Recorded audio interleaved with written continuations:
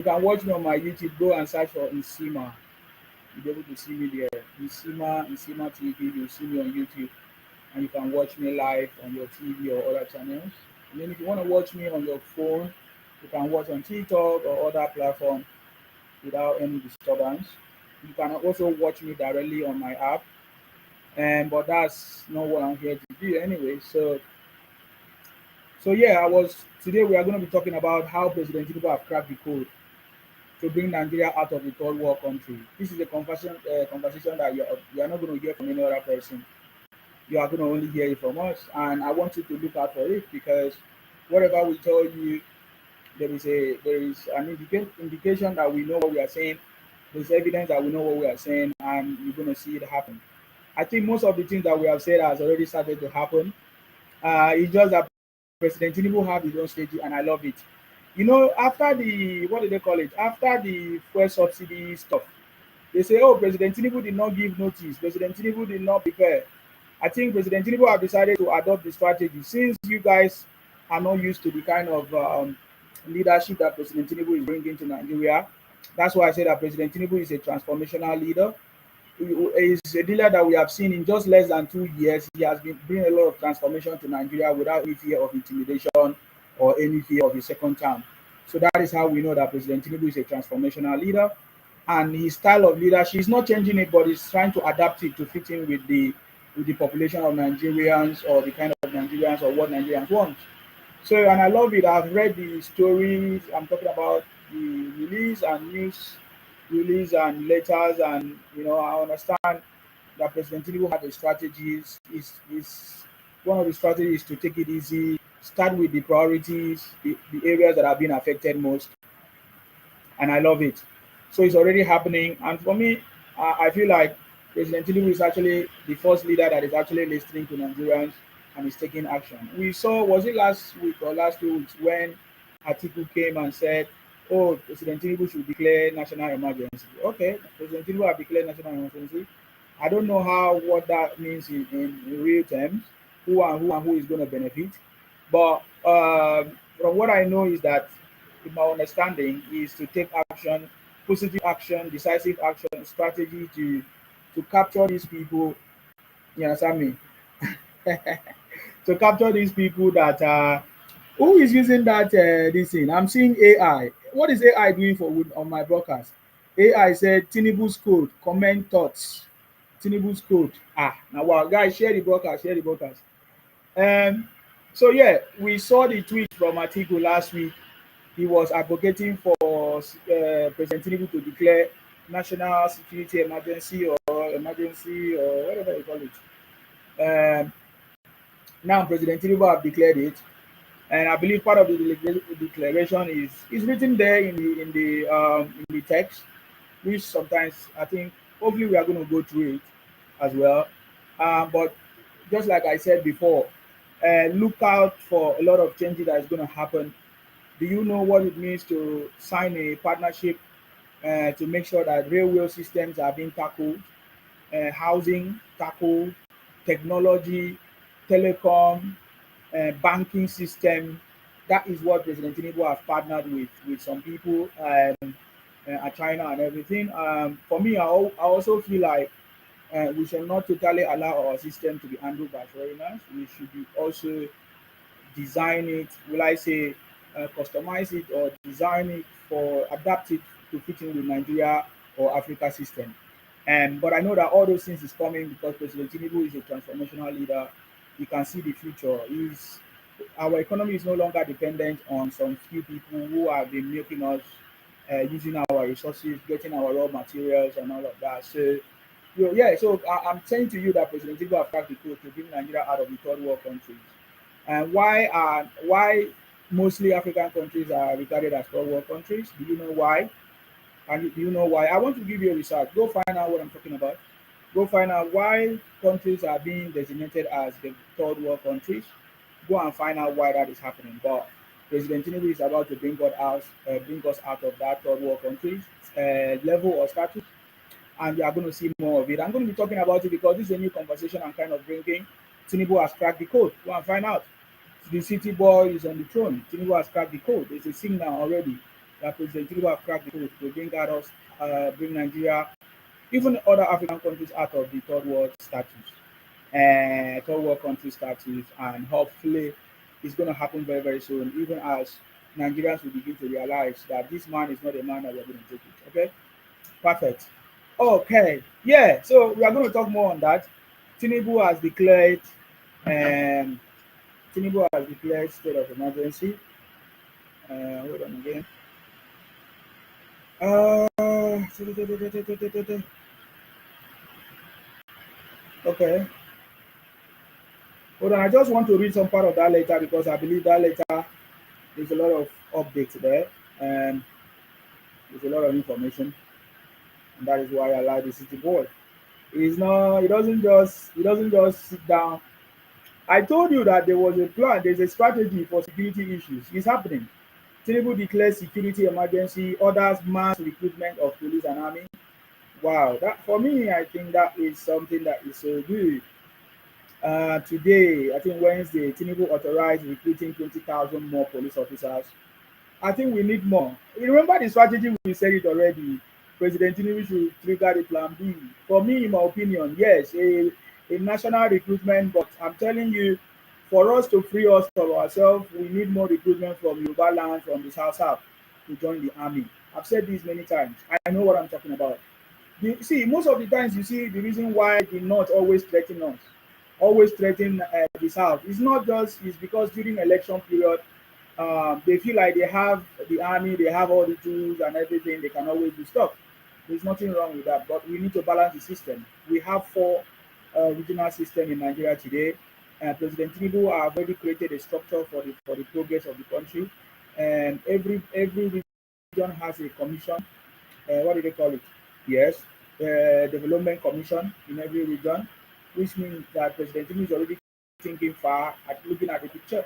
And I'm telling you that President Tinubu is already cracked the code. Trust me, he's cracked the code. There is in fact, there is awakening that has come that President Tinubu has cracked the code. As I'm talking to you. So yes, I love this when I see something like this. So and I think it's part of those strategies that have been there. And for me, I try to share some of the things I believe can be a solution. Recruitment of the people into the armed forces. I'm talking about enforcement agencies or the police, the army, whatever. We need more recruitment from Yoruba land. We need more recruitment from South. When I'm talking about South, I'm talking about Akwa Ibom, Ikwere, all those places to be able to defend and protect our land. If I want to go back to history, the things that happened before, do you know why Ojuku and other people and some politicians in the north, do you know why the civil whatever happened? You know why the civil stuff happened? You know why the Biafra stuff happened? Because they had lots of army officers in the force, in the ministry. There were a lot of Igbo officers, army officers, soldiers in the federal, in the system as at that time. So I'm telling you, it was easy for them to pass on intelligence and they were able to execute what they did. Trust me, Nigeria is back on track and President Tinubu have cracked the code. So please, there is already an opening right now. Somebody will ask me, Sima, why don't you join the army? Maybe I'm above the age now because I'm almost 50. Soon I'll be 60. So, but the way forward is that there are so many young people who are saying, oh, they are looking for jobs. Government should create jobs. This is one of the ways. 20,000 jobs is not easy. So President Tinubu declares security emergency, orders mass recruitment of police and army, um, uh, mass recruitment of police and army, 20,000 of them, more police officers, and thousands of army personnel. Wow. Okay, this is just reading this is authorizing the recruitment of 20,000 more police officers and more thousands of army personnel to tackle kidnapping and attacks, especially in the north and central Nigeria. Yes, of course. So, which means that I believe part of the plan should be a federal system or community system kind of policing, which I think is part of the letter. I'm going to read that. Officers from VIP duties will get quick training for high-risk areas, while forest guards target bandit hideouts. He praised successes like freeing 24 KB school girls and 38 Kwara worshippers vow to rescue remaining St. Mary's students. All state police laws. Ooh, ooh. I didn't even see that. All state police laws and ranching to curb clashes and call for unity in the fight. President Tinubu, that's the man. That's the man of it. Wow. Okay. Calls for state law, state forces. Right. What did I read here again? Call for what? State police laws. State police laws. What does that mean? What does it mean to all for state police laws and to ranching to curb the clashes and all of that? Yeah. I mean, some people have been saying let the president or let the federal government establish ranches or ranching and all of that. And well, I think for anybody to use the ranches or the federal reserve or whatever areas they want to put it on, I believe there will be a way out for that. I cannot say, but I believe that the president is ready to face it squarely. Guys, if you are coming in, tap the screen and share so that people will know that we are here. Okay.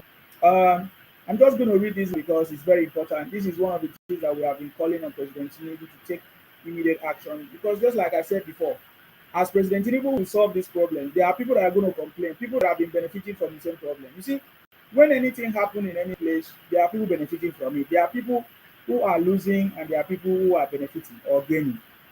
The, the insecurity issues, there are people who are gaining and there are people who are losing. Mostly the victims are the people losing. But I'm telling you that there are lots of people gaining from it. I'm telling you, many people are gaining from when there are insecurities, when things are not working in the country. For example, when there's no electricity, people like Igbo marketers, they are happy to sell their generators. Don't mind me the way I call Igbo marketers. I will show you the reason why I call Igbo marketers because there have been a lot of praises to the Igbos, which for me, I give it to them. Igbos have been doing buying and selling for a very long time. But is it necessarily something that they should be bragged about or use it to cause problem in the country? No.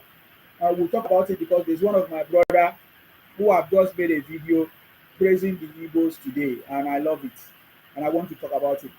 You have never seen any Igbo man make video praise any other tribe in the country. Have you ever seen any Igbo man make video to praise Akwa Ibom people or to praise the Yorubas or to praise the Fulanis? Everybody know that in this country, the Fulanis provide food for everybody. Agriculture, food comes from them. Plenty, plenty, plenty. Plenty food in this country, in Nigeria. Many people survive through the food that is coming from the north, which you can see some other, a lot of supplies are now beginning to come in from the Yoruba land, especially the Ogun area. And they are going through a lot of farmings, a lot. You understand me? But Igbos, they say their own is to be doing buying and selling, importing and importing. Because I wanted to say exporting, but they only do importing from China. But mostly, most of them are fake goods, fake, fake. Which we are going to talk about it. But they have been doing it for years. Are you getting me now? So you see what I'm talking about. So there's one of my brother who have made a video praising the Igbos, and I'm asking, have you ever seen Igbos make video to praise any other person or any other part of this country? No, they don't praise anybody. We have seen many videos from video from even Yorubas praising the Igbos.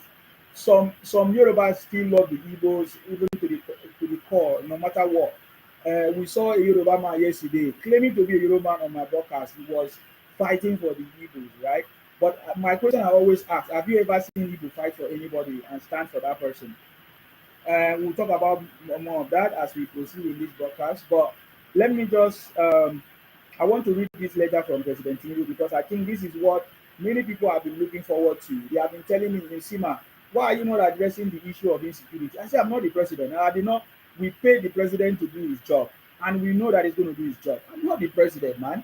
I'm not the governor. I'm not the security officers. I'm not all those things. So I'm not going to talk about what I don't know. I only talk when they take action. And now we have seen that President Tinubu is the transformational leader and he wants to put an end to it. And just like I said before, President Tinubu will not put hand without solving the problem squarely.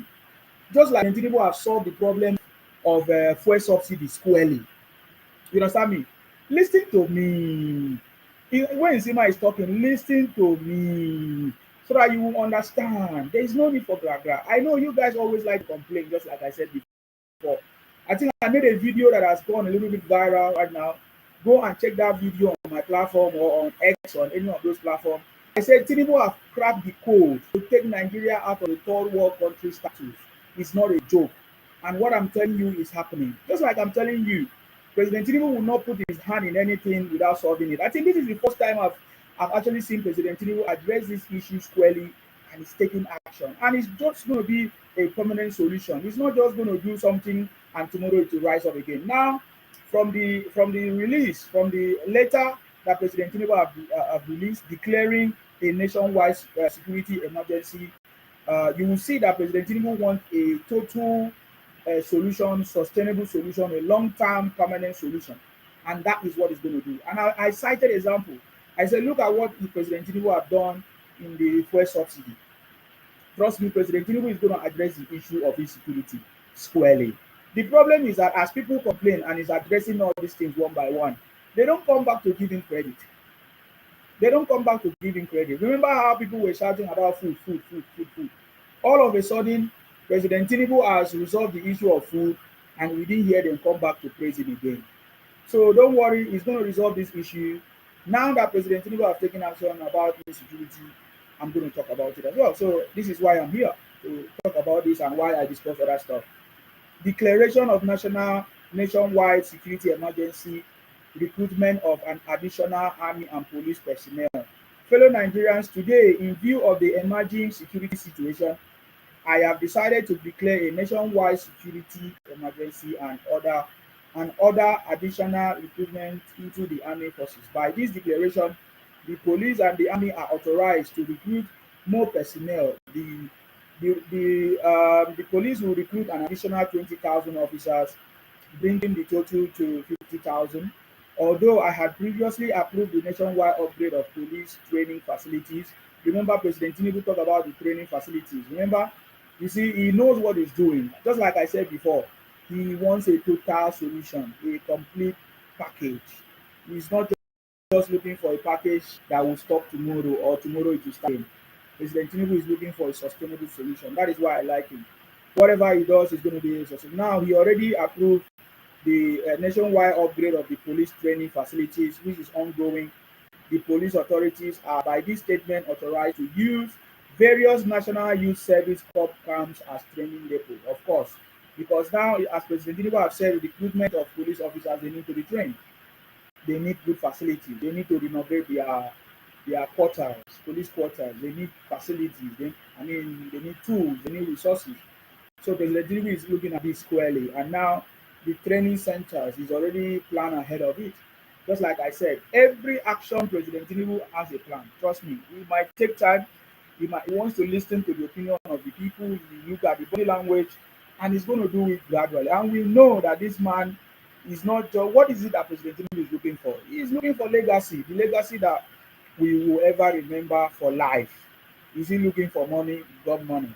What is it that he's looking for? Legacy. And that is what President Tinubu is going to leave. Because we have seen many other people came in the past, many other leaders, presidents, and all of that. They came in the past, they couldn't solve that problem. But I believe this, our city board, President Tinubu is going to solve it. I salute you. I see you. Guys, you can watch me on your YouTube if you want to watch me. Go search for Nsima. So you can watch me on your TV, larger screen if you want. Go there, type Nsima on YouTube and you'll be able to see me. Thank you very much, Sunday Clement. I salute you. Yes. Thank you very much for that. You can share the link, copy the link and share so that other people will see. If you are watching me on X, yes, of course you can watch me on X. If you are watching me on TikTok, share the live and share the broadcast so that we move. Okay, so now look at it now. President Tinubu is not just, because many people will say, "Oh, thank you very much, Coded, for sharing. Thank you for sharing." How many? Who else is sharing? Thank you for sharing the live. Thank you for sharing the live. Not asking you for money, you share the live and live. There's nothing taking you out of it, huh? Just share the live. Just share the live, okay? You see, many people say, "Oh, is he not just declaring emergency, state of emergency, so that people will say he's doing something? It's not. It's just just doing it. He's just talking about it. He's just doing it. Just is on paper. He's not doing anything. No, President Tinubu have already planned for it. Now, and even this letter review of his plan, the training facilities which he already planned ahead, and now make plans for the recruitment and training. Because not just about recruiting, there has to be trained. AG, thank you very much for sharing the live. I see you, AG. Thank you very much for sharing the live. Thank you for your likes. Thank you for your likes as well. Thank you for sharing. Thank you for sharing. So he's doing it.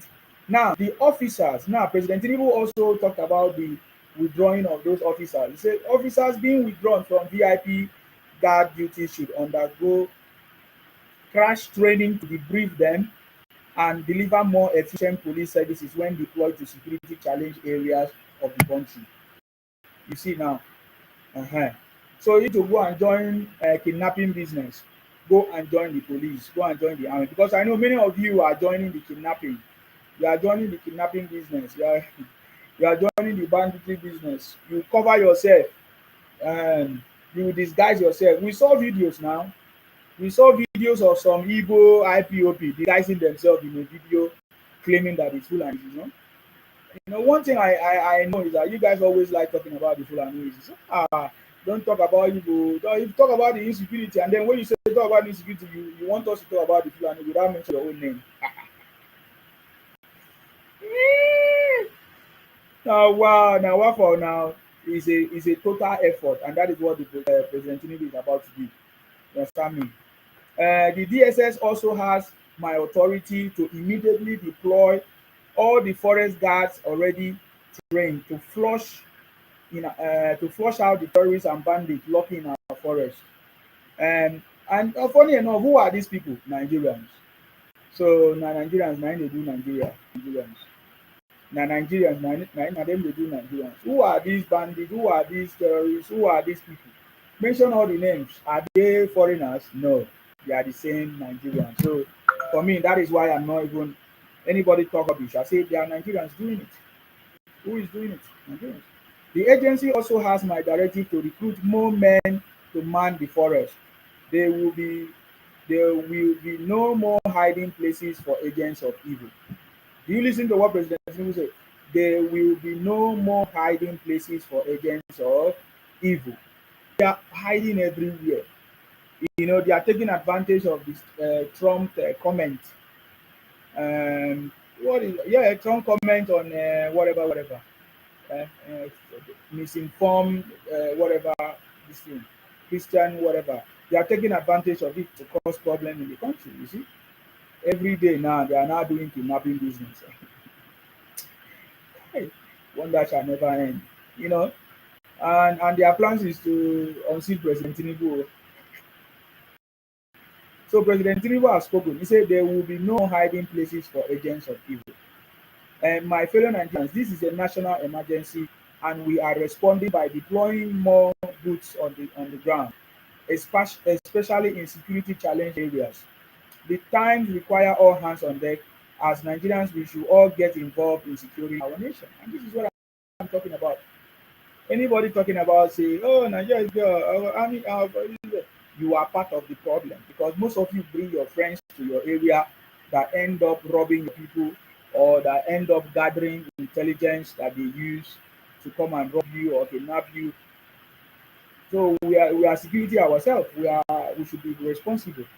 We should give information. We should be looking out for anything so that we can, whenever we see it, we say it so that it can be sorted. You see, so let me take this moment to commend our security agencies for working together to secure the release of the 24 schoolgirls in Kebbi and the 38 worshippers in Kwara State. We will continue to sustain the effort to rescue the remaining students of Catholic school in Niger State and other Nigerians still being held hostage. To the leadership and rank and file of our armed forces, I commend your courage and your sacrifice. This is a challenging moment for our nation and for the military institution itself. I charge you to remain resolute to restore peace across all theaters of operation and to uphold the highest standards of discipline and integrity. And there must be no compromise, no collusion, and no negligence The Nigerian people are counting on you, and this administration will provide the support you need to succeed. So that's our president. So to all the people talking rubbish about the president, what does he want the president to do? Are you satisfied? Tinubu has cracked the code. Tinubu has cracked the code to bring peace, everlasting peace and solution to this problem. Individuals like me and you are the one doing it, your brothers and sisters. They are the one engaging in kidnapping businesses because they think that they can take advantage of it to commit all kinds of crimes in order for whatever personal reasons, some of them political, which we have seen in the past.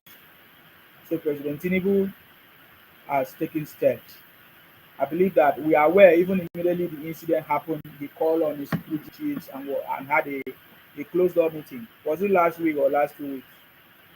So just like I said before, there are plans coming. Definitely there are plans. Of course, I've seen President Tinubu talking about making sure that there are state police force, state laws, yes, police laws. So which is part of the prayers of everyone. But of course, the federal government has to be involved so that it will not be weaponized against people. The state police will not be weaponized against people, community. We need more security, man. What are we talking about? For me, I feel 50,000 is even too small. We need more. We need more. We need more. We need more. We need more in our community, every local government, every area. Because these guys are just out for business. They're just out for business. That is what they do. And because of the internet, what is that one? Queen, you reached to ask, what is going on? What are you asking? I didn't see what you asked. What is your question? What did you ask? What did you ask? Oh, I didn't see what you asked. Oh. Hold on, guys. Did anybody ask any question that makes sense? Let me see.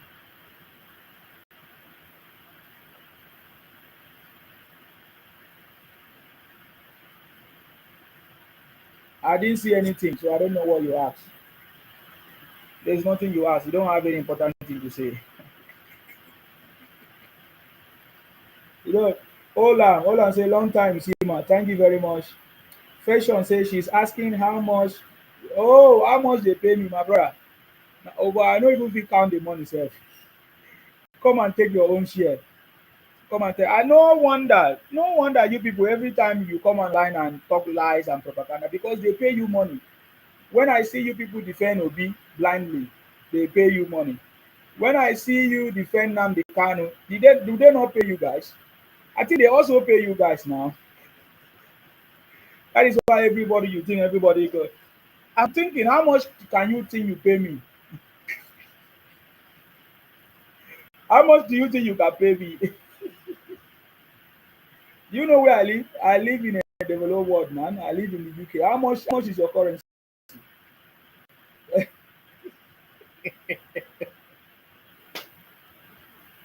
Ah! The city boy till 2031. The city boy. Tinubu till 2031. The city boy is on the throne. So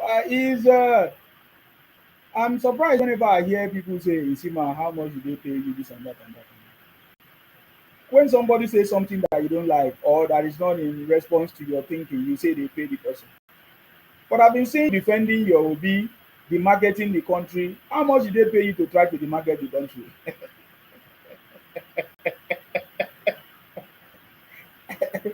How much did they pay you to demarket the country? Or to demarket the president? Or to lie against the president? How much did they pay you? How much did OB pay you? Or how much did IPOP pay you? Or how much did who? Yeah, how much did they pay you to try to demarket your own country? Or to talk? My brothers and sisters, sleep. If you are worried how much they pay me, then I'm doing a better job. Because if somebody do a job, it should be paid.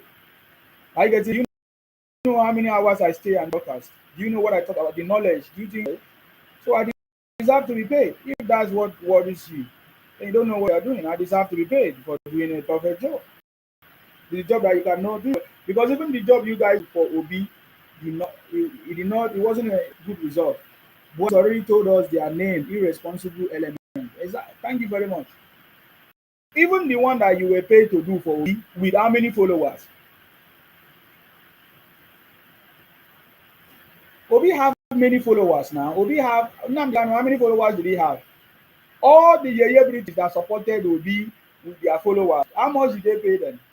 With all those their followers and everything, they all failed. So at least I did a perfect job, but I don't have the followers or even the views, as you may say, uh, because my because what I do is completely different.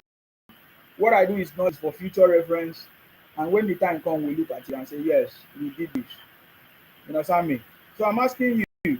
So if because I need to address this, if always paying you, you say they pay Nsima, that's why Nsima is out or Nsima is back. And I've seen all your comments. I don't want to go back to my videos now. I can go there and read all the comments in all the videos. In my videos is every now people they are typing and commenting. I can go back there and read all the. I see all your comments. Your comments are, oh Nsima, where were you before? Was it that your money finished? Now they have paid you, and that's why you are back. No, it's because you have not been listening.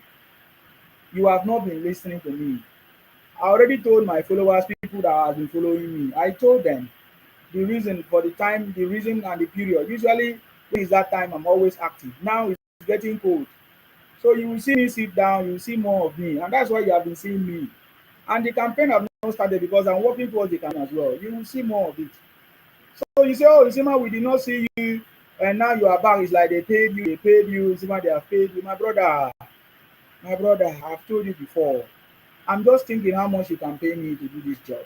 Do you know the kind of job I do? Pay me to do this job. It's something, it's passion, is from the heart. You understand me? It's passion and it's from the heart. And what is my belief? It's my belief. So, and that is why I talk, and that's why I do my research. And I can give you the information that I feel, predicting and projecting. Knowing what is going to happen. And it's already happening. It's already happening. We need to see more recruitment from the Yorubas. Go the Yorubas, if you want to save this country, save your nation, save your region, join the army, join the police. I also call on Akwa Ibom people, the Ikweres, the Ijaws, join. If you want to save Nigeria, if you want to stop the intimidation, join the army, join the police. Because the police are coming back home. It's still going to be regional. It's coming back to your place. It's going to be state community level. It's coming. You need to protect your place. You see, just like I said before, if everybody is being charged to protect their place, who will allow anybody to kidnap their brothers and sisters? So let everybody be charged. President Tinubu should be part of the strategy. Let them rule themselves. I've said it. There is nobody from Yoruba that want to go and fight for the North. I know I've said this thing long time ago. President Tinubu, this is the solution. There is, and the federal government and the Chief Security Council and all of that. I know you know this thing. As it stands now, there is no Nigeria from the south that wants to go and fight for the North. After all, the North have population. Is that not why they win elections? Listen to my conversations. You won't hear this anywhere else. The North have population. So why must we be sending police from the south or army from the south to go and fight in the North? Let the North bring their police so that they will blame themselves if they fail to protect themselves. Let the South bring their police, bring their army to protect the South. It is wrong to bring any police officer from the North to the South. It's completely wrong, especially you bring a police officer who doesn't have the same religion, who doesn't have the same thinking with the people from the South. So this should be part of the strategy. Just like President Tinubu has a strategy to handle this issue, concentrating more on the affected areas or, yes, prioritized areas that are being affected by this kidnapping and all of that. The recruitment should be from there because the people that are doing kidnapping are from there. So the recruitment, the people into the armed forces should be from there. It is very wrong for the government to deploy anybody from the north to the south or deploy somebody from the south to the north. Nigerians from the south don't want to join the army or police because the government always send our people from the south to go and buy. I remember one beautiful lady, I cannot forget that story of that beautiful Yoruba lady that was spied by the Northern Army or officers in the north. Let us face it. If President Tinubu is solving this issue, he's going to solve it squarely. And this is the solution. And just like I said before, President Tinubu have cracked the code. What I'm telling you is a reality. What I'm telling you is a reality. Yoruba, join army and protect your region. Ibibio, Ikwere, join army and protect your region. It's simple. Make I for drink water small.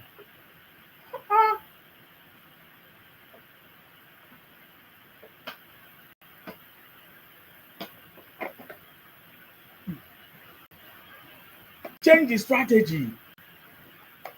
You understand me? And this should be part of the strategy. How can you bring, so don't you think religion, tribes, and all those culture affects? Let them change. Is it not the North that produce the highest vote in Nigeria? Are they saying that they don't have armies and police or young people to join the army? There are plenty now. They North produce the highest votes. So they should have the highest youth to join the army to protect their region, since their region is the most affected. And it should be done state by state, region by region, community by community. The Southwest produce their own. The South produce their own. The Southeast produce their own. I'm not neglecting the Southeast. The Southeast produce their own to protect their space. Are you getting me now? And I've also seen in the letter, President Tinubu talking about encouraging governors to set up their own security outfit. So we don't have any excuse anymore. Did I not tell you? We don't have any excuse anymore. President Tinubu is now telling the governors, set up your security. This is what we have been saying. This is what we have been saying. Let us know where the kidnappers will come from. Let us know where the kidnappers will come from. How can the North produce the highest votes and they don't have youth and men to produce the army of youth to protect their place, to join the army to protect their place? So let the youth from the North, they produce the highest vote in Nigeria. They determine even who win election, the North. Is it not true? Not true. So let them produce the security to protect them there. President Tinubu, I know you have the political, what do you call it?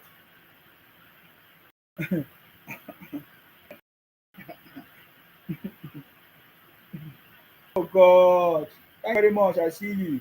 Thank you for sharing. Thank you for sharing the broadcast. You understand me? This is the solution. This is the strategy. The president has spoken. This is the strategy.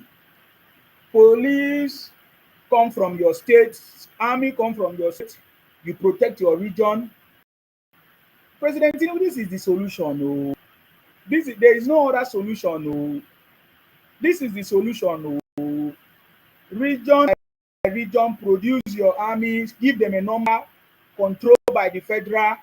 There's a system controlled by the federal or place. I think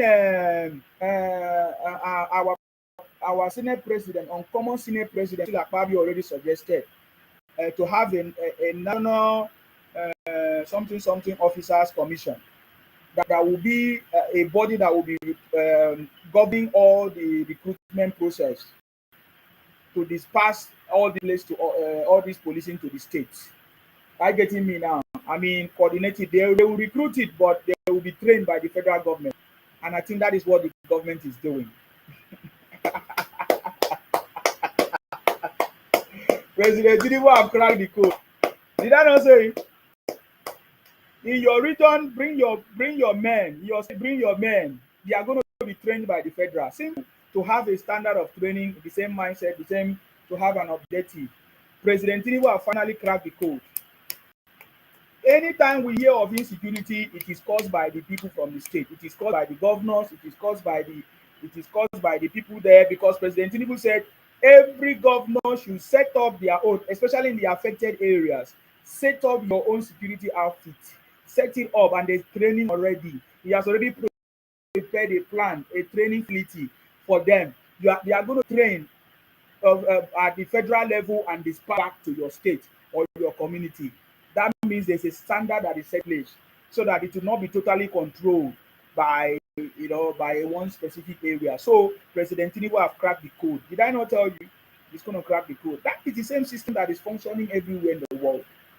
If you go to Scotland, the police there is their uniform sometimes is even different, their car is sometimes different, but they are all trained, managed at the center. So it's the same way if we go anywhere in the UK, or some people don't know what I mean by that, Scotland. In the UK we have like 4 nations. We have Wales, Scotland, what do they call it? Ireland, all those things, England. So all these places have their own security outfits. I'm not even talking about at the level as well. So President Tinubu have cracked the code. This is the first president that have the political will. Because this days, it's not that most party leaders do not know the problems, but they lack the political will, either because of fear of their godfather or because of fear that somebody is not going to allow them to win election. President Tinubu is not afraid of it. We need to clap for our city boy.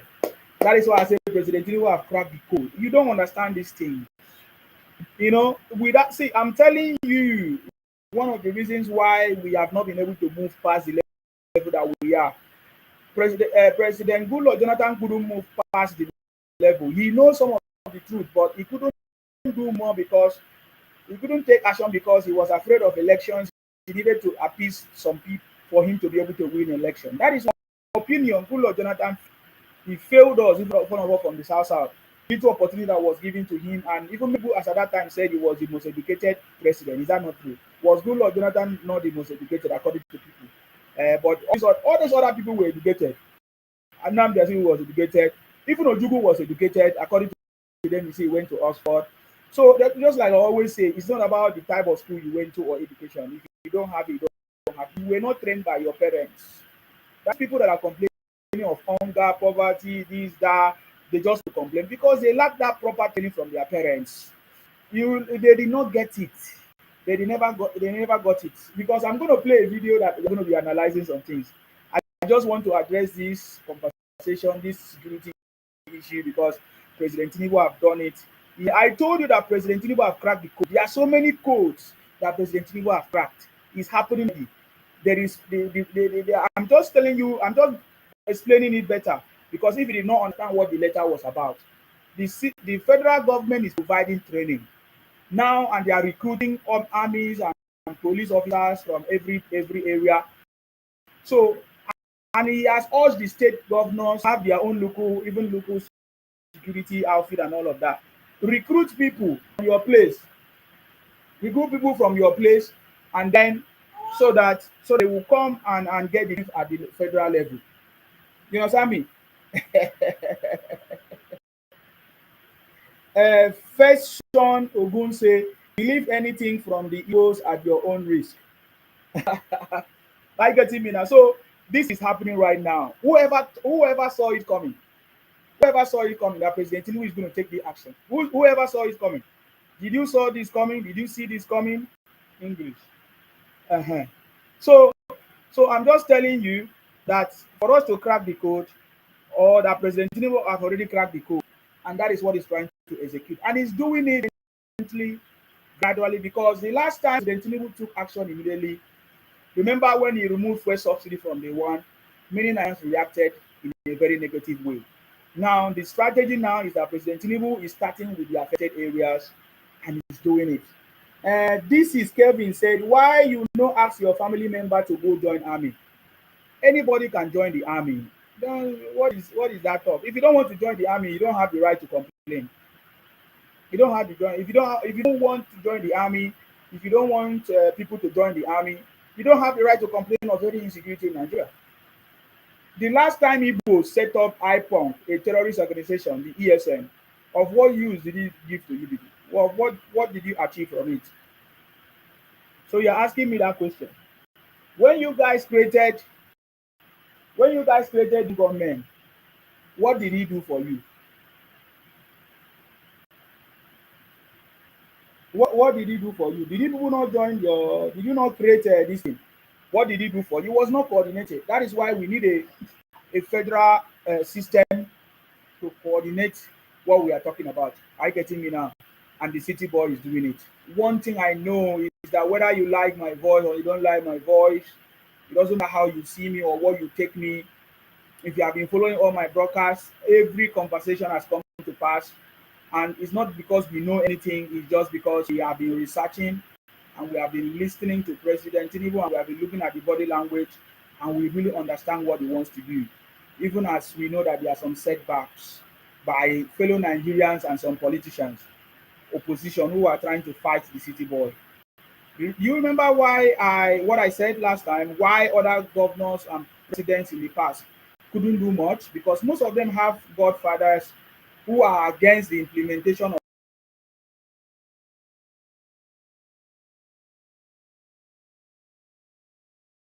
my connection. Guys, can you hear me? Please confirm if you can hear me. Confirm if you can hear me. Confirm if you can hear me. President Tinubu is not afraid of anybody. He's not afraid of anybody. He's not afraid of even to win election second time. Thank you very much, Sean. Thank you. Thank you very much, San, as well. I see you. Can you hear me on YouTube, please?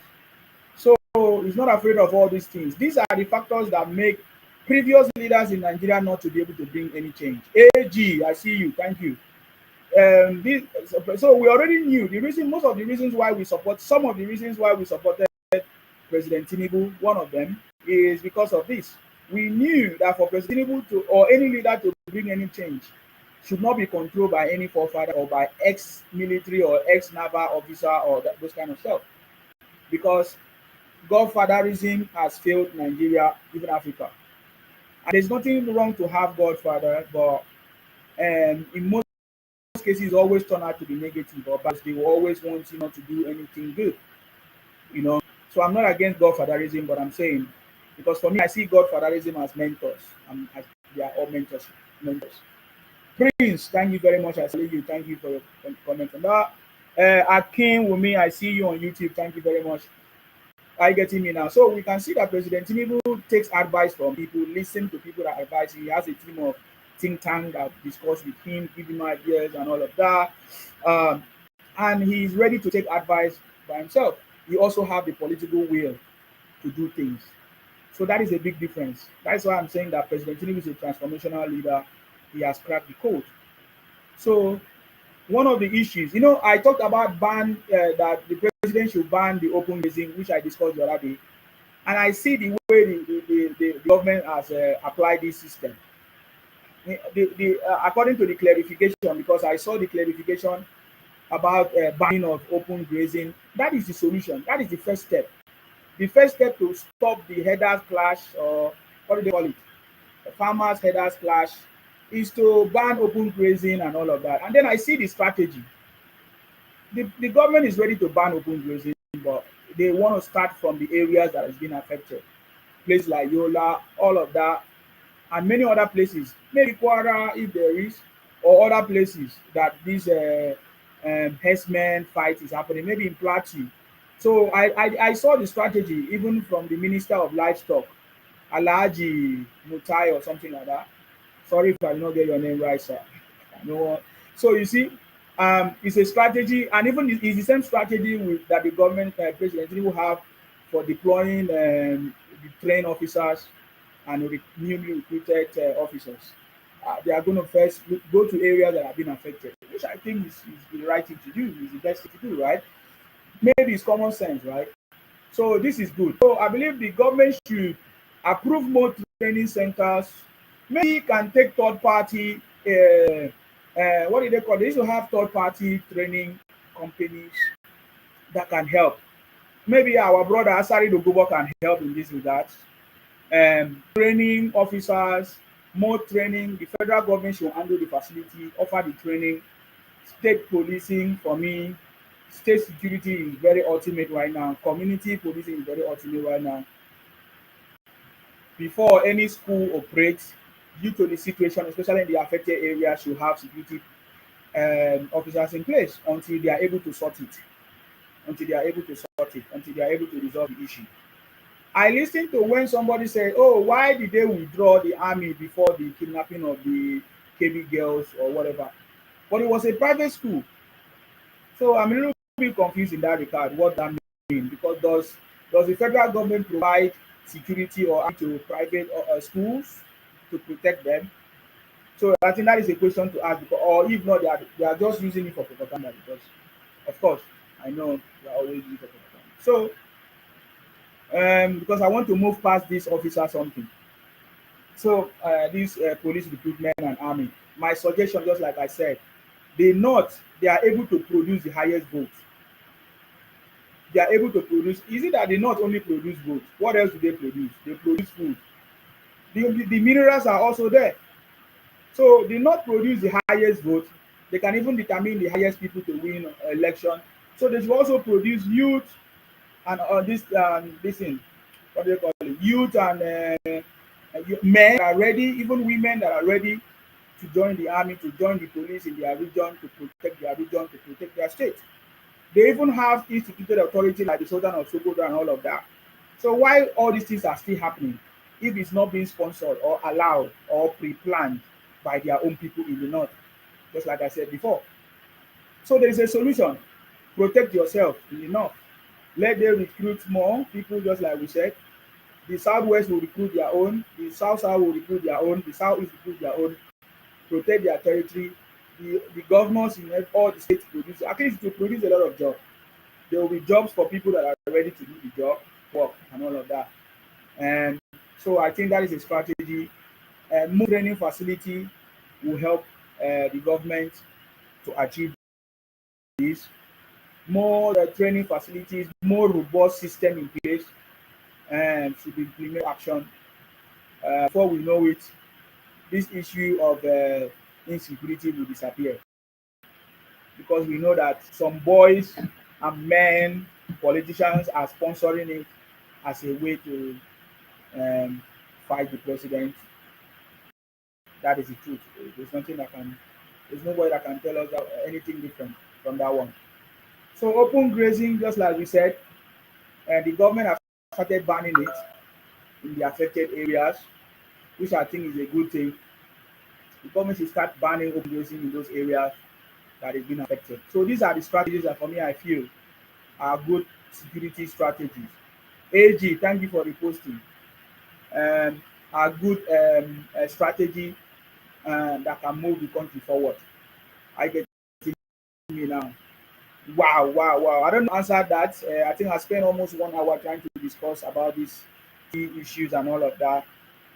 What again? Yeah, I mean, I think for me, these are, if we can do these steps already, state policing, local government policing, security outfit, federal government training centers, banning open grazing in affected areas, all those things are steps that can immediately um, resolve the issue, and Nigerians themselves should also be involved.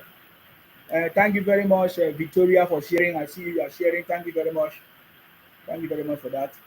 Um, so those are the strategies. I believe that President Tinubu already have cracked this code. It's just about implementation and to get it done. And I hope they are going to get it done. They are going to get it done. So now, I came across a video. I have a lot of things to say. I'm just trying to arrange it. I came across a video where one of my brothers praising the Igbos, which I want to join him to praise the Igbos. But I'm going to be pointing out things. I'm going to be pointing out things.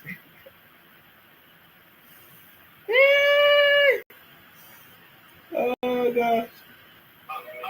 Okay.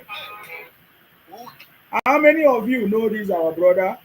Uh, I wanted to put this on a speaker. I wanted to put this on a speaker. Okay. You know? This mentality. Uh-huh. I want to understand. Is it their forefathers? Is it their parents? So this is one of my brothers. His name is MC Bakara. They call themselves the Yebriti or all of that. So he's from Akwa Ibom or Calabar, whatever. But he is He's praising the Igbos, and I want you to listen. He's saying that who gave Igbos this knowledge that they have, the kind of knowledge that they have. And I want you to listen to the knowledge that he's talking about. Pay attention. As long as I'm in their blood. Because as you all know, I just came back from Enugu State. Okay.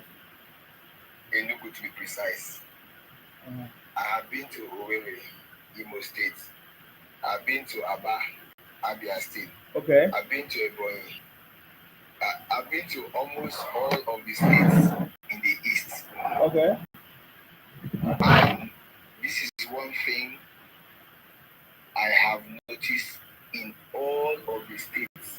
So now he said that travel to all the 5 states, almost all the 5 states in the southeast. Maybe he has not gone to Anambra because I live in Anambra for so many years and I know what is going on there. So for him, he said it's a surprise to him, or he's trying to find out who gave the Igbo this kind of knowledge or this kind of sense. Is it their father or what? And I want you to listen. I want you to listen to the kind of knowledge he's talking about. Do you know that almost every young Igbo man has a shop? Listen, he said, do you know that almost every young Igbo man has a shop? Is that something to be happy about? I'm asking, is that something to be happy about? This is MC Bakara. This is what he's using to praise the Igbo. He said, every young man in Igbo land has a shop. So my question is there anything innovative or genius about owning a shop? He's saying they own a shop in Igbo land, in where they are, 5 in the southeast. I mean, of course. What else do the Igbos do? What else do they have? He's just praising them. He says that they own a shop, that every young Igbo man own a shop. And then what next? So, and the guys as well, though. But let me move with the guys. So let me concentrate with the guys. Almost all Igbo young men have a shop. He said they are selling boutique, or the spare parts, or they are selling drinks, or they are selling, like all of them. And guess what? They have other jobs that they are doing. Some are into oil and gas. Some are. Do you know what? I think when he was talking, the ring in his brain. How are you now saying because people own shops is now something so genius and innovative that everybody, can you imagine everybody owning a shop? Who is going to buy? Who is buying? But do you know the meaning of that? No, see, that no wonder if you go to Aba, it's like a dumb what do you call it? A dump yard, or I don't even know. You need to go to Aba and see the rubbish that they dump everywhere.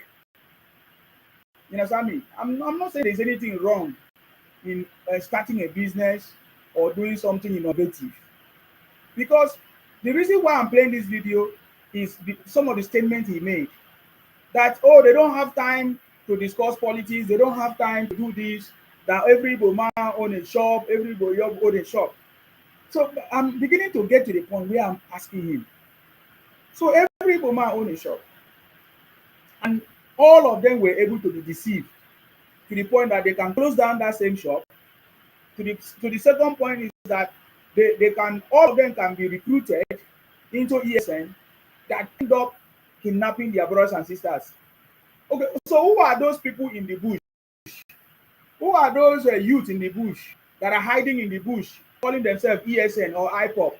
Anybody that doesn't obey them, they will come and enforce it. So brother was just making blunders. This is my brother. And many times he has made comments so many times, but this time around, because it's related to what we are discussing. That's why I'm bringing the point. I'm not seeing any sense, any genuity, or anything genius, or anything innovative in owning shops, because these shops that they are owning is not where they make the money. You yourself just said that almost everybody owns shops and business and shops. They are selling drinks, They are selling. How many people say drinks? How many? It's just cover face. Thank God you say some of them do other things. Oh, you say oil and gas. Which man do oil and gas? Which what do you mean by they do oil and gas? The people that do oil and gas in this coastal area, we have all those things even in the coastal region, Niger Delta. But he has grown up. This guy, he has grown up with the mentality of not praising himself. He wants to praise other people so that maybe they will help him. Because now that he has started going there, he needs something to use now. MC Bakara, you started going to Igbo land. You need something to use to promote it so that they will like you, or you are just deceiving your downfall is coming. Your death is coming. Tomorrow, one they will just poison you. If they can poison their brother in South Africa, and the boy just buy just like that, they will just poison you. So MC Bakara, sometimes when I say something, there is a reason why I do something. You will not be shocked in the next 3 days they say this guy don't buy. God forbid. I know why I say God forbid for him, because he has children. Because you don't understand how this thing. You have a mindset of blackmailing your own people. He in this video, he made a statement that unlike Akwa Ibom and Calabar people, look at what we do, look at what we do, look at what we do. He didn't see any good thing about his own people. But he saw good thing about other people. To the point that he said, oh, pack his load and go and live there. So why are you living there? Why do you need to tell us that you will pack your load? You could have just gone there if that place is so sweet for you. That people own shops, it does not show any intelligence or anything that makes sense. It's just that they don't have any do. They just believe that buying and selling is the only way they can make money or they can earn a living. And that is what they do. And we don't condemn, we don't blame them. We appreciate them for making use of what they have. How can you say owning shops is something that Igbo should be praised? I'm confused here. How is owning shops something Igbo should be praised? Because if you dig deep into the conversation, you find out that the drinks they sell are fake drinks, mostly fake drinks. Even in the clubs. That is why many people are having health issues, kidney issues. They mix those things and sell and make more money. You understand? They punish mandate of a God. So like he has forgotten. If there is anybody that knows MC Bakara, go and tell him. I will not be surprised in the next 3 days or 1 week. They say I always talk when I talk something. I'm sorry. Because you don't understand what happened. When you come to break the code, they will always fight against you. Fish mandate was able to break the code. Igbos are not used to fishing and all of that with the strategy that young man brought. No, they are always used to buying and selling of things like this from China and all of that, reselling it and all of that. Don't get me wrong, kind of a disclaimer. I'm not saying all the shops in Igbo land sell fake things. I'm not saying Igbo sell fake things. I'm saying that most of the things that they sell and do to make money is a cover-up. It's not really the business. It's not really the shop that they open. You understand me? They don't just like good things. Look at the Dora Akunyili and others. They buy that woman because he was looking into the drug business that mostly Igbos were doing. So I don't understand what this guy is appreciating. What is the motive behind it? But just like I said, he has started doing business in the East.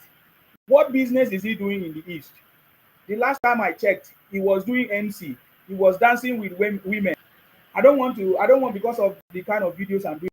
I could have shown you the video where this MC Bakara was dancing with women, and they were the women in Igbo land. Wait, if I can just show the video small. Because if I talk something, I want to show you evidence. Where is the video? I saw the video. I can't find the video now. I saw the video. He was dancing in a party, and women were just touching his hands. He was just touching women's hands like that. He was there. All kinds of things. You understand me? Those are the kind of things he's doing. So if you have started visiting the East, there were people before you that visited the East. They know things before you. So you can do shop business and come and talk down on Akwa Ibom people or other tribes. You understand me? Because it's not making sense. For me, owning a shop, to just sell petty petty things, in my opinion, is not it's not something to talk about. It's not something to use it against anybody, because anybody can do it. Anybody can open a shop. Anybody can do buying and selling. Some people choose to do something different. If I see you doing buying and selling, I don't want to come and do the same, because you already started it. So that is why, we just choose to do something different, and we have survived more than people doing buying and selling. You understand me? So let me just continue a little bit, because it's a very long video. I don't have much time, Tinubu but yeah. But let's talk has a about. shop, Okay, and the girls as well, though. But let me see, listen. because as you all know, I just came back from Enugu State, Uh-huh. Enugu to be precise. I have been to Owerri, Mm-hmm. Imo State. Yes. I've been to Aba, Yeah. Abia State. Yeah. I've been to Ebonyi. Yeah. I've been to almost all of this in the east, and this is one thing I have noticed in all of the states. Do you know that almost every Igbo man has a shop? It's a very observation. Every young Igbo man have a shop. They did not say they have businesses. They did not say they have companies. They did not say they all own shops. So where did they get the product from? Those are the questions. So it's a good observation. I'm saying this ahead because I've listened to the videos. Okay, I've listened to the long video. It's very long. They own shops. He did not say if you go to Lagos, you see companies. Is that not true? That's the difference. If you go to Lagos now, you will see different companies, businesses that employ these people too and other people. But in the shops, they can only put their brothers and sisters in the shops doing boy business. There's nothing wrong there. I get it now. So it's a good observation, MC Bakara, so that tomorrow when we talk now, people will not say we didn't. It's a good observation. You never say you go there and you see companies, you see this, and even the last time, I remember those days when I was looking for IT, there wasn't in Igbo land for me to do. There was no company for me to do my IT. I had to travel back to home to Batakot, even Aquarium, all those areas to do my IT. So you are correct. They are just businesses. They are just shops selling, buying and selling of stuff, which there's nothing wrong with it. But the reason why I'm talking about is the way you describe the incident and try to put it as a way of to say that okay, is something is they are better than other people. No, you even talk about the young people and the youth in Igbo land owning shops. So who are those people committing the crimes then? Who are those people kidnapping people? Who are those people burning down properties and shops? Who are those people doing all the crimes that we have been hearing reported by Soludo in Anambra and other places? So your conversation is not well informed, anyways. So just to let you know, it's just a cover up of whatever they're doing. Let's go. And the girls as well, though. But let me, because I'm moving with the guys, so let me concentrate with the guys. Mm-hmm. Almost all Igbo men have a shop. It's either they are selling boutique, or they spare parts, or they are selling drinks, or they are selling, like all of them. And guess what? They have other jobs that they are doing. Some are into oil and gas, some are into Frequency. some entertainment, some different things, some office work, but everybody owns a shop, either managed by them or their wife or their relative or somebody, but they share a shop. So you see me, I go to visit someone big man in the office, and when we are done with the office, you see, let's go to my shop. I'm like, okay, all those things. Another person, even young boys. There's this my friend in Aba, he's a club manager. He owns a restaurant. So after that, he goes to the restaurant. Like, come on, guys. Who taught them this? Like, who gave them this mentality that they own a business? So everybody must own a business. Everybody that is a mentality of Igbo man that everybody must own a business. I don't understand. Everybody must own a business. Is it everybody in Igbo land that own a business? And what business? Buying and selling. Everything in this world is it not business?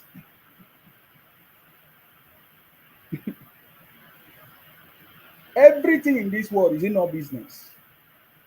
Everything we do is not business. There is nothing that is not business. So, but owning a shop is one business. It's part of a business, or is a little fraction of the business. Because I'm trying to grab what this guy is trying to talk about. He don't have anything because he used this. I didn't note the number or the particular minute that he was. He used this now to try to talk down on other people. It doesn't make sense. But business, everything in this world is business. It depends on where you want to function and the area you are doing. Which place are you functioning? You are at the lower chain of business, selling, buying and selling of maybe pure water or drinks or clothes. You are at the lowest end of it. You are at the lowest end. Even logistics is a business. So do transportation is a business.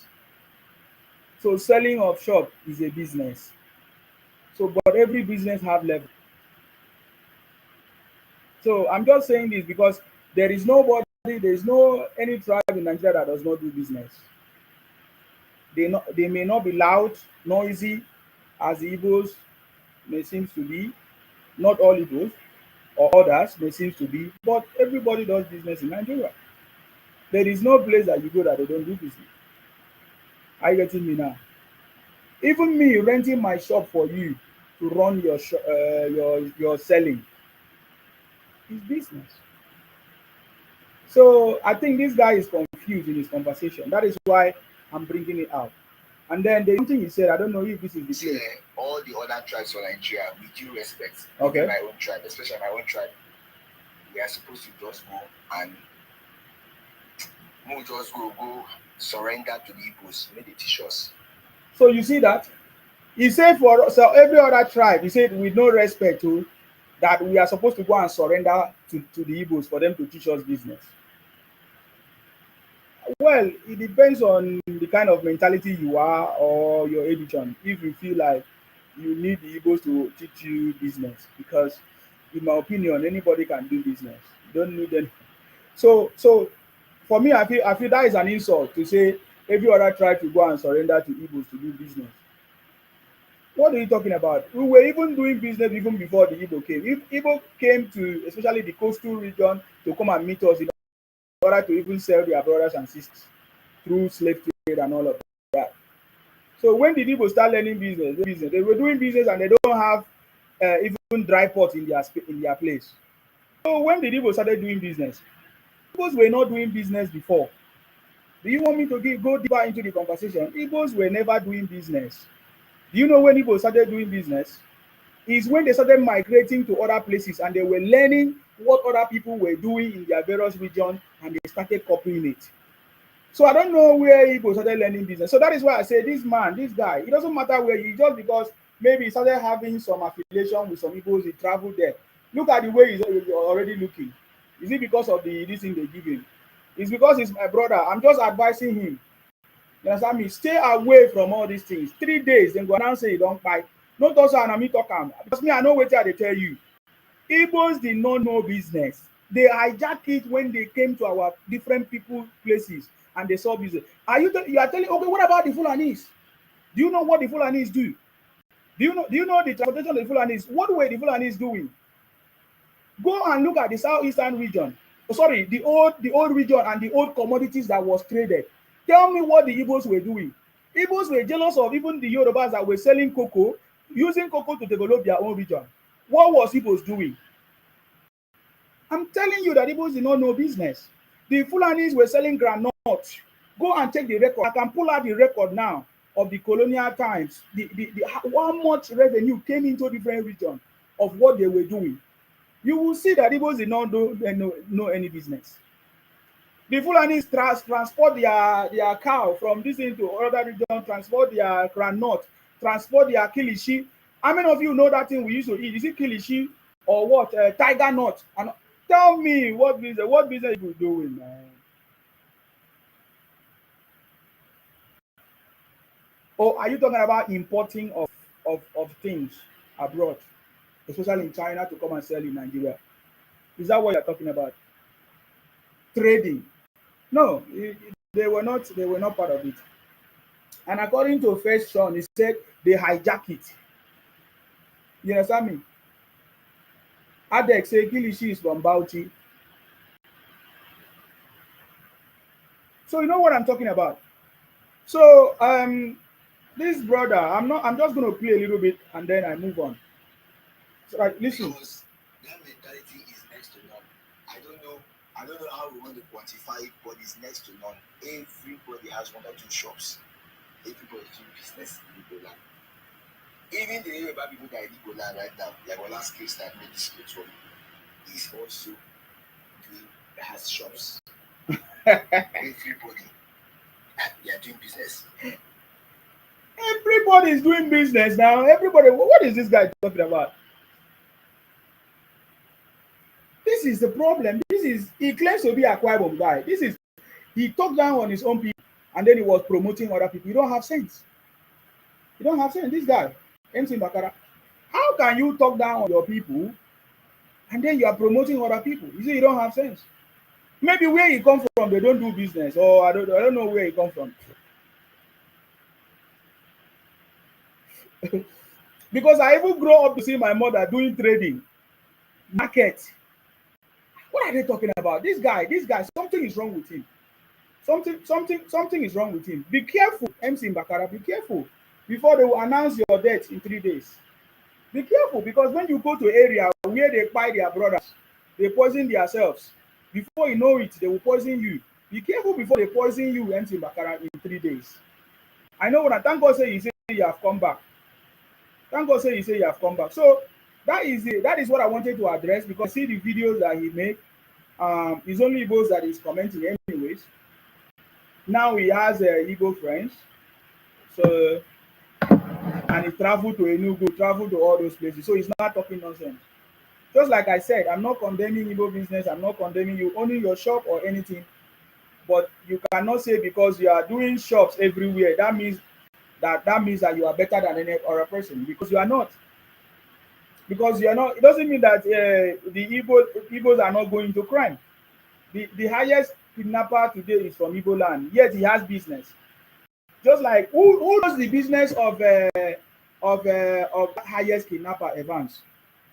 So you people don't know the story. Who knows the business that the man was flaunting? How many of you knows? Go and make your research. They flaunt something while they are doing something else. They flaunt something and they are not doing that. Is not where they are making money from.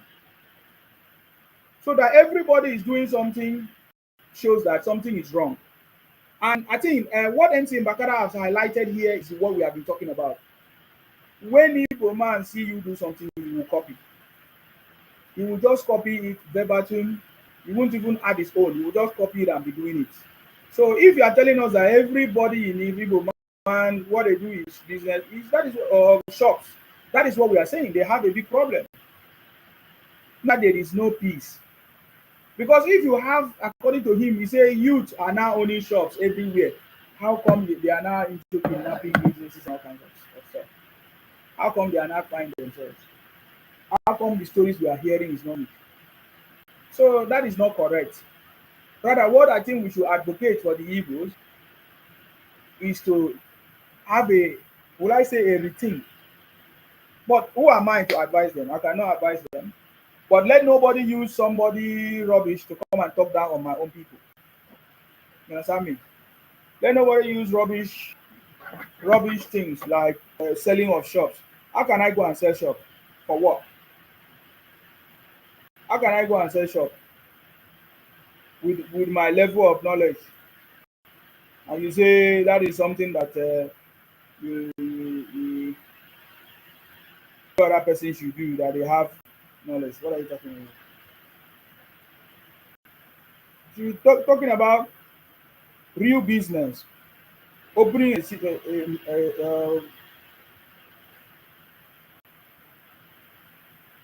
opening a business, doing something else, and then you are saying it's a shop. What are you talking about? Shop? Why are you promoting shop? You want Nigeria to be shop everywhere. Thank you, Joy. I think I see you. I see your comment there, Joy. I was already carried away. They kpai Dr. Akunyili, the husband of Dora. Yes, they do everything to their brothers. Yes, what is coming to tell us that, oh, who taught them to own a shop? What does that mean? Owning a shop is not something to be proud of. You understand me? Owning a shop is not something to be proud of. Let me read some comments here. Thank you very much for your contribution on X. I see you. Thank you very much. Akin Wumi say, great, Miss Ansima, you have been telling the truth all these times. Happily, you are perfectly committed to progress and humanity. You are brutally honest. Don't mind him. He thinks you are like him. Thank you very much. Um, um, Mr. Wala say, una hatred for Igbo will soon end. Una go live in una own country without Igbo. Then we go know who be who. No, we are not hating. No, that's not what we are saying. But like, every time somebody call you out for your evil doing, for your evil mindset, for your criminality, you say somebody hates you. What are you talking about? I'm calling you out for the wrong things that you are doing. You say I hate you. Why should I hate you for what? Are you going to give me food to eat? Can't you see my neck? You people have been looking my neck to eat. Does I look like someone that is looking for food? Why should I eat on you, man? I'm just telling you something, and you now turn it to hate. Instead of you to either counter me with facts and say no, that is not correct, or this is what we have, this is what happened. You every time you keep using victim mindset. Oh, they don't like us. So they look at the way they are talking about us. So okay, I told you now, MC Bakara, this guy talked about you. He was telling you how you guys own shop everywhere. That who taught you it's a good thing. That's what you like, Abi. We should not talk about how you also buy people, how you also disrespect other people. You are not making sense. So yeah. So I don't hate you. If you say I hate you, what is the evidence of me hating on you? Did I say they should buy you? Did I say they should collect what belongs to you? No, I've never done that. I've never shown any. Even when I know that you guys are taking our resources, sharing our resources, I'm not so wicked like you because if you are the one, you could have stopped it. You could have stopped it. I'm seeing a video that they are spreading allegedly that in Abia State that Doctor is it no what's his name? Is it Alex? The governor have sealed office of President Tinubu campaign office or something like that. Allegedly, because I saw they keep sending it to me. I don't know more details yet about that. Because look at every little thing you go you do the undo. Why are you sealing campaign office in Abia State? Why? You don't have sense, man. Every little thing you react to the call. If you were the one that somebody come to impose your own language on you or try to force you to become something else, will you be happy? Or impersonate other people or change their language, force them and say you must become this, you must join us. Will you be happy? You won't be happy with the way you are, with your mentality. I wonder, you could have done the worst. You would have done the worst. I know you people now. Little thing now, you started saying all kinds of rubbish, talking, running propaganda. Let alone if you are the owner, if you are the one facing the challenges, or if you are, the one, at the receiving end of what you guys are doing to other people. You wouldn't take it. You won't take it. You won't take it. You understand me? You won't take it at all. Look at what happened now. I'm just remembering this now. Remember when the government was trying to fight some bandits in the north? Remember what happened? Thank you very much, sir. Please power tap so that they will not bring down like that. Do you know what happened that time in the north when the federal government was trying to stop some bandits in some, how they mistakenly buy people, drop the something inside people's other community that in a wrong community? Do you know how many Muslims, how many Muslims spy in the process? Do you know how many innocent people spy in the process that the federal government mistakenly dropped the something in another person's community wrongly? Did you hear the northerners shout? And they were Muslims. Did you hear Muslims say, "Oh, the Christians are coming to buy us, that they have dropped something in their community"? Can you imagine that it was in Igbo land that the federal government made that kind of mistake and dropped that thing in Igbo land? Everywhere they could have been using it as a campaign that the government want to wipe them off. How many of you remember what I'm talking about? I think was it during Buhari time or something like that when they say they mistakenly dropped some stuff in some communities. I don't know. I can't remember. Was it Plateau State or some KB or I don't know in the north?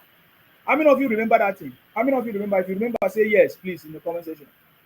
If it was in the southeast that the federal government mistakenly dropped it and some people's lives were lost, they could have been using it to campaign that, oh, that is how they want to come and finish them. Adex, okay, thank you. So at least I have one person that remember what I'm talking about.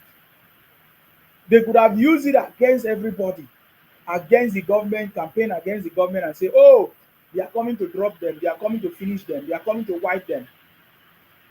So, okay, they later apologize. They later apologize. Yes, they later apologize. Do you think if that thing happened in the southeast or in Igbo land, do you think taking likely? Do you think they could have just keep quiet? But I didn't see the north demarket the country. I didn't see the north come out and talk rubbish against the country that means or Christians are trying to buy them or say all kinds of things. I didn't see them. And I didn't see any one thing about the north complaining about that thing. That is the difference. That is the difference to tell you that there's something wrong with you Igbo people. There is something wrong with you people, especially the Igbo Biafra. There is something definitely wrong that you cannot correct it. Nobody can help you. The only thing we can do is to make policies, rules, regulation that can protect ourselves, our own territories away from you guys, from your shenanigans. You will never change. You will never change. You will never change. You will always complain. You will always cry. Do you know how many Northerners have been in prison? Only few of them say some of them that maybe renounced or repented. They say they give them some state whatever amnesty, which I also condemn. Pardon. I think I condemn all of that. Just because of that, you people are using it to campaign against the country. Say, oh, they give them this. They give them this. They give them this. They give them this. They give them this. They use it against the country, the marketing the country. Only, I'm just telling you, just look inward and move forward. Because if I had played this video, that video I was playing, that video from the guy, you will hear him say, that the youth in Igbo land, they are just focusing on shops. They don't do politics. They don't talk about politics. They don't care about politics. They just do things. That if it's other people, you mention Akwa Ibom and say, look how they don't have shops. You begin to talk rubbish against Akwa Ibom people. Very foolish guy. The highest region in Nigeria that talk about politics are Igbos. Go and fact check it. So this guy is just acting so ignorantly, and just like I said to him, be very, very careful before they will announce that in 3 days he don't buy, nobody will know what happened to him. Because it goes to mingle with people. It's not that people might directly poison him, no. It's possible that he will go and take a drink that he does not know, go and drink something that was concocted with chemical, or you mistakenly just do something, or somebody will do this fake gala. Thank you very much. Fake gala, all kinds of things. You might just go and eat fake gala. You might just go and drink fake drink. So you should be very, very careful, because I know what I'm telling him. In the last 5-10 years that I know, the highest people that discuss politics in Nigeria, the highest tribe The highest young people are Igbos.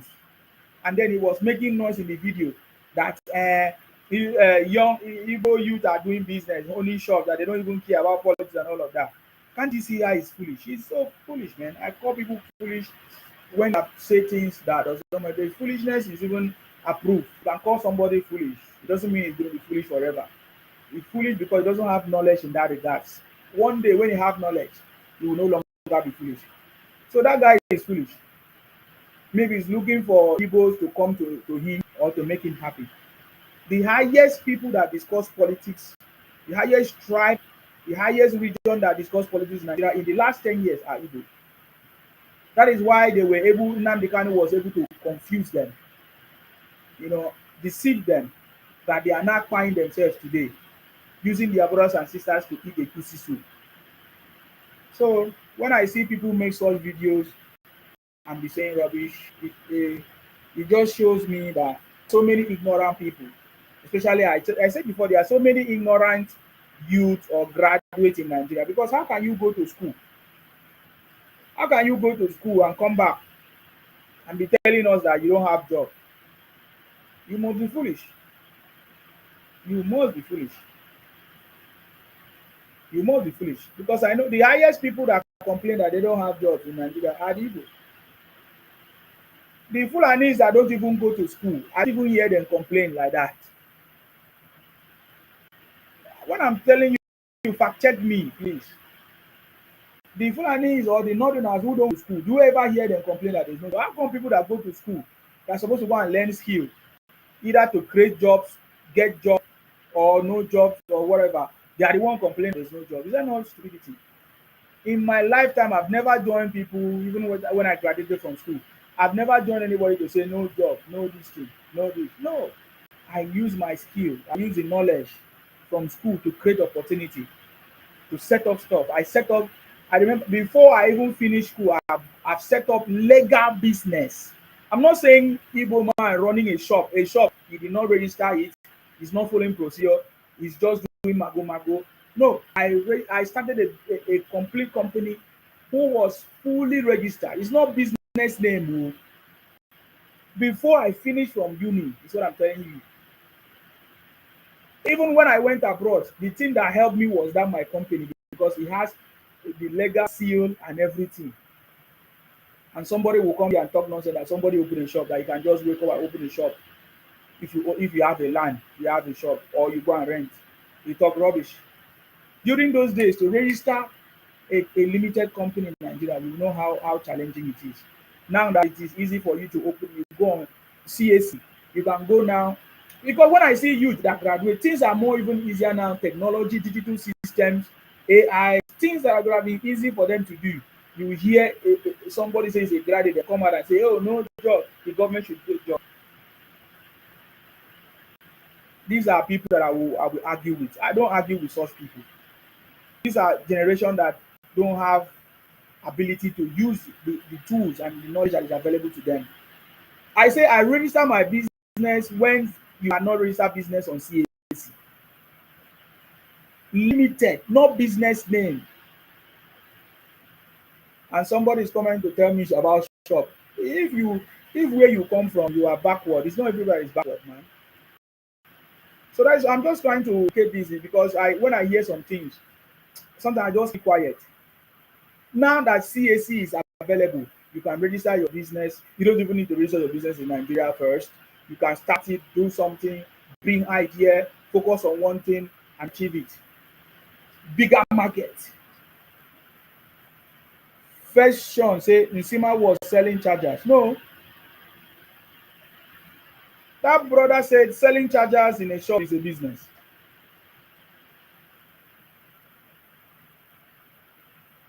There are different levels of business.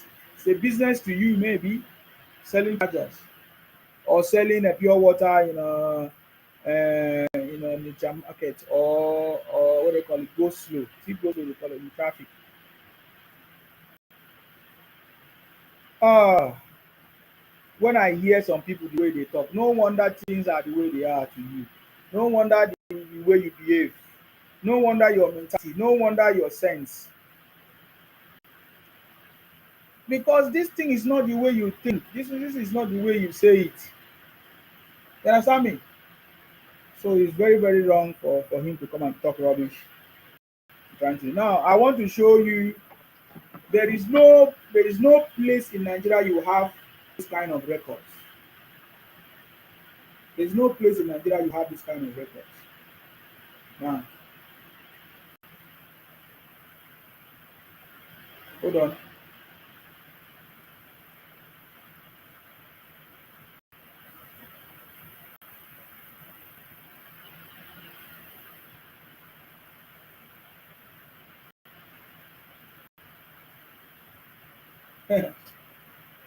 Hold on, guys. Somebody send me something. Okay. By the way, I don't know how many of you have seen the news. Breaking news. One of the lawyers of Nnamdi Kanu said, I just arrived Sokoto with Kanu, that's the brother and the wife, to see for visitation, to have a visitation with Nnamdi Kanu. And then he said that all Igbos must come and fight for the release of Nnamdi Kanu. So look at them arriving Sokoto. This is a real long journey. Ah, it's going to be real long journey, real journey. So they say they just arrived Sokoto. They want to go and visit Nnamdi Kanu. Every time just looking for what to do. Every time they are just looking for what to fight, what to use as a victim, to look to maybe for somebody to pity them or for somebody um, to have mercy on them. Because I don't understand. Listen, oh, listen, oh. If that my brother is listening, you would have listened to this. If you say Igbo youth in the southeast are not interested in politics, are not buying themselves, are just doing business and this thing, how come this happen? How come this happen? Pay attention to this. How come this happen? So Sunday, the 23rd of November, 2025, guys. I was just listening to a video that was uploaded by the Freeze. At the end of my talk, right now, I'm going to play the video for you guys to listen to. The video talked about how the Kanu was actually telling people to buy people, go and buy people. I wasn't even aware of that. I thought he was fighting for freedom for the Igbo people. But why was someone that is fighting for freedom the people to buy people, go and buy that, go and buy that? In fact, I'm just hearing this for the first time from the free page. I'm going to play the video. A woman that was narrating her story to the free where she said. So I decided to play this woman version because it's like many people in Nigeria do not know, maybe we're not aware of the criminality or crime that Nnamdi Kanu was committing. Fashion say, is it the lawyer he slapped or the one he should be selling Okpa? No, it's not the lawyer he slapped. I think no, it's not. I think he slapped Maxwell. This one is a lawyer, Ejimako. It's not the woman, the lawyer he slapped. That one, I just want to end the video because I have a video I'm going to do about the visitation rubbish that they're talking about. Akiwumi said, when will this brainwash educated elite and spreaders of fake cynics propaganda stop deceiving themselves? If Southeast states are paradise land, why can't people relocate there? Especially, exactly. Now that my brother discovered that Igbo land is good for him, he should move away from Lagos now and go there. In fact, if the way he described it, I think what I expected him to have done is before he made that video, he could have relocated to Abia State or Enugu, where he traveled to, and say, oh, because of my travel, I've now relocated from Lagos to Enugu. I'm now going to be living here so that I'll be selling shops. Just talk nonsense. Just talk nonsense. Revolu say the issue is the They will hijack the market and only want Igbos to get a good deal on wholesale, then ship to Nigeria, sell it for 1000x the price. Okay, fine. So if their business is hijacking people's idea to maybe sell it, okay, we should recognize them for that. Sorry for that. We should recognize them for that. We saw it now. VDM did it. VDM conducted an experiment, which VDM has not been able to crack it. He didn't know how to crack it. He was so fast. VDM was so fast to expose the Igbos. You don't expose the Igbos like that. You need to do the thing that I did. That today, up till now, they don't know. You have to mingle with them. Especially when you send something wrong, you have to mingle with them to understand it. VDM was too quick to come out, and then they block him. You people don't know that Igbos, you don't know Igbo people. They will fight as so that you will never expose them, so that you will never take their food away from them. They will fight with anything possible. That is what they have done to VDM. What else VDM is doing now is nonsense. He couldn't crack it. You must be humble like the city boy to crack the code.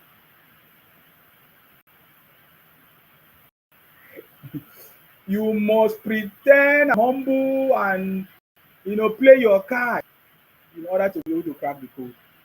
If not, they will not open the door for you. It's the same place in a workplace, anywhere you go. If you want to penetrate, you have to be like a fool to get it. That is what other people did, and they got there. VDM did not. You people don't know that it was Igbos that helped him to get there, to get to China. It was Igbos that promoted him. When he went to China, who were the one promoting VDM? It was Igbos.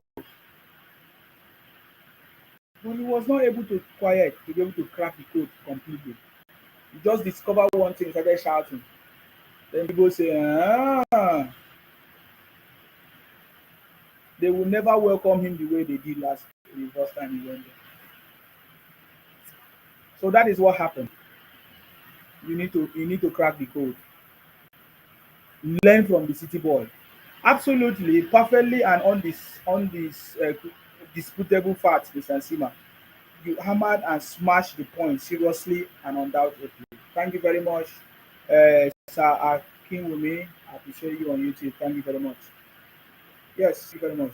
Now the kind of and why she said that any can be freezed makes sense. Then court and 27. People doesn't make sense. Now I just try to forward because that lady signal is shock, and I just wanted to talk about that. That is true. It's possible. Many Igbos don't even know or didn't even know what the level of atrocities that Nnamdi Kanu was committing. Because I think from my investigation, that is what I'm beginning to understand. I want to assume that many Igbos understand the level of crime Nnamdi Kanu committed. Many of them did not. Because there is something that they always do. Even when they put me in one of their group those days, they will always be painting the information as if somebody is fighting against them. Especially if you go on social media, the same thing that is going on social media. Information. And if you don't know, you don't know. And if you believe that fake, many people believe fake information today. Many people join them to demarket the country or talk rubbish against President Tinubu. It's because of the things they saw on social media, misinformation, which I've said is part of President Tinubu government.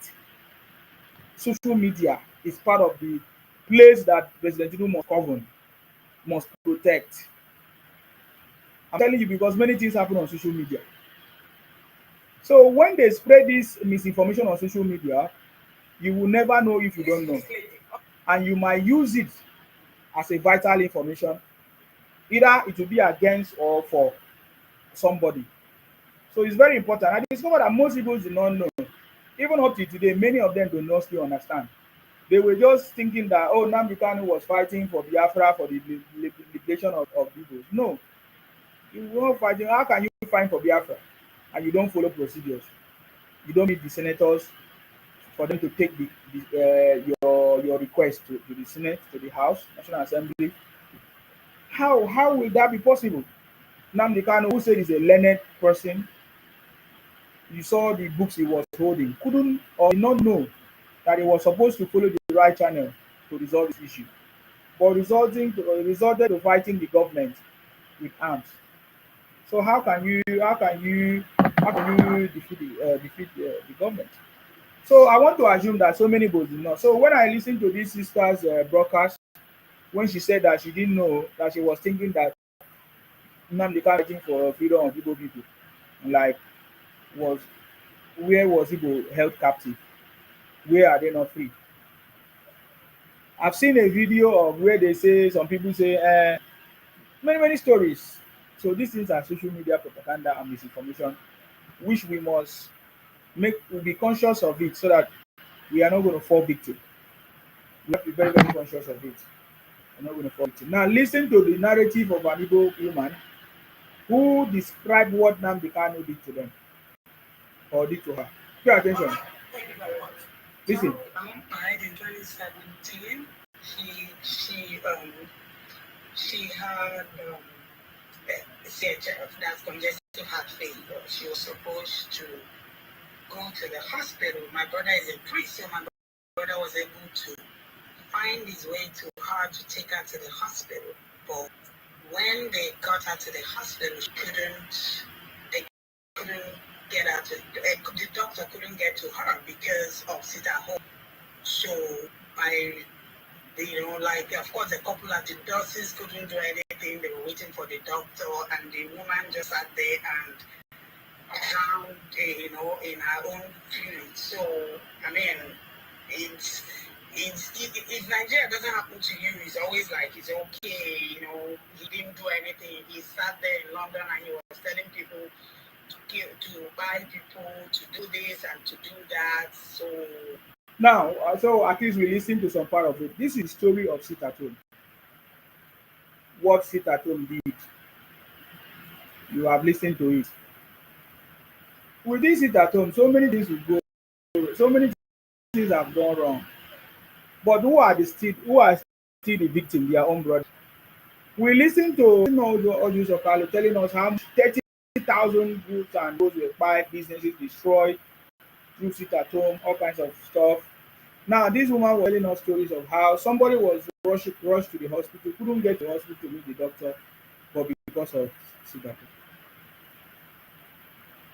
Tinubu's code cracked. Comment your thoughts. Tinubu's code cracked. Comment your thoughts. Okay, that is one story. Plenty.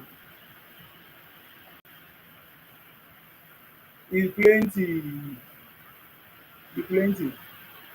I'm playing this because sometimes when people say, "Oh, why are you talking like this?"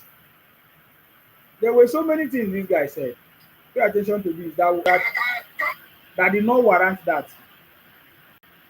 Because there was no Yoruba person that was fighting the freedom, um, that was interfering in the fight of Biafra, according to them. I did not see any Yoruba man. I'm not aware of any Yoruba man who said that Nnamdi Kanu should not continue his fight for his freedom or for Biafra. I did not see any Yoruba man. Rather, I saw even Yoruba supporting IPOP and Nnamdi Kanu. People like Koiki Media, people like this guy that stay on YouTube. What's his name? Oh, this guy that stay on. He lives in Holland. What's his name again? This Yoruba man, this Yoruba guy that even do broadcast. I've never seen any Yoruba fight against Nnamdi Kanu and Biafra or anything. But Nnamdi Kanu was abusing them. This is one of the broadcasts he did. Pay attention to it, and you should tell warranted it. That tells you the people that are mostly problematic in country, which we already said it, and I don't want to repeat myself on that. It's just for you to be careful. Listen to this. Name Yoruba man that isn't corrupt. Name one. Name one that is good. I said name one. Okay. Tell me a Yoruba man that served in the public office and went back with integrity or integrity in that. Name one person. Did you hear that? Why did he say that?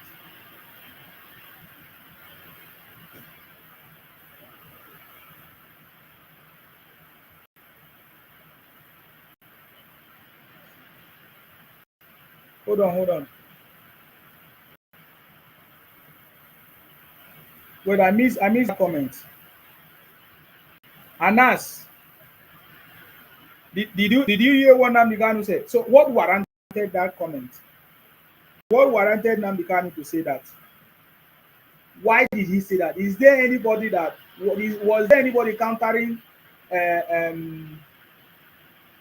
countering any Igbo politician? I didn't know. I've never even seen any Yoruba speak against any Igbo politician. No, no tribe said I've ever spoken against. The only people that will say something against every other person's tribe are Igbo. Regina, where do you base in Sima? First of all, you can't spell my name. You ask me where I base. What do you mean? I base on social media. Regina, I base on social media. Why? You never tell me where you are based. You don't even have a photo, and you want to somebody's base. You should come up, introduce yourself, show us yourself, talk to us, and then people can now begin to retaliate. Yes, interact with you. That is how you do it. You don't just stay somewhere with fake name, photo, nothing. We don't know you. You begin to ask somebody, where are you based? You understand? So you listen to that conversation. So what I'm going to share here is for you to know that from the onset, the people that have been provoking people, that thing that my brother said on his page is complete nonsense. MC Mbakara, complete nonsense. He doesn't know what he's talking about, either because his lack of knowledge, or he's just pretending, or he just want the Igbos maybe to celebrate him. There's no problem. I did it more than that. I supported the Igbos. I praised them before. I did everything. If there is anybody that loved the Igbos more, I was the one, because mine was visible. I came online. I was speaking live and direct. I used my name. I was using my face, talking in support in favor of them. All of a sudden, when I started asking them questions, when I started exposing their criminality, what did they do? They turned back. They started abusing me. They do all kinds of things. They report my pages. They unfollow me. But Nsima is still here. At least I know that they still hear about Nsima. They know that the Nsima said has come to pass. So it's not the first. They're not the first. Look at people that have ever supported the Igbos, where they have landed themselves. What about our noble Lorette, and what's his name again, Wole Soyinka? Did he not go prison for the Igbos? How did the Igbo take him? How did the Igbo appreciate him? It's not new. So that is why I'm saying President Tinubu have cracked the code. Do you know that Wole Soyinka went to prison for the Igbos? Many of you don't know. Many of you don't know. Today, does the Igbos reference him? That is why when I hear some people say they are trying to plead guilt, trying to seek for favor, that they are going to repent, Oju Sokalo say he's looking for people's solution. They are just deceiving yourself. You don't know history. You understand me? If you know history, you will not make mistakes and fall into the hands of the wicked. I'm telling you, Wole Soyinka served in a prison because of the Igbos, because he was fighting for the Igbos. He was fighting against some things he thought was right. But today, look at the answer that they gave to that man. Look at how they were insulting him when he told them the truth about Obi, that Obi did not win, that Obi was trying to win. Thank you very much, Sean. You have been so active. Thank you very much. Sean, thank you very much. I have a reward system that I didn't want to announce it because I just wanted to reward people naturally, organically. I have a like a statistics. You know all these TikTok something to give you statistics of people that are actually sharing, participating, and active. I have a plan to reward such people. I have a plan. I've seen the record. So thank you very much, Sean. I really appreciate that because I've seen you today very very active. Thank you very much for that. People don't like the truth, man. You see, if I was dancing and you would have seen all of them here. It's part of the game. We know what we're doing. That's why we are not in that pool. Are you getting me now? So yeah. So we saw the way they were insulting Wole. So I'm talking about you are not the first person to try to praise the Igbos or do that. There's nothing wrong, but just that the inherent character will still be displayed, no matter how you try to subdue it. No matter how you try to subdue, it's only few of them, which I think those people don't really have. I don't know the kind of blood. It's totally different from these other ones. These Ojukwu descendants.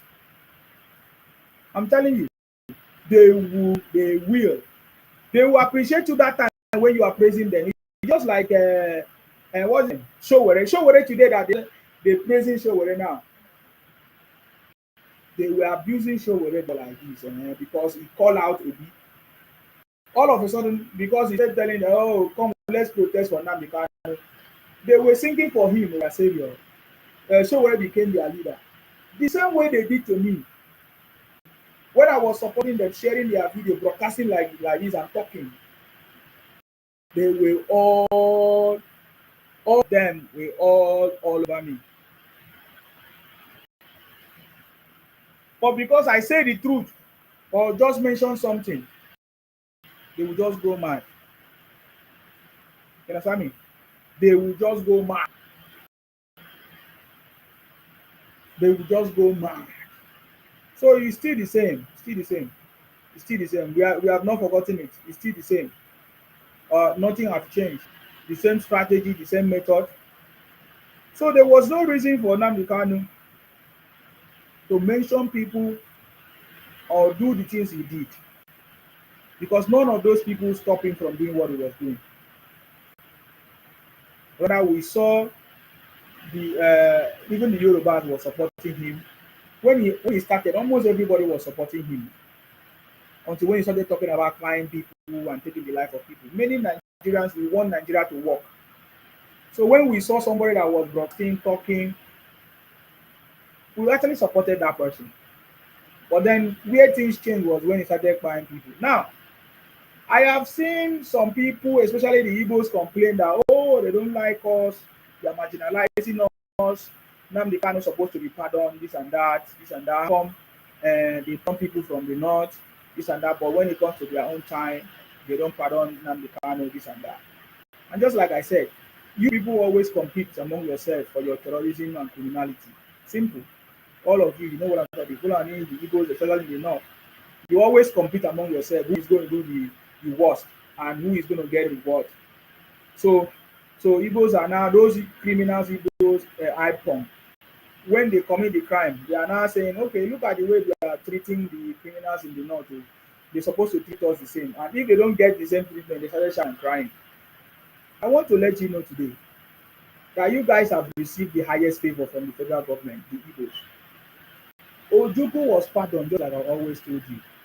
He received the highest pardon because when he came back, he was given the fitting burial, paid some of his gratuities, allowed to contest in election, participate in election, and he came back freely as a free man. By the way, I'm going to play his video when he was telling Igbos that this stuff is over, this Biafra stuff is over, and we have no other reason to go into it. But you guys still went on. But I'm just making reference to a lot of things. So if you say that Nigerian government has always been like not liking you people, not this and that, but I'm telling you that Ojukwu was pardoned. He was the federal government pardon Ojukwu through Shehu Shagari or something like that. Is it Shehu Shagari? Yeah. Shako. What did they call them? Ojukwu was pardoned when he was supposed to be punished. When everybody knows he was the one It was a needless war. He said it by himself. He took the life of people. He even duped a lot of people by converting fake Biafra paper money to Nigerian money and collecting all of it and dupe their brothers and sisters. Look at the mindset now. So Ojukwu was favored. So I don't know where anytime Igbo man complain that oh they favor the North and they did not favor them. No, they favor you. They give they gave you Ojukwu brother amnesty. You understand me? Boardman say Bola Tinubu will pay you ransom. Ah, my brother, forget it. Oh. Now that one they pay you. I'm working for my money now. Work for your own. Go and work for Obi. Go and work for Nnamdi Kanu now. Why am I doing my job and it's paying you? Easy problem. Am I begging you? I'm telling you complete story because you think that you forget these things. Igbos were pardoned, favored than any other tribe. Ojukwu. Because when you look at General Philip, which the Igbo said that he was second in command, he was punished because General Philip was neglected. Immediately, General Philip surrendered to the Nigerian government that no Victor, no Vanquish or whatever. He was punished because he was neglected. Nothing happened to him. He was not promoted. When he died, his family were not rewarded. He was not buried befitting burial. All his gratuity was not paid. So compare Ojukwu and Philip, who was favored. You people don't know about these things. But because we know it, because we have been keeping quiet for a long time, we don't want to join noise and make noise with you guys. We never say, oh, they don't like us. Oh. We never come on the street and shouted the way you have been shouting. But I'm telling you, Ojukwu, your brother, was pardoned. While another person was punished, Philip and his family. I'm not aware of anything that was given to General Philip. But because he participated and supported Igbo Biafra, he was despised. He was never rewarded. He was never, nobody even remembered him. Just like I made it a short video. I said Ojukwu came back from Cote d'Ivoire and never visited General Philip. And never visited General Philip. Nobody remember General Philip. Nobody even talk about him. Nobody even want to mention his name. It was when Igbos started reviving their Igbo expansionist agenda quest through Biafra. They started remembering General Philip that he was a second in command. Can you imagine? They always want to give you a subordinate role. They don't want to place themselves on the highest pedestal. Someone who was the last man standing, someone who took Ojukwu, someone who will stand the pressure and did not run away. Rather, Ojukwu ran away. Who's supposed to be the head? But Igbos, when they want to talk of the story, they change the story. They put their brother on top and put Ojukwu behind. Criminally, people. Now, as you people enjoyed Ojukwu, that he was your head, he was your president, he was a hero, he collected gratuity and all of that. How come? You enjoyed it, right? But Ojukwu did not, General Philip did not enjoy it. He was spied.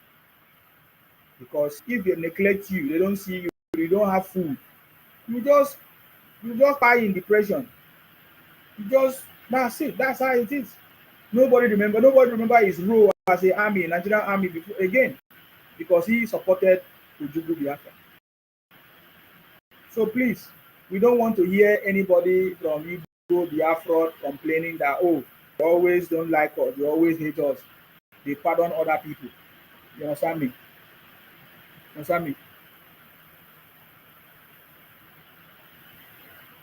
So Murphy 1972.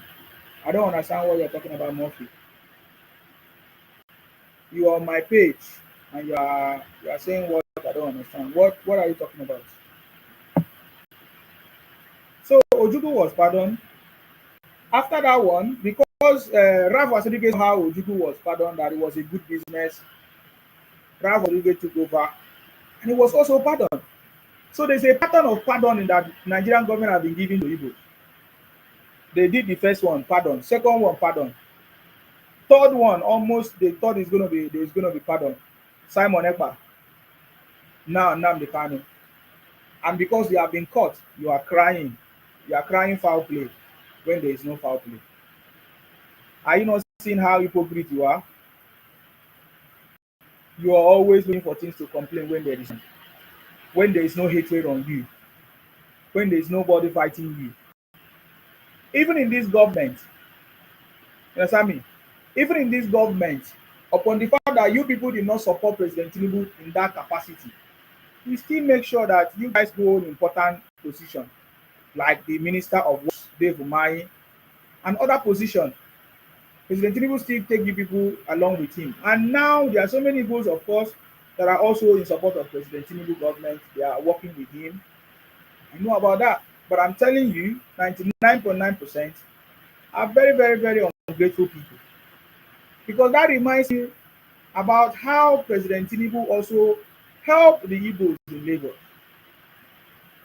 Those market people today that are everywhere in Lagos, those all those markets in Lagos, call them different locations. What do they call it? All the markets in your place that you guys are enjoying in Lagos today. It was Tinubu, but all those market men and women, all those Igbo market people, they voted against President Tinubu. True or false? First Sean say they always choose to be the victim. Of course, yes. All those markets in Lagos, those places that President Tinubu gave to Igbo people to do their market, build their shops and everything, how did they appreciate him? So me, I'm telling you something because me, I learn from. I don't allow anything to happen to me before I will learn. I will learn from what has happened to other people. I will learn from what has happened to other people. We have seen firsthand how you guys are so ungrateful. Even after somebody don't have anything against you, even somebody has not done anything against you, we have seen how you are very, very ungrateful set of people. Somebody might say it's not all. I'm not saying all. I say we can see how you guys are very, very ungrateful. I'm not saying all. So don't get me wrong. Red would say Effiong was used to pretend that Biafra was diverse. Effiong was the only video man that the rest were Igbos. I'm telling you now, I'm telling you what I'm saying. People did not fall victim. Reason why even Effiong was there. That's why when I hear some Igbos say because General Philip Effiong was Biafra, was supporting, so all the videos or all Bible music is Biafra. You guys are being mistaken. Tell us how many videos were in Biafra struggle or support, apart from the ones that, you understand me? Apart from thank you very much. Apart from the fact that General Philip Effiong came and supported you guys. Tell me the number of other video that were there. No, apart from the fact that Ojukwu forced our men to join his group. That's it. There is nothing else. There is nothing. So I know what I'm telling them. So when I tell it to their face, they don't like it. When I tell it to their face, they say, this boy, where is he coming from? He doesn't like us. I said, no, you are talking nonsense. Is it not because we did not join you people? That's why you people were trying to force us.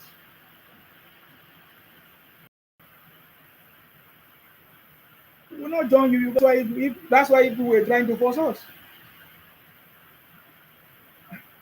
And the reason why General Philip Effiong was the part of it because he was in the army.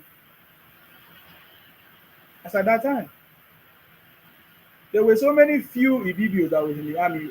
Igbos were everywhere in the army.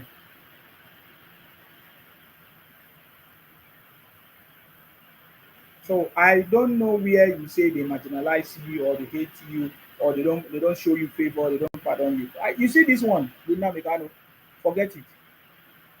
Any government that make mistake again is the government that want to spoil this country. Nnamdi Kanu has been punished as a good example to the people so that they will not rise up again, even as we know that they will not listen. So if they rise up again, the same law will be used against them. This is the first time that the government have actually punished the perpetrators of this criminality. that took the life of people. It's always you people that always take your life anyway. Because there's no other tribe that will be stupid to that extent that will give their 100% to what happened to Nnamdi Kanu, to the Igbo land. It's never going to be possible. Akin Wumi said, "Don't mind them. Wole Soyinka spent 2 years of his life in prison when he supported the Biafra movement in 1967. Today, they abused, insulted, and caused him for saying the truth to thank him." So, for me, I know that at this point, the Yorubas are wise now. They will never fall that victim again. Even as other people, especially all of us from Ikwere, Ibibio, we already know them. We already know them. Especially the Ojugu blood, the Ojugu Biafra group, because all Igbos may have the interest of Biafra because of the perceived marginalization, but when there's a proper analysis, you find out that there's no marginalization of any sort. Now, I listened to somebody who sent me a video that I think they say is a Fayose brother that Nigeria say, or Nigeria said um, that Nigeria is Wazobia. So how come every other tribe since 1999, after the war or whatever, that since 1999 or after the military, since 1999, that other tribes have become president and the Igbos have not become president? You say that is not good, this and that. You say, oh, if Nigeria is Wazobia. That's what the brother said. I say, wow, these are people that I used to follow and think that they have sense. What do you mean, Fayose brother? What's his name again? Is it Fayose brother? Something? Is Nigeria Wazobia? You guys know Wazobia. You guys are the cause of the problem too. Because if you make Nigeria Wazobia, then you are supposed to give Igbo opportunity to be president. But Nigeria is not Wazobia. It's a lie that they coin out to use to manipulate even the population and everybody. Nigeria is bigger than Wazobia. I get me now. Oh, don't worry. We know how to deal with criminals. Go and find out about Sima now. We know how to deal with criminals. So I wanted to play a video because I remember Ojuku. I talked about Ojuku, how Ojuku was done. That was a pardon for the Igbos. And Igbos have not really feel the impact of committing such crime, will I say felony and terrorism. They have never been punished to that level. So they thought that it's just a normal thing. Even to them now, it's still it's still something that is shocking to them. They never saw it coming. I spoken to some of people who to me, what did Nnamdi Kanu do? They keep asking, what did Nnamdi Kanu do? They never thought that it's possible.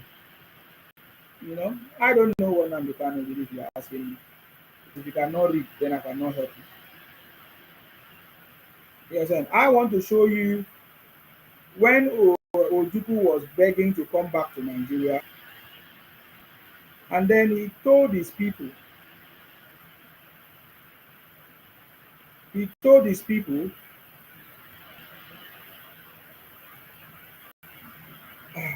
where is that video now? He was begging to come back to Nigeria. He told his people that they should never try this thing again. You understand me? That was the last thing. That it was a mistake. That nobody should start it again. But what did the people know? You don't know anything. So if you were giving warning, you started it again, Ojukwu started it, failed, and Ojukwu said don't do it again. Rav Wasudike started it, did it, and was pardoned again. It means you are taking us for a piece. Or you are taking a piece. You understand me? And you think that you will continue winning forever. There will be no punishment. So I don't know why you people are crying up and down.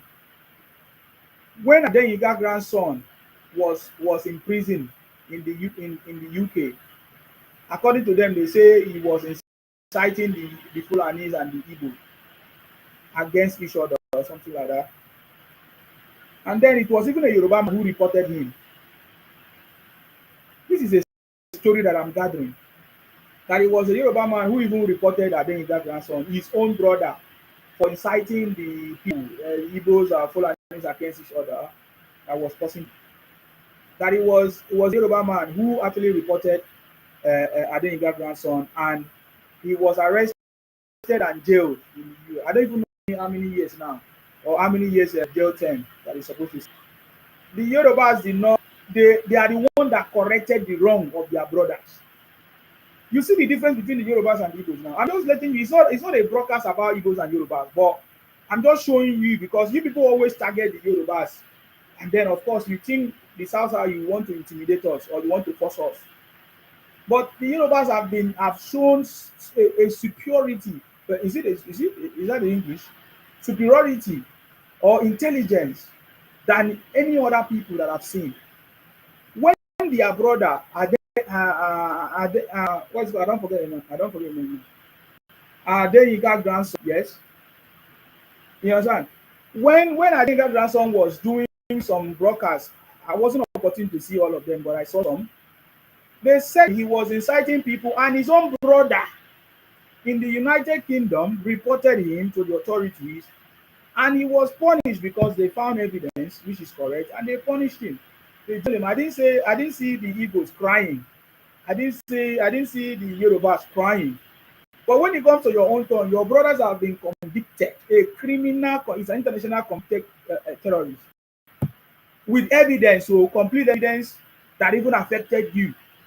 You are still complaining and lying. You are still shouting and misbehaving. Is it not funny? Is it not funny? Is it not showing how victim mindset you have? So you have to be visiting Nnamdi Kanu in Sokoto prison. I love what Ejimako have done. Ejimako. And I love what some of the Igbos are beginning to do. They are bringing out those videos that Nnamdi Kanu did, and some of them are beginning to tell us some of some things that happened to them, things that Nnamdi Kanu did to them, because as at that time they couldn't speak. Because if you speak, you'll be seen as a saboteur. You'll be seen as someone who wants to come and destroy Igbo agenda, which is expansion. Biafra is an Igbo expansionist agenda that has failed, continue to fail in many generations to come.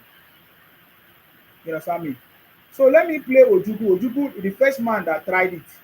Not just the first man that tried it, though, because other people that tried it, this same Ojukwu and their brothers spied. People like Adakaboro, people like what again? Is it Adakaboro? There are plenty now. I can't remember again. Adakaboro is one of them, and others which they spied in the process. Ken Saro-Wiwa and others. They all spied them when they were in power. You see the irony of it? Even when Awolowo, according to the story, wanted to withdraw from Nigeria. Because you see this Nigeria situation? It's the Igbos that put us in the Nigeria situation. No? When the Awolowo wanted to withdraw, they ganged up against him. They didn't want anybody to leave. You understand? The Adakaboro wanted to leave and find his own republic when he sensed or a marginalization. They did not allow him. They ganged against him. Same with Ken Saro-Wiwa and others. Unfortunately, Ojukwu also failed the same way, and he wanted to leave. He almost succeeded, but our ancestors stopped him. Listen to what he said. Listen to what he said. Chief Emeka Ojukwu led the Biafrans against the government in the last war. That is a British journalist confirming that it was Ojukwu who led the war against the Nigerian government. Now, what happened next? He says it would be a mistake for anyone to provoke another. So, and according to the British journalist, Ojukwu, after the everything, and he was interviewed, I think he was still outside. He was still in Ivory Coast when the media interviewed him, and he said it would be a mistake to book another one. What is even the meaning of that English? Because if Nnamdi Kanu, who claimed that in his school in UK, understood that, he wouldn't have done it. But listen to the comment from Ojukwu himself. A lot of people will say, but you were leading the first one. Yes, I led the first one. And I will say to everyone, I led proudly the first one. Now look at it. When Ojukwu, after he was asked, he said, some people will say you are the one that led the war. He said, yes, I'm the one that led the war. I proudly led the war. Listen, he proudly. Even so many victims were died. He proudly upon that. I think exactly the same thing Nnamdi Kanu is doing. Having known that lots of people fight, he's still making mouth that I'm fighting for the right of my people. Which people? Is it the people that you fight? Or who? If you finish buying people, who is going to be alive for the freedom? But then Ojukwu say, I was the one that led it. I led it, and I was proud of it, but listen to this but. But I what? don't think a second one is necessary. He said he doesn't think a second one is necessary. We should have learned from that film. Oh, he said the Igbos supposed to be the first one. Or we have learned. Who are they referring to? Because I want to clarify these two statements.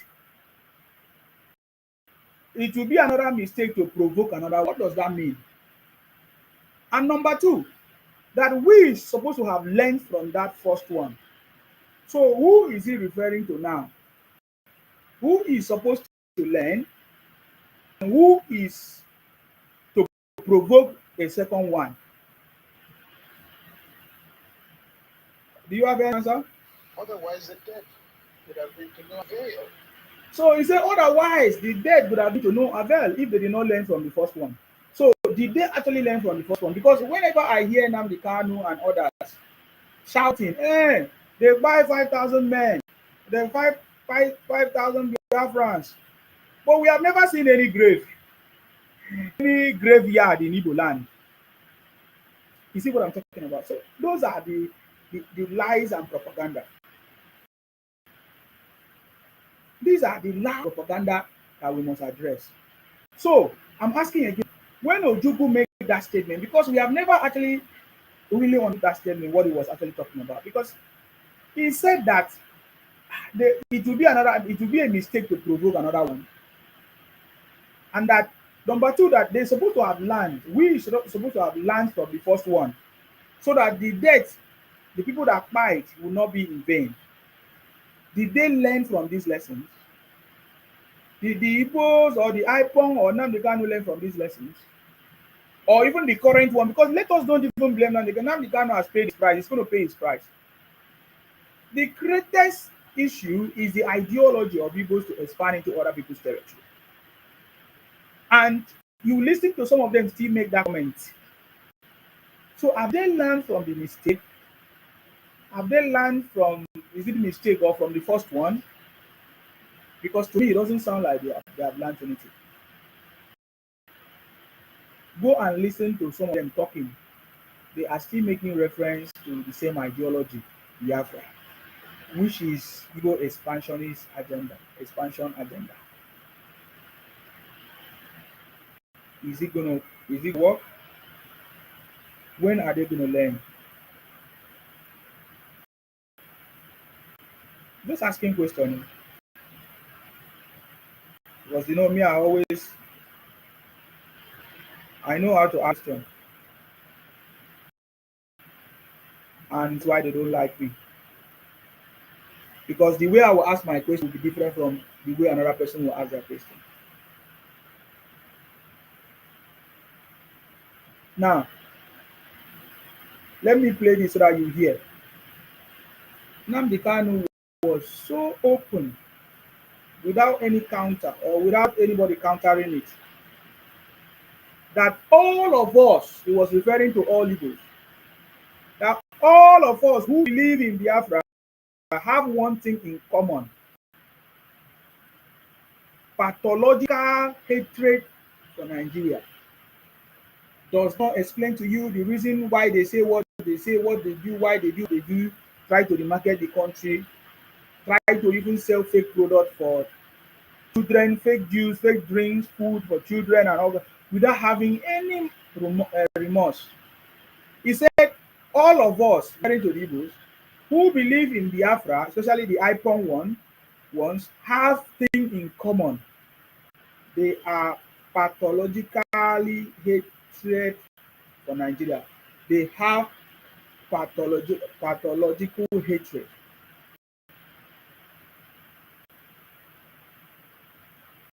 for Nigeria. Hinting that I'm just covering it. Play the sound. Does he have any sound? I think he does. Pay attention to this.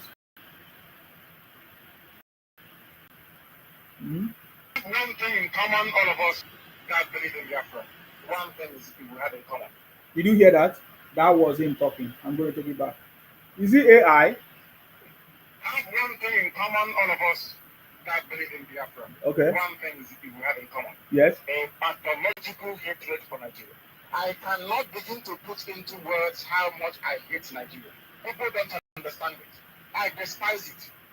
With every drop of blood in my body, I will walk towards the total dismemberment of that body. He said, because they hate it, they will do everything possible to destroy it. Time we finish, Nigeria will no longer exist. That name. He said, the time will finish Nigeria, Nigeria will no longer exist. Goodbye to it.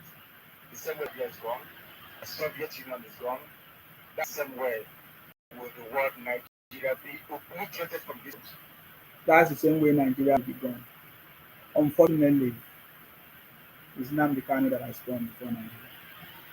Because he has gone to Sokoto prison. It's a pathological hatred.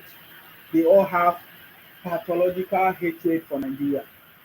And their mission is to destroy it. So that nobody will talk about it. And he's going to make sure he participates in everything possible to this. And is it this assembly or this? What was English? He has every hatred in him to make sure that Nigeria does not exist. He's going to do everything possible. So tell me how. And guess what? Nobody was fighting him. Nobody was countering because the way Nigerian government works, when you are doing your thing, they will just be listening. They don't care. They are just busy doing their stuff. You understand me? Nobody responds. So nobody would have provoked him. So he's right. He has a pathological hatred for Nigeria. First Sean say the Lion King is chilling in the zoo cage. Exactly. Cockroach. The cockroach finally has been sentenced to Sokoto prison. Biafra has been sentenced to Sokoto prison.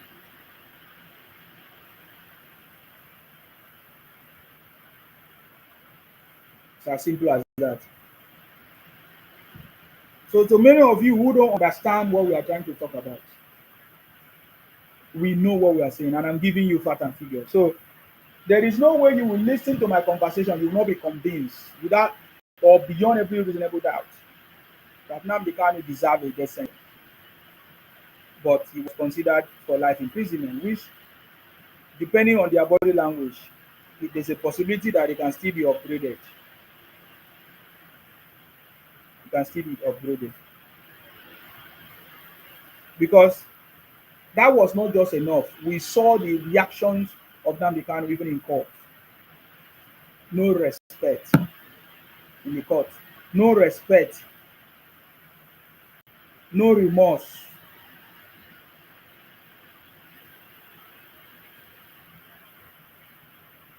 Because it's supposed to be that when somebody do something wrong, you are supposed to have a remorse. Even when the judge mentioned how many people pied that he pied, there was no remorse. Because he has a pathological hatred for Nigeria.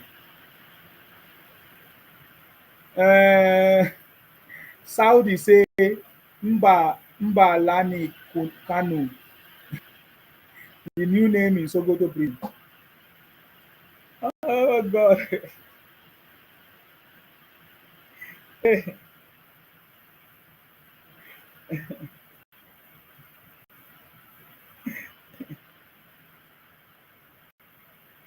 It's sweeting me because when I remember Nnamdi Kanu saying, God will punish the judge now and forever. I knew that it is finished.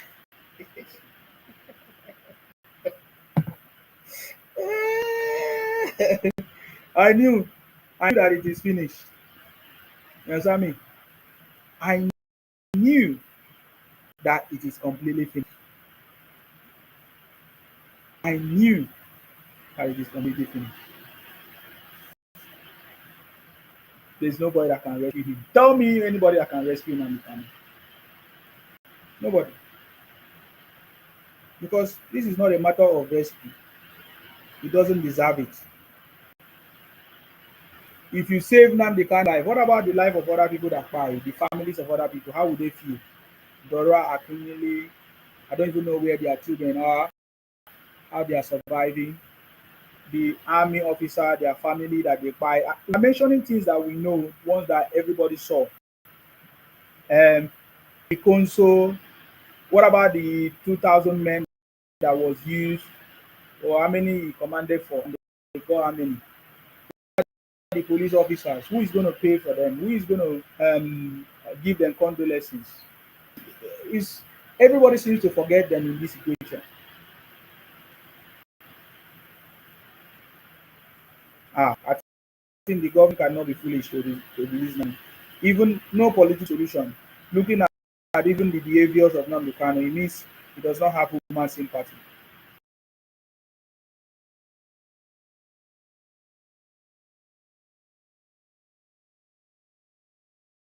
He doesn't want progress of the country. No wonder they sponsor all kinds of criminality. They go abroad, they commit crime, they now put it on Nigerians' name because they don't like it, they want it to be destroyed. I want to give you a short story. I don't know if this will allow me.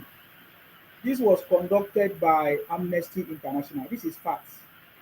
At a forum organized by Amnesty International in Enugu, Nduka Ozo gave chilling details of how his brother was abducted and spied in Imo State.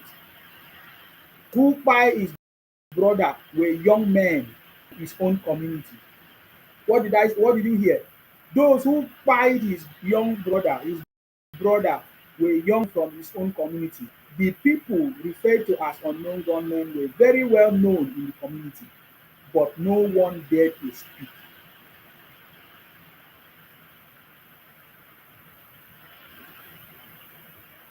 Brazil, thank you very much for sharing. Guys, share this broadcast, man. Share. Thank you. Tap on it. I'm talking about this is international Amnesty International giving the details of a story of what happened.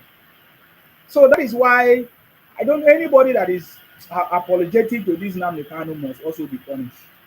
At this point, even when we have noticed that they don't have any remorse or or or they don't even care about the families of people that they fight, and we have known that they hate Nigeria pathologically.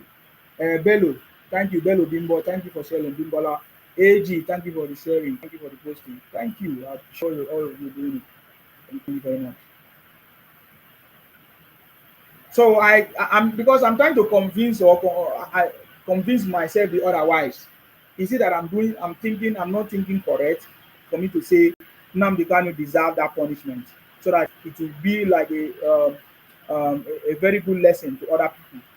So am I doing something wrong? That's why I'm reviewing everything that I know that I hear the lawyer talk about and I see and what testimonies of people and looking at the reaction of without any remorse. And they say, oh, it was the government that organized it. How can you say the government organized this thing? How can you say it's the government that hijacked it? But we catch them because they couldn't know how to explain it more again. And Dayo, thank you for sharing. When we told them, okay, what about the utterances of Nnamdi Kanu? He can make those utterances in the open. Tell me what he cannot do, what commands he cannot give his voice that he said he has 2 million men in the bush to do it. Tell me. And caught, those people that were caught, they all confess and say they are the one they were sent by their boss.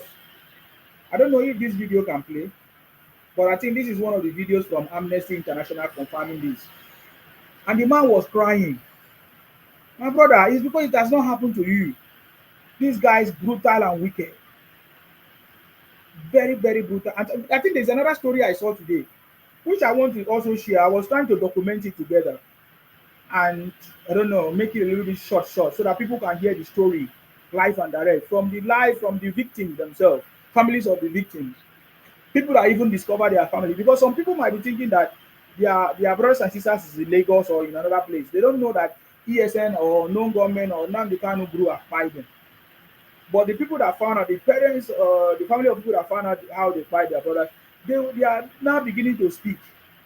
They are speaking up right now because they couldn't do that before. Thanks to President Tinubu, thanks to the government, thanks to the judge for your decisive decision without being afraid of their emotional blackmail and tears. Because when it was happening, they couldn't have the balls to put an end to it. Let nobody lie for you and tell you that if it's a governor that is sympathetic to this IPOC, do something about it, President Tinubu. That is how criminality, that is how insecurity is being generated and created.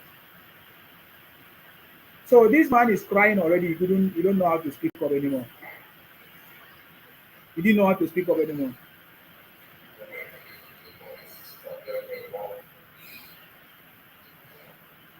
He's crying. These are live victims. They buy his brother for nothing.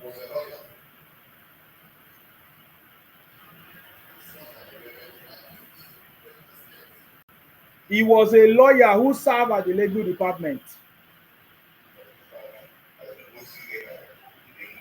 in Imo State. He was posted to Imo State.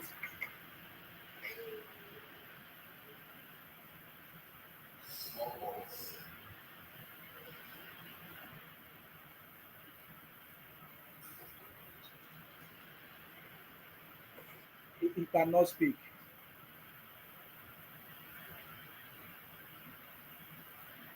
So most of you watching this live or anything, no allow anybody egotic rubbish come to you to try to make you feel bad that oh you want to punish their brother or this and that happened to their brother. You don't want to pity them.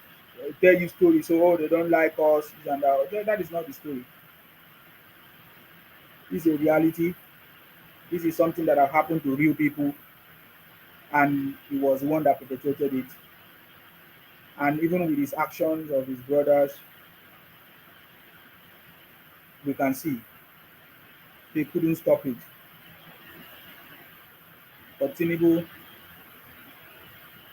the master of the game, the man who has broken the code, cracked the code.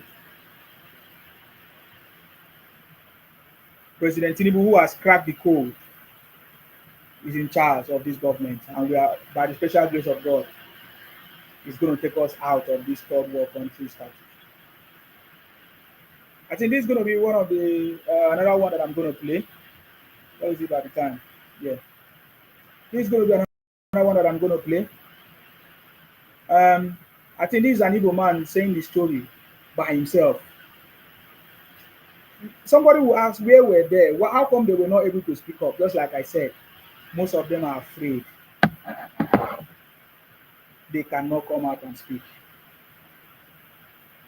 I don't know why, because that kind of spirit does not exist in our place where we come from. That's why I'm saying that we are not Igbos, because we don't have the same spirit with them. We don't have the spirit of keeping quiet when somebody have committed all kinds of crime. No, it will never work.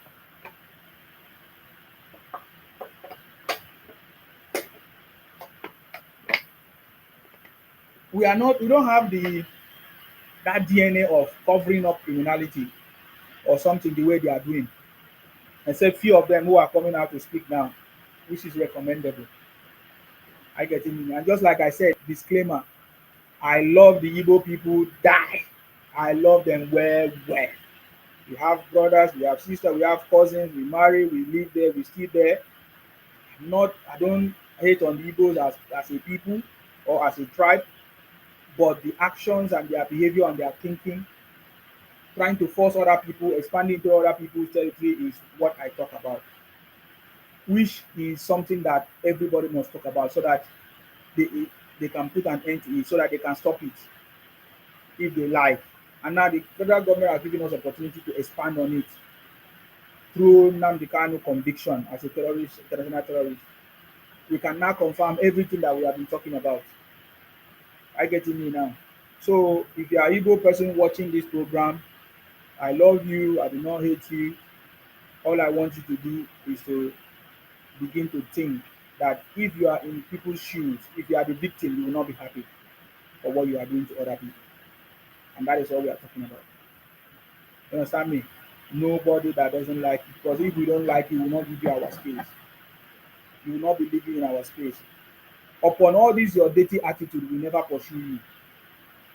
You are still doing business with us, you are still with us. So every Nigerians love you. In fact, I play you a video of how my brother was appreciating you. Even when what is appreciating you does not make sense.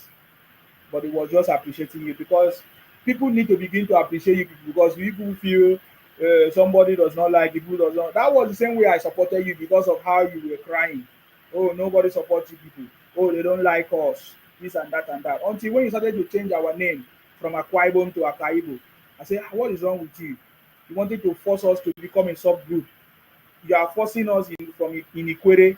You say you want to come and you are looking for a road to sea. What do you call it? You are looking for way. There's a way people pronounce it. You want to get to the sea. You want to have access to the sea. So that is why you are trying to belittle the Ikwere people and force them to be Igbos. Or you want to get to a now you are now claiming you do. You see? So all kinds of things is worrisome. Impersonation on Wikipedia, changing people's identity. So people are worried and say, why are you doing all these things? I love Igbo people, you understand me, but I don't love your criminality. I don't love your actions. The same way I call out anybody that become a threat to me and my people. So I love you people and I'll keep loving you people. In fact, it's because of the love I have for your people, for you people. That's why I'm talking about it. Because if I don't love you people, I could have just kept quiet and I won't talk about it. I want to play this video of this Igbo man. I think it's short, but less than 3 minutes. Who complained that the people that kidnap all his that kidnap him, they were all from Igbo. They were all from Imo State, and they speak Igbo language. You understand me? In an interview, he confessed. Pay attention to this. Nigerians, watch the you most. This is the most you must watch this. People who kidnapped you were grateful and herdsmen or were they Igbos? 100%. All of them. When you speak Abano, when you speak in Kamo, I know. When you speak. So this was Ekulora. Ekulora is one of the Igbo Yeyebriti who always give money online or take care of people who have problems. Do you know that he was also kidnapped? Even in his own, he went to Imo State. I think he's from Enugu. He went to Imo State or something like that. I can't remember where he's from now. He said he was kidnapped by his own brother. This is an interview after they rescued him. You see, when you see other people who are making noise, they know. Oh my God. It was after all this analysis I understand that all these people that share money in our water, do you know that even where Odumeje, what's his name? Odumeje came from. He has not visited his village for so many years. But you hear him do cha cha cha cha power. Well, how did they used to do that thing? The same thing with Cubana chief priest. The same, all of those celebrities in Igbo land that are trending and all of that. The same thing with KC. What did they call it? This money, e-money. They all come from the same place that they couldn't go home. Did you hear them talk about it? So in my opinion, I'll be thinking, all these people that, yes, they were making money. How did they make this their money? Because all these places that this criminality took place, all these kidnapping, body parts, those are the places that they all come from. So how did they make this their money?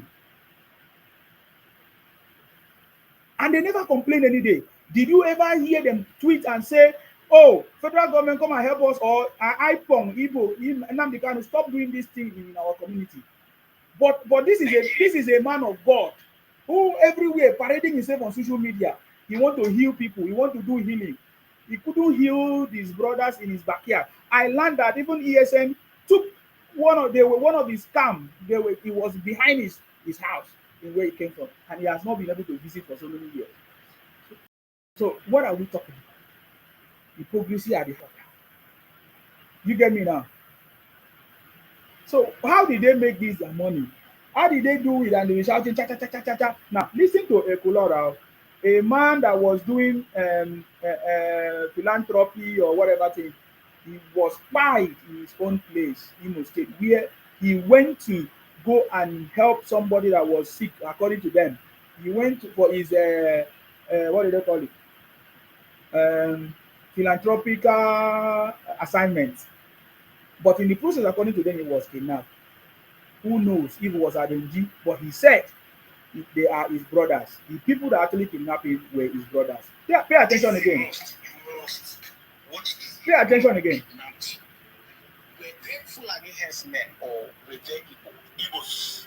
100%. All of them. When you speak Aba, I know. When you speak in Kano, I know. When you speak Anambra, I know. All of them are Igbos, Imo State. If you are not from Imo State, then maybe you were born there. Because in Enugu where I live, there are people from Abia, people from Anambra born in Enugu, and they speak in Kano. One of them told me, Okulora, I am from where you are. From, but I won't tell you. Meaning that it's from Kano. Did you hear that? His doctor said that, Okulora, I know you. I'm from where you are. This is the terrible mindset of people. I don't fear them all. If you like, things say na joke at the joke. That's why I'm telling MC Bakara, he never see anything yet. He think that people are happy in his money, that he's driving cars, showing us different cars. MC Bakara, he doesn't know anything. In 3 days, we go hear say he don't fight. We don't know what happened. 3 days, so it's even very far. Me, that's why they talk. Did you hear what he said?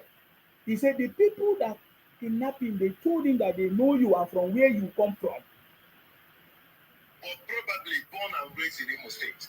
Everybody there, from sign language, from my intellectual capacity or whatever, we just everybody is hypocrite. So he even said everybody there that kidnapped him. I beg. I don't want anyway. When I know they come to my inbox anyway, I know you come cry for me anymore. Ever since I face you guys squarely. I salute you. 80. Please go ahead, unmute yourself, make your contribution. Guys, you can come in and make your contribution if you want to come in. I've been speaking for almost 3 hours now. Wow, I didn't even know. Go ahead, sir. I salute you. Please speak up. Yes.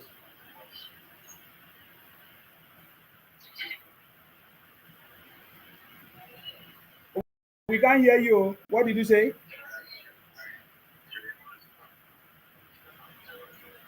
We can't hear you, sir. Are you on a speakerphone?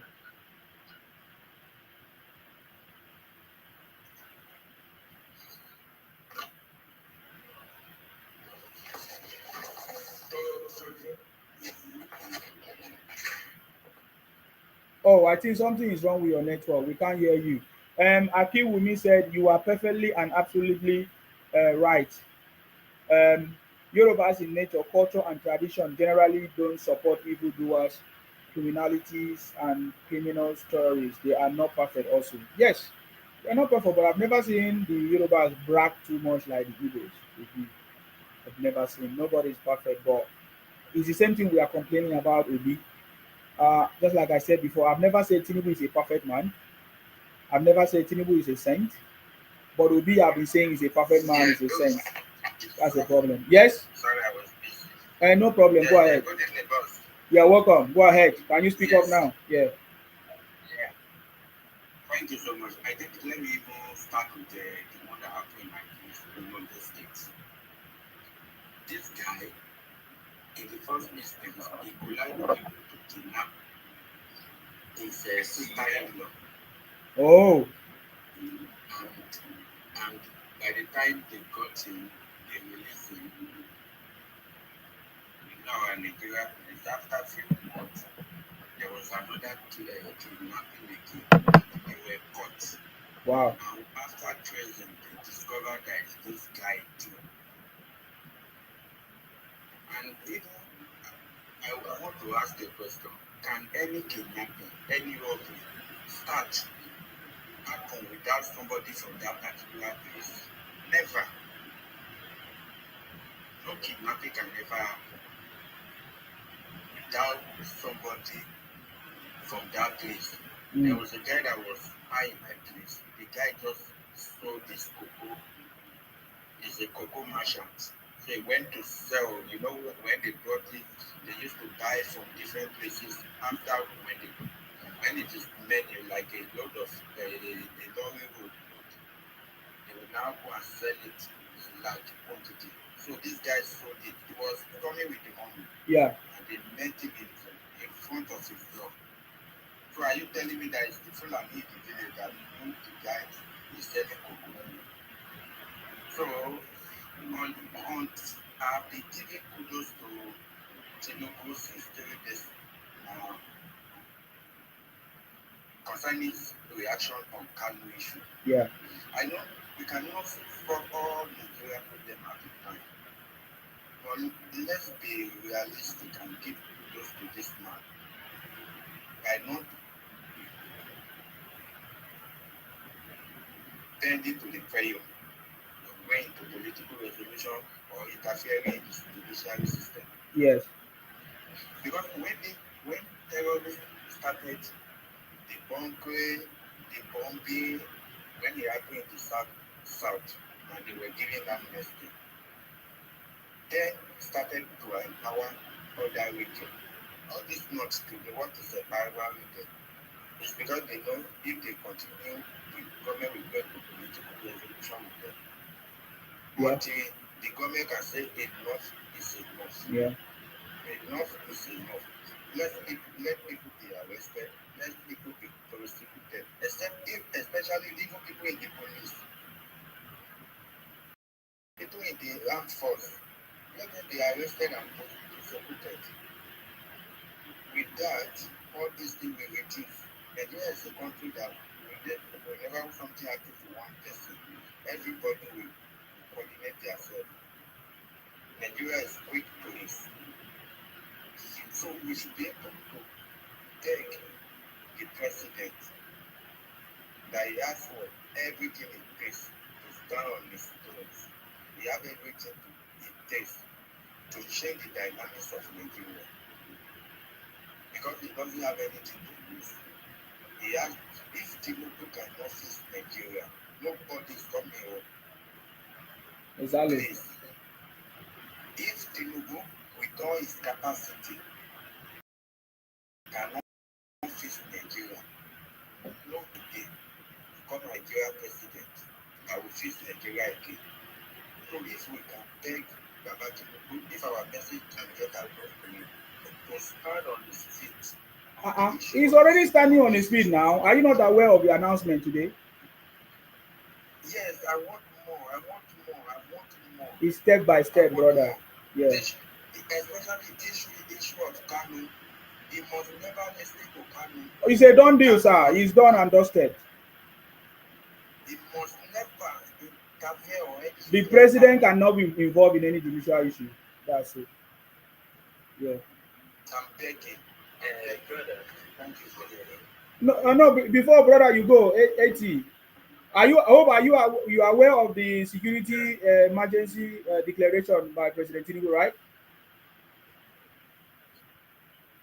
Yes, I'm aware. You are also aware that he has taken the case to National Assembly for them to create state policing.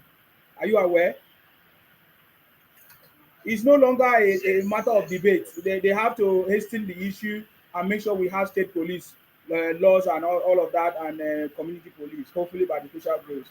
And then he has withdrawn over 100,000 police from the VIPs. Now asking for more recruitment, over 20,000. This is what nobody have done before. And now the federal government is providing training. So I'm telling you, this is top notch. This is top notch. And again, please advise these Una brothers. Advise them. They will continue to make mistakes. Who is that? Social media now, all what they are doing. The Igbos. We can't advise criminals. We can't advise criminals. I've said this thing before. People to go and join the force. Before now, in the few years to come, they will discover that there's none of them represented, and they will be shouting marginalization. Because when everybody is doing something, they will drag themselves back. They will now want to participate. They are talking about joining Nigeria Army now. All of them are shouting, who will join army for Nigeria? They did not join. No At worry. the end of the day, people that are joining now, people that will join now, in the next 10 years, they won't be. My brother, do you know why this time will be different? That's what I'm saying. He did not read what issue. This time it will be different. I don't. I think the government is working towards every region having their police or army or whatever. You can't be going to another person because nobody wants to go to the north and buy. Nobody wants to go to the north and buy. But we can recruit our army that will protect our region. Everybody recruit. I say the north, they produce the highest vote in Nigeria. Is that not true? So why must we be everything we support them? We support them in our oil money. We support them with our human beings. My brother, don't worry. In more days to come, we'll talk about more conversation. So, and then for the people from the southeast, that one, if they like, they come out. If they don't like, they leave. But I can tell you, they will come out. Listen to it. Say don't go yet. Listen to it. Say don't go yet. But I think that fact I wanted to clear. What is that? What is that? What is that? Hold on. First, he said the whole banditing and Boko Haram, that they came out as a result of what happened in the South. That's the what we call them, people that were involved in Bongri operations and all of those last during the period of I think that was Obasanjo, because government gave them amnesty or something like that. You're wrong, because those ones came out of grief. They were when did you say that one? No. Torres, he said it. I'm trying to clear the air for him. Yeah, when did he say it now? He's in the house now. He's still in the house. You can ask him. Okay, go ahead. So those people you heard about, militancy came out of grief. If you go to Bayelsa State today, you see what is going on there.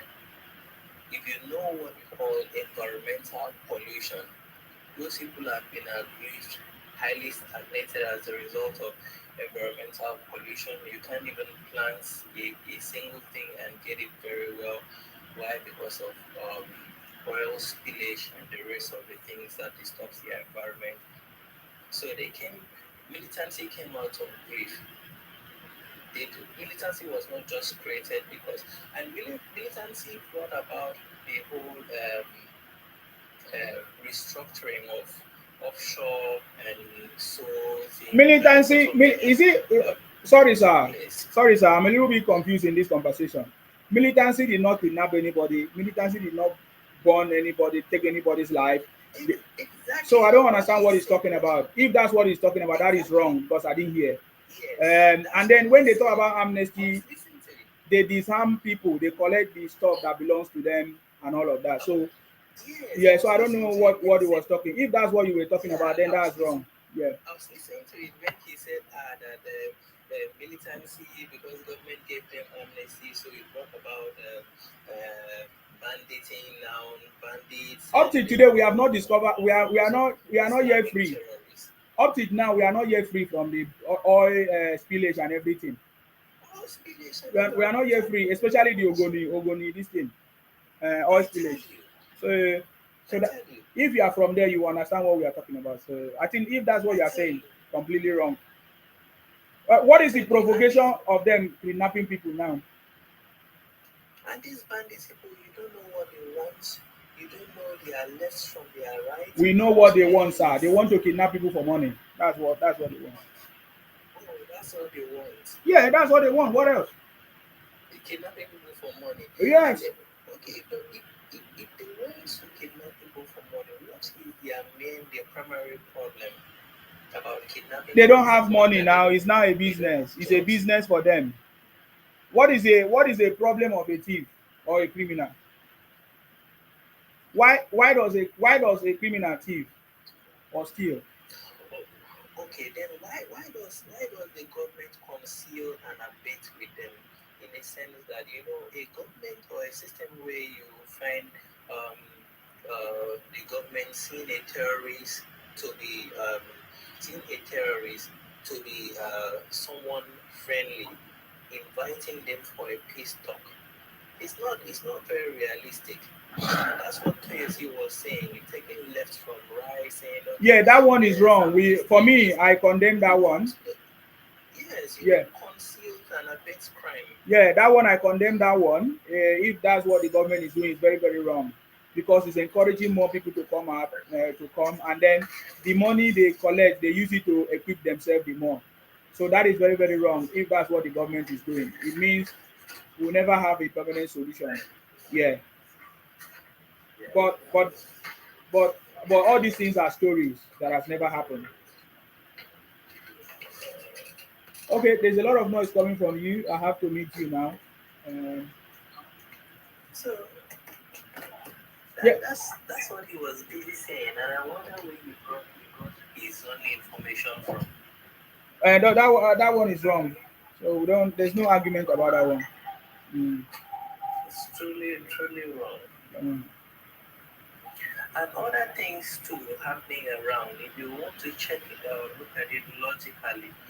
Okay, why do they say okay people from either Yeah, go ahead. why do they now come out to say people from 18 would be mandated to join the military force? Why not first tackle one problem? Are you saying that the present people can solve the problem and you don't even have the resources to train the new people coming on board that you want to recruit? What's your recruitment for? And you don't even, apart from having a structure to train them, apart from having, it's one thing to have a structure to train people, it's another thing to have a structure to make sure that their pensions is properly covered. Oga, Yeah, if you don't want to join the army, don't worry. People will join. their Um, life, people will their join. lifestyle. No, listen, no, their lifestyle and their family is probably covered, and they don't have anything to get worried of. Okay, yes, if I leave this place, what happens to this person? What happens to the family? What happens to even his wife? What happens to Oga, his why are you children? saying all these things? You have not. Is that not what they do? They already have a plan for people that join the army, brother. Oh, you might say it's not sufficient enough. You might say that it requires improvement, which that's what we are advocating for. And Sir, but can I tell you for free that there's no such plan? If there's there such is, plan, there is, there if is. there's such plan, it should be effected with the present Oh people God, before you extend to the new ones. there is a plan. There is a plan. There's no such plan. There's no such plan. Why you keep arguing? There is, and you say there is no such plan So what's the evidence to prove that there's such plan? because people have been joining the army and all of them have the families have been taken care of. It's already there. Is it today that the Nigerian army was drafted out? Is it today? They have their way, they have their package, they have the pay package and their benefits. It's already there. And you are asking question why did the government say 18 people will join? Because it is a national emergency. It's a security emergency that everybody needs to be participate because you are complaining. If you are complaining, who will go and fight for you? Everybody have to go and fight. And that's it. And it's even happening everywhere in the world. So that's it. So if you don't want to fight, don't worry. Another person will fight. If the government have a way to force you to fight, they will force you. So that's all I want to say. My brother, if you have any important thing to say, you say it. You don't have, you need to go down because there's a lot of noise coming from your place. I'm sorry about that. There is already a pay package for, I mean, if you want to find out, you go and join. They will give you details. You understand me? Um, yeah. So it's very, very wrong for you to have wrong information. If you don't know, they should educate you, and it's there already. King, I salute you. What do you have to say? Hello. Yeah, I just came up because of the guy that was just speaking right now. Okay. I mean, we all know in America, like when you clock 18 or so, you need to, sign up for community service. It's like a must. You have to. I know we probably have it, but I don't think we follow through with it Yeah, or compulsory it. yeah. But in America, they do compulsory. It's like a compulsory. You have to do it, right? Even the current president of America skip it like by lying that he was sick or something. But it's a must that you have to join the military. By, maybe afterwards, after the service, you can just decide, okay, you want to go for another profession or something. But it's a must. You have to. So I don't know why people are complaining about why you join the no. It's a necessity. You know that in China, you can. I'm sure they have that in China too. At a certain age, maybe 18, 19, you have to join the force. You have to join the They service. have it even in Join the Germany service. now. Even in Germany and Russia Yes. now. Germany is trying to roll out a new army system now in preparation for 2029. I will talk about it because many people don't know what is going on. Germany is rolling out Yeah. a new army or training program out that is now asking for their 17 years old to be part of it. Go ahead. Yeah. I think what I mean, I don't know if this idea will work. What I would try to suggest that maybe we scrap the NYSC and substitute it for that program so that whatever fund we're getting, whatever fund we're channeling towards the NYSC, we can put it towards this service now. Like, when kids grow up to like 18, 19, it needs to be mandatory that you have to join the service. And the fund that is like designated to the NYSC, if there's going to be NYSC in the mall, can be channeled towards uh, that program so that people will be aware that, okay, at a certain age, I'm joining the force. you know. So if people are participating in this stuff, people complaining about this, they can be able to like impact their point, that they know they are aware that at a certain age you are joining the force. And it happened all over the world. It's not like all of a sudden because the president said that something like this is going to happen, and then people are like, oh, why? Because it happens all over the way. Even in America, it does. So I don't know what's the argument about this. It doesn't make any sense. No, look, nobody is actually complaining about joining the force or not joining the Okay, force. so but what's the It is actually something people would love to do, but how do you expect people to join the force without having um, should I call it a proper lifestyle? Um, What do you mean lifestyle? You don't need any lifestyle. Like no, lifestyle, what I lifestyle is mean is crap. what I mean is It's lifestyle mandatory. alleviation in the sense that you have you're married. Do you know what mandatory is? You know what mandatory is? At the age of 19, you are joining the service. There's nothing like you have a choice or something. It's mandatory. If you don't want to join, leave the country and come back. People do that in America. If they don't want to join, they leave the country for like a year and come back to skip it. What's it called? Trump himself skip it. You'll find it out. He skip it. He refused to join the service. You'll find out. So it's a mandatory thing. If they mandate, it doesn't matter what you want. I did it 18, 19, you're joining the force. It's simple as that. I mean, it happened in Russia too. It happened in China. So I don't know why we argue about this. It doesn't need any argument. A country of about 230 million people can have more forces. Doesn't make any sense. Mr. South King, you Africa said, right there. South Africa have more military forces than Nigeria. How is that possible? Mr. King, you said it happens in America, it happens in China. But can I tell you that those places you mentioned, there are structures laid down for these people already as you join. This thing I'm calling a proper lifestyle alleviation is if you're married, your children and your wife is properly taken care of. It's not something that when you join your wife will be Well, staying in wait, one wait. boarding house. If 19 years old, sorry, when you're 19 years old, do you have anything about marriage at that point? No. It's catch them young.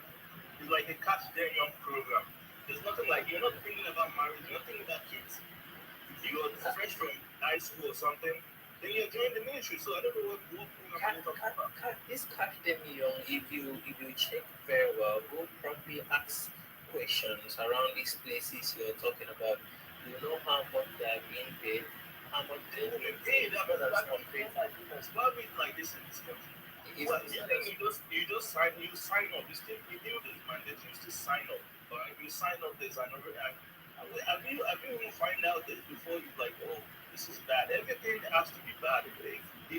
See, that's the problem now. That's why we're not getting the jobs in Nigeria. Like why open? But nobody's like when someone tells you that oh, there's a job somewhere in Lekki. Like, oh no, that's a lie. Like what you do right now is oh, that's a lie. There's no money in it. Whereas some people are doing it behind you. But because you condemn it and spread this news that oh no, you can't make it there. People are going behind and doing And without you sorry, spreading please, that sir. news. Sorry, please, sir. Because I don't want to do this. This broadcast is not for this. I expect you as someone who is mature and grown. I don't know how old are you. There's AI, there's everything. You can simply let me give you the keyword. Simply type Nigeria Army pay package. In fact, it will show you, it tells you that you say Nigeria don't have a structure. You are talking complete nonsense, but I don't want to go there. I just allow you King because King want to interact with you. Because if it's me, I could have dropped you. He says here, the Nigerian Army pay package varies by rank and is generally structured with a basic salary plus additional allowances. For example, a newly whatever they give you example, they give you all the ranks and their pay and their whatever packages. And just like I said to you, fine, it may not be enough, but it can be improved. And when if people begin to join the army and request for change and all of that, those things can be done. But you don't come here to say, oh, it's not good, it's not, you are not making sense. You understand me? In fact, they say other factors that influence your pay are allowances, special bonuses, experience, rank. So their structure and their system, and people are benefiting from it and they are joining it. It's only you that don't know. So, King, real. so you should, Real. I might not be a military personnel by Oga, go and get the I'm a marine. information. If you are interested in army, go and get information and research. People don't come here and I'm show a this kind marine. of ignorance. I'm a You understand? marine personnel, and I have this in-depth knowledge better You than don't have any in-depth knowledge. If you're a marine personnel, stay there. I best. Don't go to where you don't know. I best. Talk about what you I don't best know. here in Nigeria, but I'm not attached to a federal government. I tell you for free. Wait, how old are you? How old are you? How old are you? I'm 30. I tell you for Well, free. so it's past your age. So I don't know why you're arguing about this. They said at the age of 18, 19, it's like you're catching them young. King, you don't understand. No, you're talking nonsense. Stop saying nonsense, please. Don't come here. Even when I've corrected you, you are So still what's your talking. point? What's your point? What is your? You are not making sense. This is my point. My point is, if you want this to be mandatory, create a life for these people. He just explained to you right now. There's a package for it. I don't know if you're going back for it. You are a very foolish person. A very foolish person. There's a package for it. That's all you need to know. There's a package for it, and if you need it to be improved or better, you guys can discuss it there. This package, Don't come and there's a package. It's not today people have been joining the army. King, are you listening to me? I heard you, but the point is, you're not like you just. Please, I need to move the conversation to next thing. Do you have any important thing to say, please? I'm trying to. No, you cannot correct us. Correct yourself.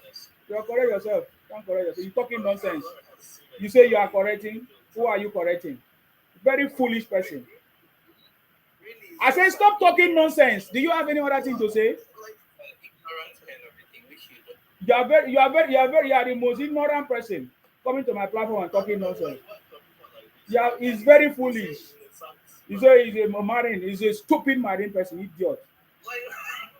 Nonsense. Fake marine. He's a fake marine. What's wrong with some of I mean, they can say that Nigerians are wise people. No, this one is one of the Igbo criminal. That is all. That is all he came to do. Because there's nobody that can demarket Nigeria to that level. Even when I told you that there is a pay package, you may not like it, you need improvement, yes, but there's a system in place. It's even a high time that we need to. I mean, this initiative, this plan is actually a plan from the president. Because if you look at the population of Nigeria and we have lesser military service, that's just wrong. we should have more people in the service.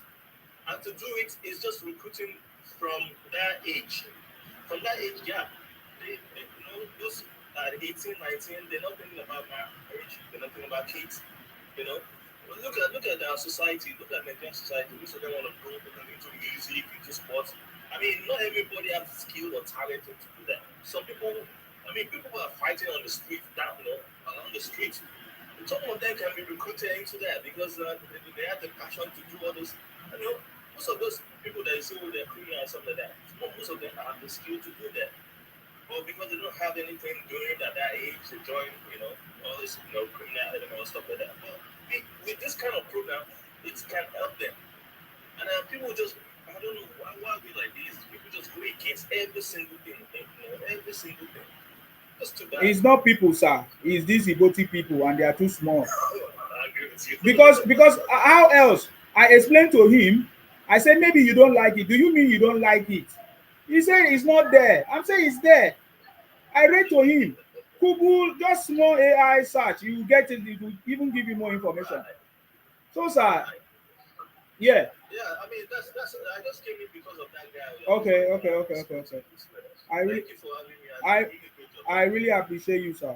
Don't worry, Nigeria will shock criminals. People that are trying to talk down, they will be shocked. That's for sure. Thank you very much. Thank you. Yes. They think that I'm joking what I've said. The strategy I've changed. Tinubu will recruit more from the southwest, from the south. If they don't want to join, no problem. When the time reach, now you will join. You understand? So there's no need to argue. The city boy is not allowing anybody to stop him. You understand me? If more people join, then even that pay package can even be improved if they want to. But not to be talking rubbish and trying to talk down on the country. Man, we've moved forward. The country have moved. If you are still behind, then that's your choice. We've cracked the code. The city boy have cracked the code. The thing is with me. The thing is with me well. You don't understand. The thing is sweet me. If you see how this is sweet me, anything we want to talk is your choice. We have moved. We have moved. Nigeria has moved. With President Tinubu, we have moved. We have moved. Tell them, say, we have moved. Please go ahead. Breaking. Go ahead. What's your contribution? Can you speak up? Can you speak up, please? Can you speak up, please?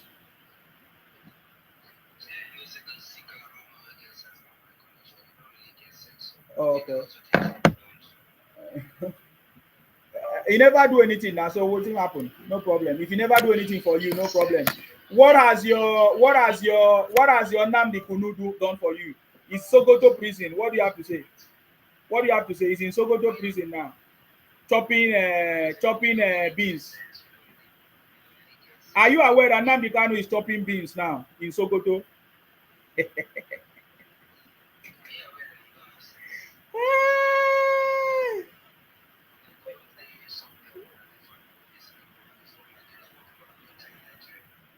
What are you going through? What are you going through? What are you going through? Not people. Tell us what you are going through.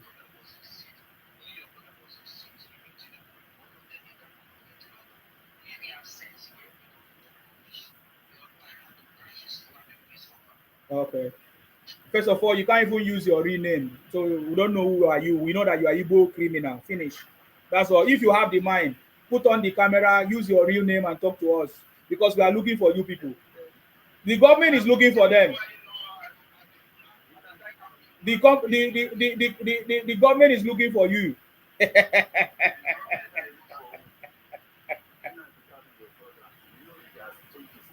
Uh-huh.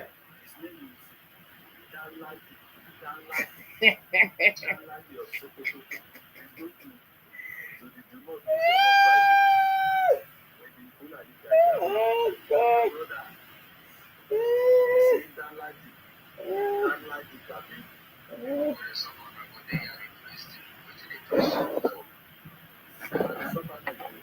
He go finish you, eh? I tell them, say, na Tinubu oh, so na Tinubu pregnant your mother. Na Tinubu pregnant your mother, Abi? Na Tinubu pregnant your mother. Na Tinubu pregnant your mother, Abi? I said, na Tinubu pregnant your mother. Na Tinubu pregnant your mother. Na Tinubu ask your mother, may him born you.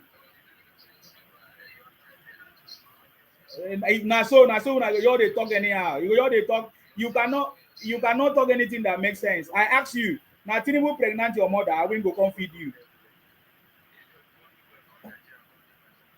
See this one. Just they make noise. If they come my what will give you the power if not social media that I brought you here? If you see me, we go fit stand. Yeah, you are making noise. I can't even live in a neighborhood where you live, let alone see me. Did you hear what I said? Did you hear what I said? Did you hear what I said? I can't even live in a neighborhood where you live, let alone see me. Oh God. I say, go and cry to your parents that gave birth to you. They are the cause of your problem. Your parents are the cause of your problem. The reason why you are hungry are your parents. The reason why you are angry are your parents because you were not giving food. You were not giving food. You were not giving enough food or enough milk, chest milk or breast milk, everything in the column. That is why you are hungry up to now. You can't use your brain. You can't use your hand. It's a pity for you. So anyway, do you have any important thing to say, or I bring you down? So that you continue to cry wherever you are. Go and cry. Go and cry for your mother that gave birth to you. It's like you are a bastard child. Go and cry for your mother. Don't come and cry here, I beg. That's how we have moved. If there's anybody that is, it's the same thing I said last time. If you are in Nigeria and you are crying that you are hungry or you don't have job, you must be a very foolish person. And then you say you are a graduate, you must be a very foolish person. Maybe you can tell me about mature people, elderly people that may not have strength to do any other thing else. But you as a young person that have gone to school, have opportunity to go to school, even school now is easy to go online, you can study and everything, and here you are complaining, you are looking for what to complain instead of you to go and get go to farming, go and start a business, go and learn a skill and do something important in your life. Yet you want people to come and feed you. I don't know where you have learned that one from. I don't know where you learn it from. Then you will remain where you are and nobody's going to cry, nobody's going to pity me. I don't pity you. You understand me? I'm a product of Nigeria. I live in Nigeria. I do whatever I do, or I came to this where I am, or where I am, the level I am because of Nigeria. Nigeria made me, provided the platform, and gave me the knowledge that I have today. So they contributed, and I decided that okay, this is what I want to do. This is how I want my life to be, and I made it happen through the support of my parents. They were there for me. So if where you are is because your parents made a very big mistake. So you as a person don't born children that you will not be able to give opportunity or teach them or give them that life that they start life that they need, the early age life, the early stage life that they need so that they can become somebody, so that they can have knowledge and skills to become somebody. Am I getting me now? So but if you are just doing politics, if you are doing political game, playing politics game or rhetorics or propaganda, that is fine if that's the way you want to play your politics. But if you are playing politics in that way, just like what we have said before, it's not going to stop President Tinubu from moving forward. Trust me, as you can see, he's moved. He's moved. He has cracked the code, whether you like it or not. I'm thinking if you came up here to say, oh, you want to join the army, will I get the support of people or will people support me? You feel like you're going to struggle. You say, yeah, we're going to support you. We're going to, whatever, join the army and fight for your nation and contribute to your nation. Okay? But every day you come here and complain about you because it's Tinubu, because your candidate did not win. It does not make sense. It's not going to stop him from winning again. He's still going to win and win and win and win. Just like the rich getting rich and rich. Why the poor keep complaining. Until you do what rich, you still be there. Or that is what I need to tell you. So keep on be foolish, man. King Alex said, why are you supporting Tinubu? Wow, that's a very good question. Why am I supporting Tinubu? Because I know he's a transformational leader. He has been able to crack the code. The only president that have the political will to crack the code and bring Nigeria out of the third world country status. And he has started doing it already, fixing it one by one. I love the fact that because I know the tactics, I know the strategy. When people complain of the issue, when people complain, when he wants to fix it, you have no reason to complain because he will fix it once and for all, and he's doing it. So that is the reason why I'm supporting him and I'll continue to support him. That's the reason I supported him in 2023. Now, 2027, or even in the future to come, we are going to support him to make sure he finish what he started. He solved all the problems gradually. First subsidy solved. What they call it? Multiple exchange rates solved. The issue of the road network. Are you aware that the road network in Nigeria is on a serious project, project that is going on, serious ongoing project in everywhere, from Sokoto to Badagry, from Niger Delta to is it in the, to where again, from Lagos Calabar Road. Jobs, job as I'm talking to you now, from the road construction is going on everywhere to structure that is going to connect the country, interconnected, interconnected everywhere across the states or across the country. That is what the first project he started was, that commissioning that is going to connect every state everywhere together for commercial purposes and all of that, which President Tinubu have done. And by the way, you are not hearing the Igbos praising President Tinubu for the second Niger bridge. Oh. You are not hearing them. As I'm talking to you now, that work is ongoing. Remember when President Tinubu launched the Lagos Calabar Road, they say, "Oh, why are you abandoning East West Road and all of that?" As I'm talking to you now, East West Road is going on. That project is going on at the same time, simultaneously with other projects. President Tinubu project is, in fact, is worldwide. Is taking Nigeria out of the third world countries. You know, in my series, I'm going to be talking about this thing because many people don't know, and that is why I've told you that President Tinubu have cracked the code. You don't have these details because nobody is telling you, or nobody is telling you the significance of what is going on. Even as this state of emergency that President Tinubu have declared in security now, if somebody don't explain to you, you may not understand how deep and powerful the actions that President Tinubu is doing now, what is going to do. Call on your senators, call on your governors to support President Tinubu initiative to create state police laws and community policing or whatever, state policing in your state, so that we can tackle these issues once and for all. So I'm telling you that the reason why I'm supporting President Tinubu is not just, is out of his 30 years political experience. He's not just a politician, he's a chartered accountant, which means he has a professional background. He has done it before and he has been successful, even as a senator in the 90s, governor, everything. He has rugged everything. He has made governors, he has political will, he has a team that can work with him to achieve results, even when the going is tough. That is the reason why I supported President Tinubu.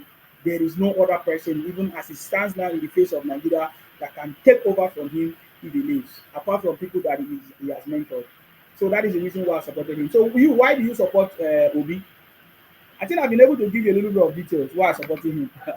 There's a lot. So why did you support Obi? You, King Alex, can you come up? Come and tell us why you support Obi. I can give you a few minutes. I can give you a few minutes to come and talk. Why, if you are still supporting Obi, what is making you to still support Obi even at this point?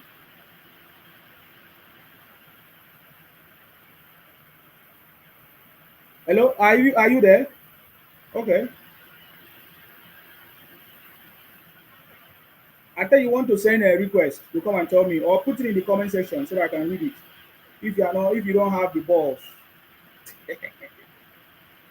because you cannot challenge me, especially when you are Igbo man. Your sentiment will cover your thinking. You will not be able to think straight to respond to me. What is your call? He say King JD say he's doing a great job at a high speed. What code is he cracking, please? Why are you supporting? I've answered your question. You say what code? I've just told you the code that President Tinubu has cracked. I'll be telling you the code one on one. One of them is insecurity. The solution has always been ban open grazing, and let us have state policing, provide a federal control system for state policing or community. We need more personnel in the army or in our enforcement agencies and all of that. And make sure you work with the governors and the community leaders and the state governments to resolve the issues. And he has cracked the code. He just released it. He just told everybody, this is the method. He has cracked the code, man. These things are not easy, man. He has a political will to execute it. There are so many other things. Taking Nigeria out of the third world country status. What does that mean? There's a new underwear, will I say, partnership of course that's already going on for key railway system, banking system, and what did they call this other one again? Key railway system, banking system, technology. What again? There are so many that he has partnered to be delivered. Now our mineral resources are most of them are going to be produced or refined in Nigeria. You are not aware of the mineral refinery that is going on. So so so you don't understand. This thing as is going to be underway. He has taken us out of the third world countries. Take note, he has cracked it. You will say that this boy said it. I told you. You will say that you will remember that this boy said it that President Tinubu have cracked the code. Are you getting me now? So there's a lot of things. It's going to be unfolding it one by one, which I support. Okay, what about the tax system, the tax reforms? Do you know what that tax reforms will do? It's all in preparation for the bigger news that is coming. Everything is all in preparation. What about the regional development commission? All of them is in preparation for what is to come. Are you getting me now? He's doing it one by one. And that is why all of them are shaking. That is why they want to try every means to stop him. Now they are campaigning against him through kidnapping, using kidnapping people, kidnapping everybody, kidnapping children, kidnapping anybody everywhere because that's the only method they feel they can use. But now that President Tinubu have declared this emergency, let us see how it goes. You understand me? Somebody say, "What you keep asking questions, but you nobody hear from you." I can't be answering stupid people. I can't hear from you. Asiwaju is a lot smarter than his distraction because he is putting system in place as for success. Of course, have you ever heard him talk? Why you have not been successful and you join people to make noise? You brag. No, President Tinubu is not like that. He has a target. He has his legacy. He's protecting his legacy. He's focusing on his legacy that he's going to build for his children and family forever. You don't know what that means. You don't know this opportunity comes in once in a lifetime. And President Tinubu have it. He can't miss it. He don't want to miss it. He makes sure he don't want to fail. He doesn't want to be a failure. Nothing that he has done before has become a failure or has ever turned out to be a failure. He doesn't want. He want people when people talk about the story, people will say how it was difficult. People will say the story that people will be giving are stories like, oh, how kidnapping was so rampant, but President Tinubu solved it. You don't understand. Everything is happening is both positive and negative for President Tinubu. Though innocent people are going to cry in the process. If you like enough from now till tomorrow, it will still help the story of President Tinubu. Because when people will talk about it, they say, you don't know that time when President Tinubu came into office. Do you know how many people were kidnapped every day? Do you know now we are solved it? No more kidnapping. No more. That is the story. You don't know. You are just making noise. You are just beclouded by your egoticness, staying on social media and talking nonsense. You have made the mistake. You guys have come to the last bus stop. You don't know who the city boy is. You don't know who Jack Aban is. He's on the throne. The city boy is on the throne. I get me now. I want to read this comment here. Thank you very much, Olatunji. He said, thank you for the great lecture. It's an opportunity for you to come live. No, I've been speaking for long. I've been speaking for more than 3 hours. So if you have an important thing to contribute, you are free to come up to come and contribute. You can talk about the open grazing, what you think. You can talk about the emergency declaration of by President Tinubu. You can talk about things you feel that President Tinubu needs to do or plan, or even in this security architecture. You can just contribute if you have anything, but if you don't have, that's okay. You can continue listening to me because I have a lot to give you. Chinedu say, you be angry man. You know, guess Idoma devil worship. You are lead devil worship. What are you talking about? I don't understand what that means. Sorry. Who is that person? Chinedu on YouTube. I don't understand what you mean. If you can explain, that would be very helpful. See, the issue of Igbo talk criminal is over. Soon we are not going to be talking about it, just like I said to you. Olori, I salute you. What do you have to say, please? Can you hear me? Yes, I can hear you. You're welcome. Go ahead. Thank you. That's my first time calling you. Yeah. Thank you. I listened to you quite a while. You're welcome. I really wish people will think about the geopolitics of the world from last time. Yeah. Right now, people they're blinded really by the hatred of Tinubu. He is a tenacious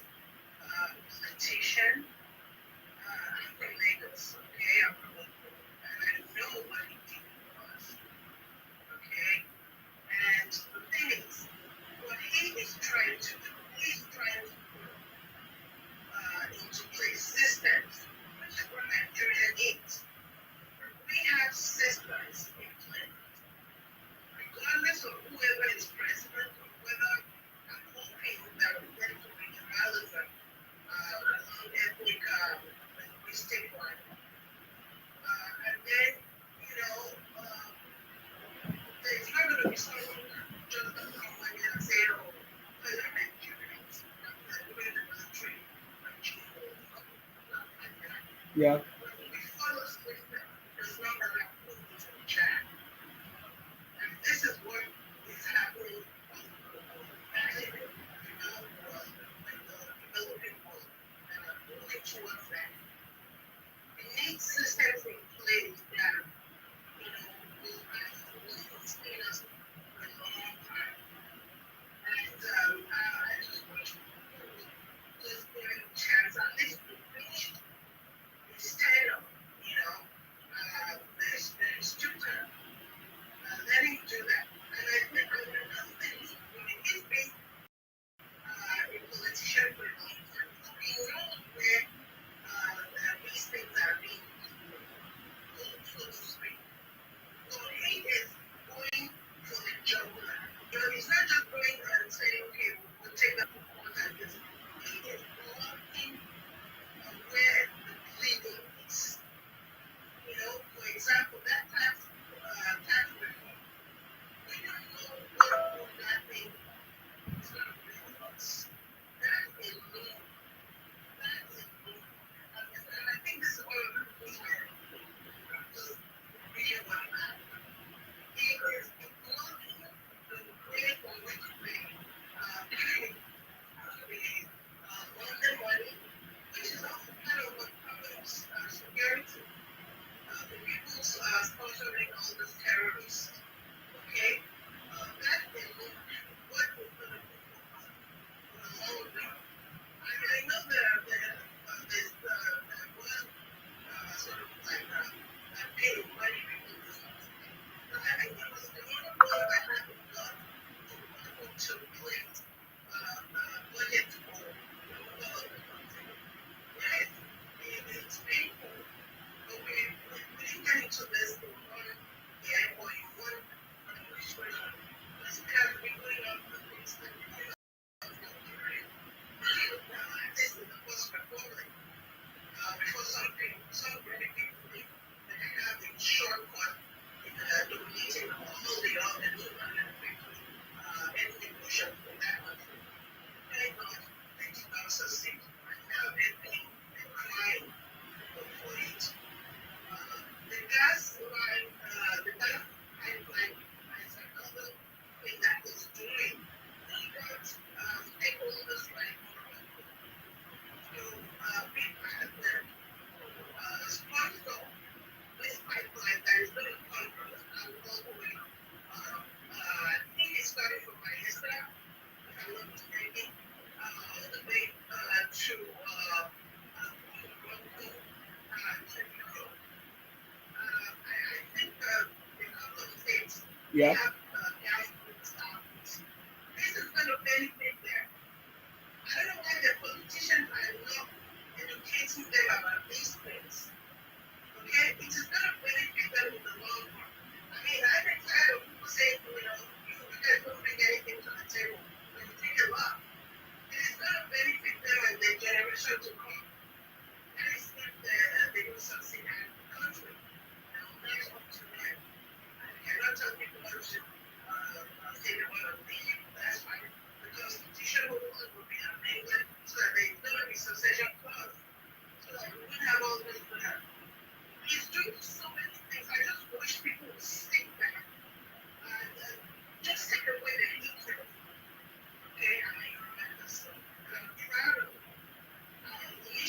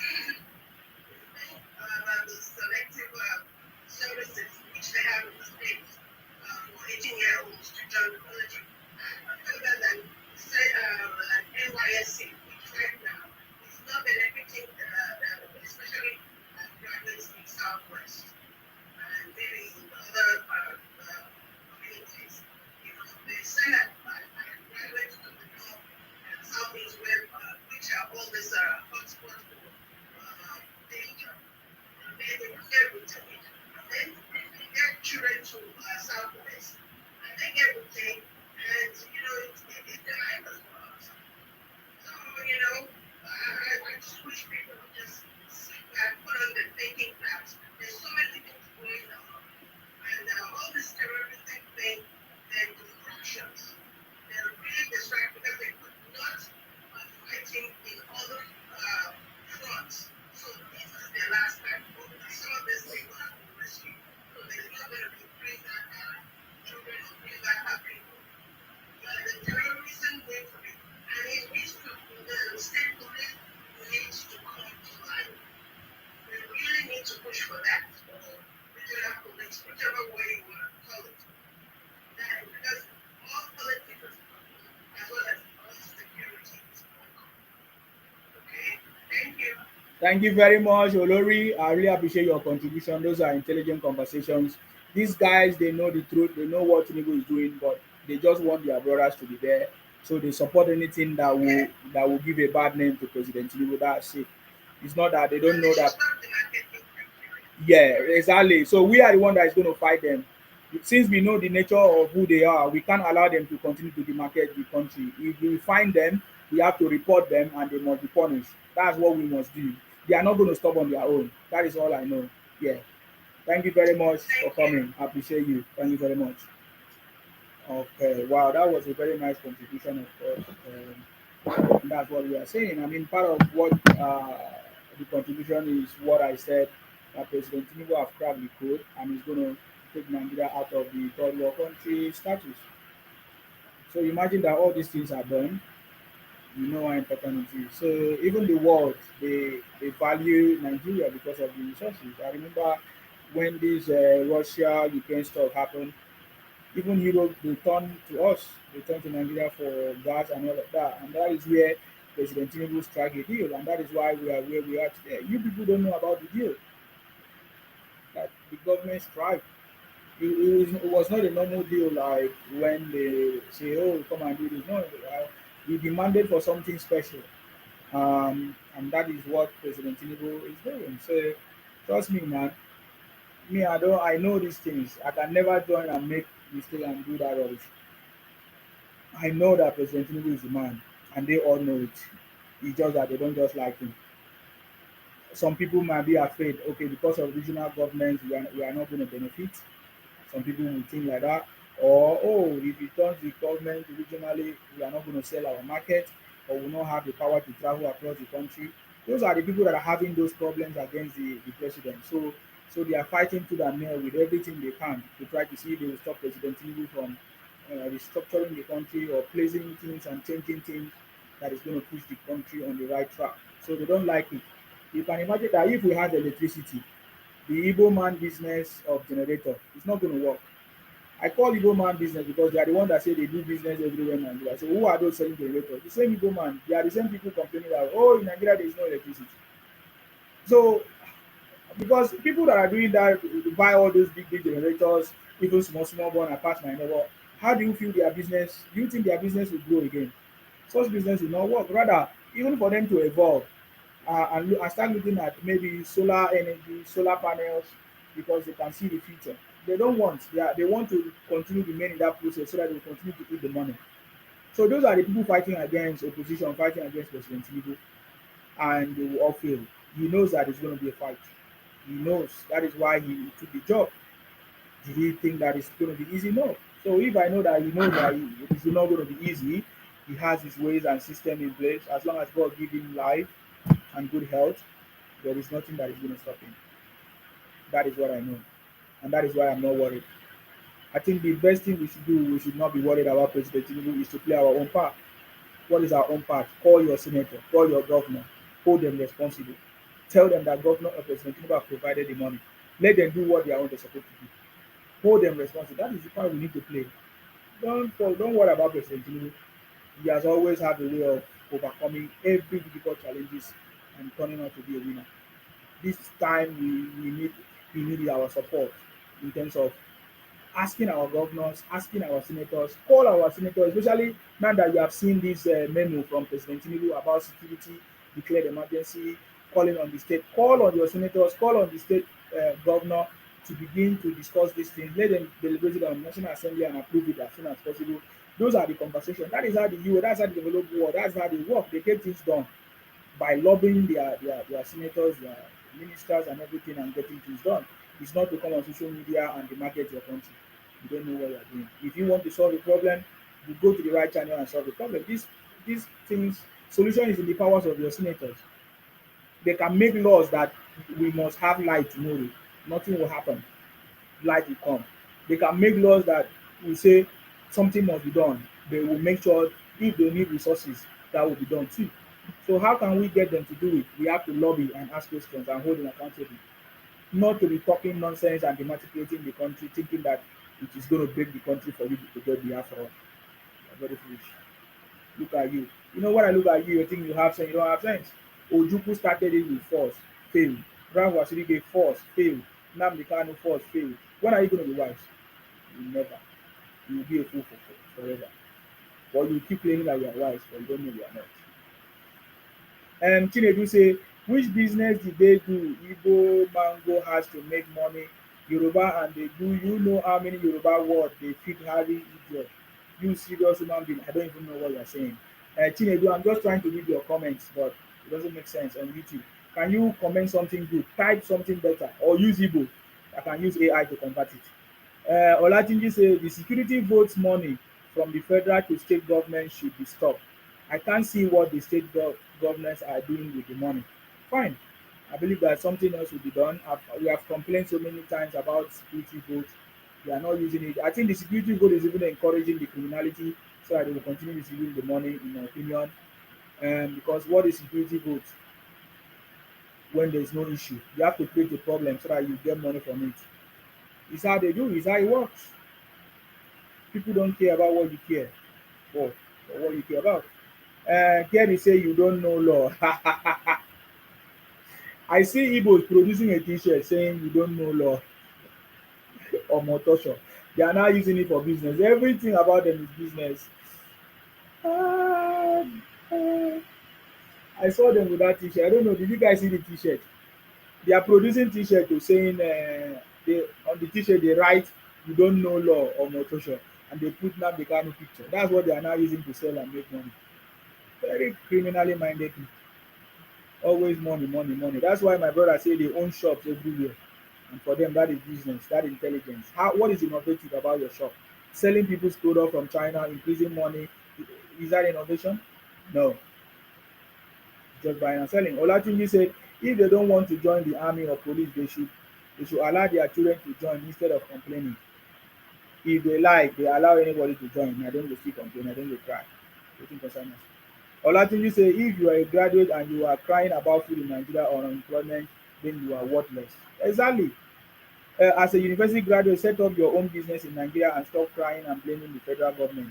All these issues, that's why I say, that's why I abuse them now. If you are a graduate and you graduated and you don't know, and you have all these problems, you don't know that all the problems and the challenges that you are talking about is money, is opportunity for you to solve that problem and make money and start up your business, then they were not taught properly because they don't know what to be a graduate. You're a fool.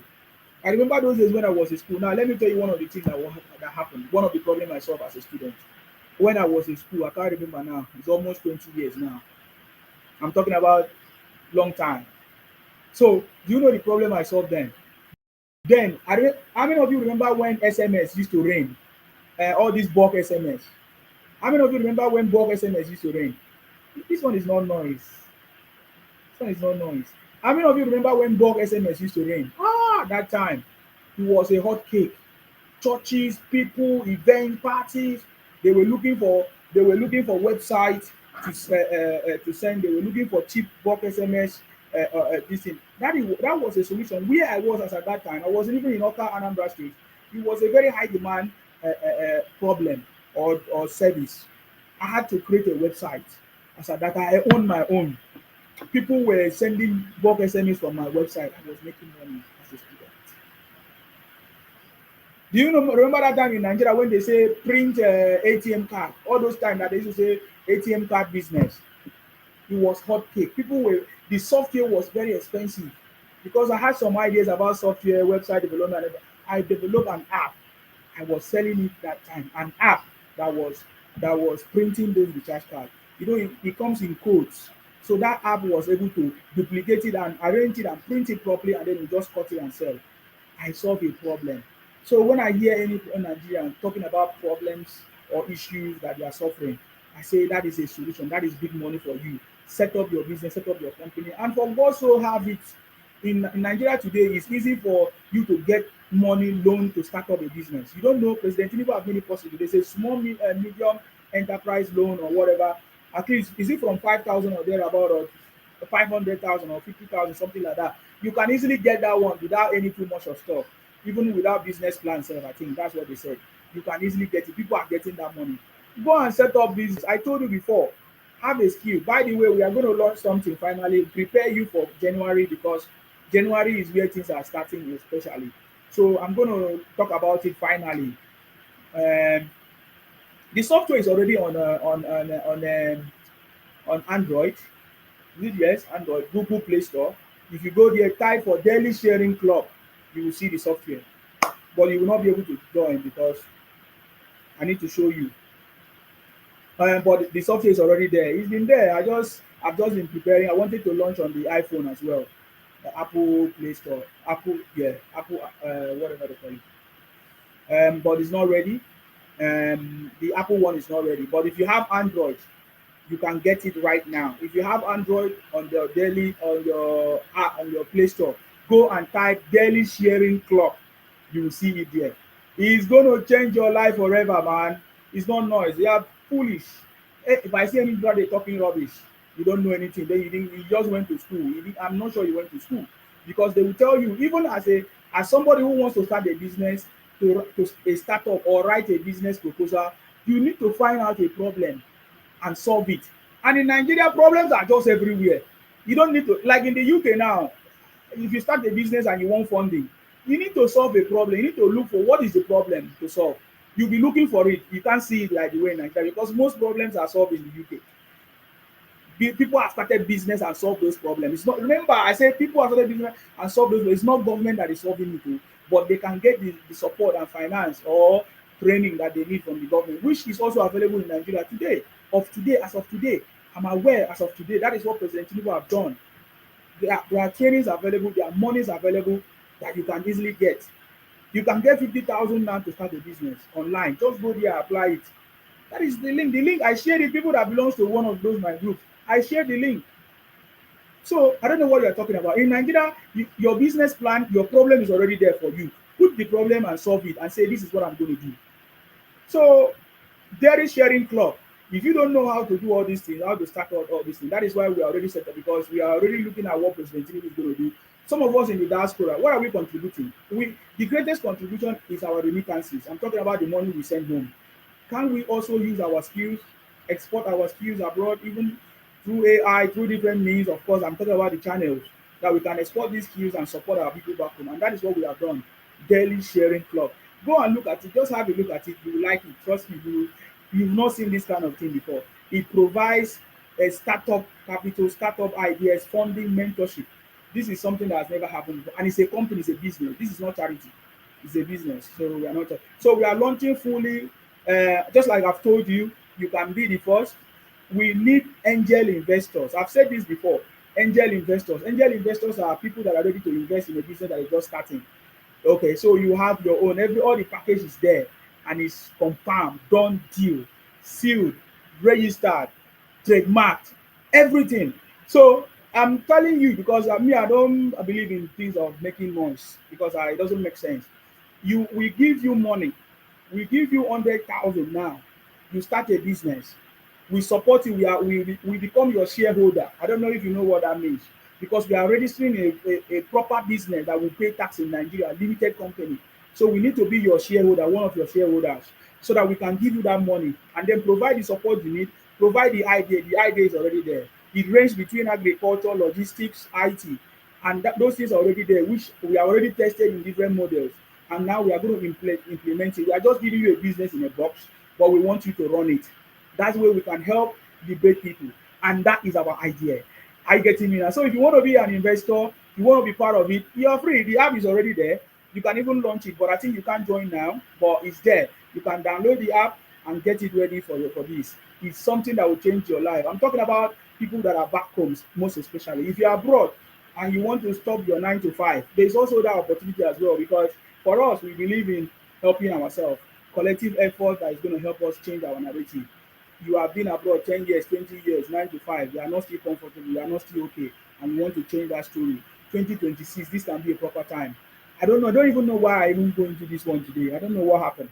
But go there, you will see daily sharing club, you can get your mind ready. Okay, nobody's asking you for money, you are not paying anybody money, anybody. Be careful, be careful. Don't ask anybody, somebody reach out to you and ask you for money, this and that. That is not what we do. That is, we don't ask anybody for money. If there is anything you are paying, you will pay it on the app, you will receive you get your receipt or anything. So, but I'm just introducing you and telling you that if you are a graduate from Nigeria and you are looking for problem to solve, or you are just complaining, you say you are hungry, then this opportunity for you. Or if you don't know what to do, go and get a skill, go and learn something. We also provide the skills that is very hot cake, very hot cake skills, very hot cake skills. um, so, and this is what we want to do, and it's already there. And guess what? People that even join the program will receive the funding and also receive stipends. We have a card that you receive stipends. Um, so that is what we are talking about. Is powerful. Trust me, we have already tested it for a long time. People that have been listening to me know me, that I've been talking about this thing for a very long time. But I've been testing it because I don't want to make mistake. I know how people can try to. I know how people will try to scam people and do all kinds of things. So I've never wanted to get to that point where somebody will take advantage of it. Are you getting me now? So all this thing is easy, and that is why I'm saying something that I've done, and I know. Are you getting me now? So I don't want people to go and be talking rubbish on my voice. If you talk rubbish, this place is not going to be for you. And just like I said before, don't call me if you are driving, especially if you are a idiotic, because what I will tell you will reset your brain. Are you getting me now? Will definitely reset your brain. You have seen a president for the first time that will stand the most powerful country in the world, America. You don't clap for him. Did you see how he amicably resolved that issue silently without noise? It's only those that are still running propaganda using some videos and some stuff and be talking and say, America is coming to do what? Do you know the problems that they have? When their brothers and the citizens not pie in a live event, what did they do? So just like what our last guest said, is a geopolitics, and the whole world have interest in Nigeria because of our raw materials. The whole world is looking for where they are going to get raw materials, and all of them are turning their eyes in Nigeria because the way they used to get it before is not working. And even America itself, just to put a little bit there, to add to that, America itself doesn't want to be the one sponsoring according to Trump, because that is a Trump system. Doesn't want to be the one sponsoring all those things again. You remember how they stopped UNICEF, United Nations, defunded all these things, and that is what they are doing. So now there's a new kind of maybe currency that is coming. Nigeria say, so I hear some people say Nigeria is going to join BRICS and all of that. But just like I said, Nigeria should be careful in handing ourselves over to any other partnership, just like the way we did to America. Remember how they hold us hostage. Now our currency or our dependency is no longer on a dollar. That is why, especially America, is so mad. We don't. The last time they checked that they wanted to buy raw materials, the president, you can buy in naira, man. You can buy in naira. You can buy in any other currency. You see what we are talking about? So it's strengthening our money. A lot of things is happening.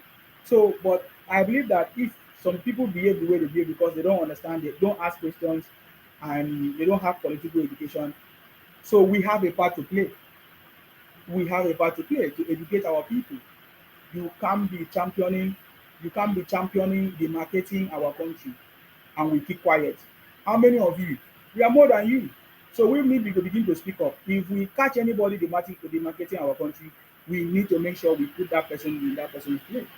And we can't keep quiet and allow them to continue to be marketing our country just because of their egotic agenda or their fraud, you know, or because of so many all of that rubbish.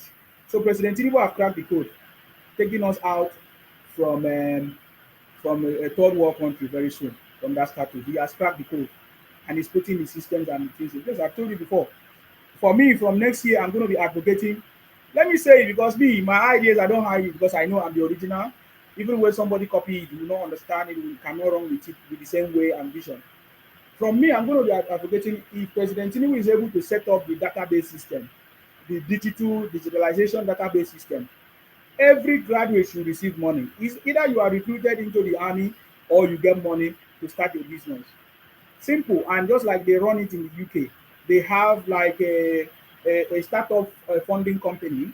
Immediately you finish, you if you want to do business, you get the money to do business.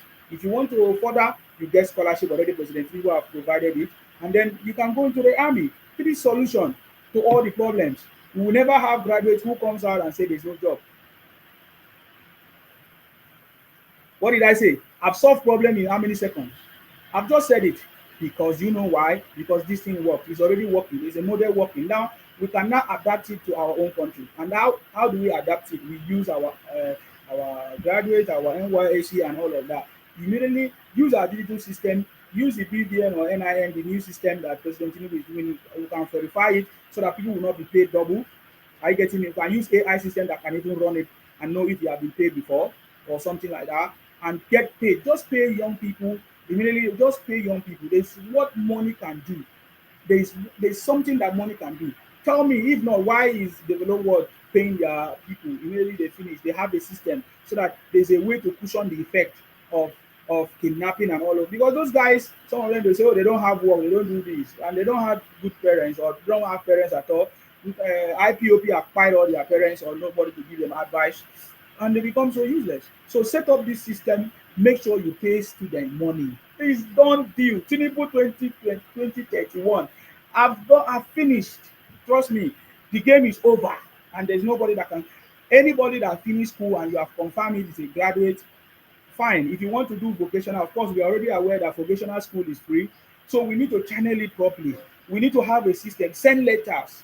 Send letters. For example, if you finish and if you have children or a child in this country, when your child is up to an age, the government take responsibility and make sure. Why do you think the UK government or any other government in the world make sure that they take care of that your child from when that child is up to the age of accountability or the age they're supposed to go to school? Is because they know what it means at that stage to begin to groom that child, and they pay that your child until for maybe child benefit for a certain age because you need small things to go in to take care of the child. There's what it does. It does a lot of good. Money. There's what it does. It cushions effect. People will stop worrying. All those things. It will solve the problem, reduce tension, and that is what is done. Immediately, if that child wants to go to school through the guidance of the parents, the funding is there, which they can pay later through the system because that is how they hold the system. People get hold, they get money, they work and they pay back, and the system continues in a cycle. That is what we are talking about. This system needs to be implemented. Take Nigeria out of the third world country. President Tinubu have cracked the code. I don't want to talk too much there. I'm going to play you some of the videos and the thinking of Igbo lawyers. This one said, how Nnamdi Kanu can regain his freedom, part one. How is that possible? How is that possible?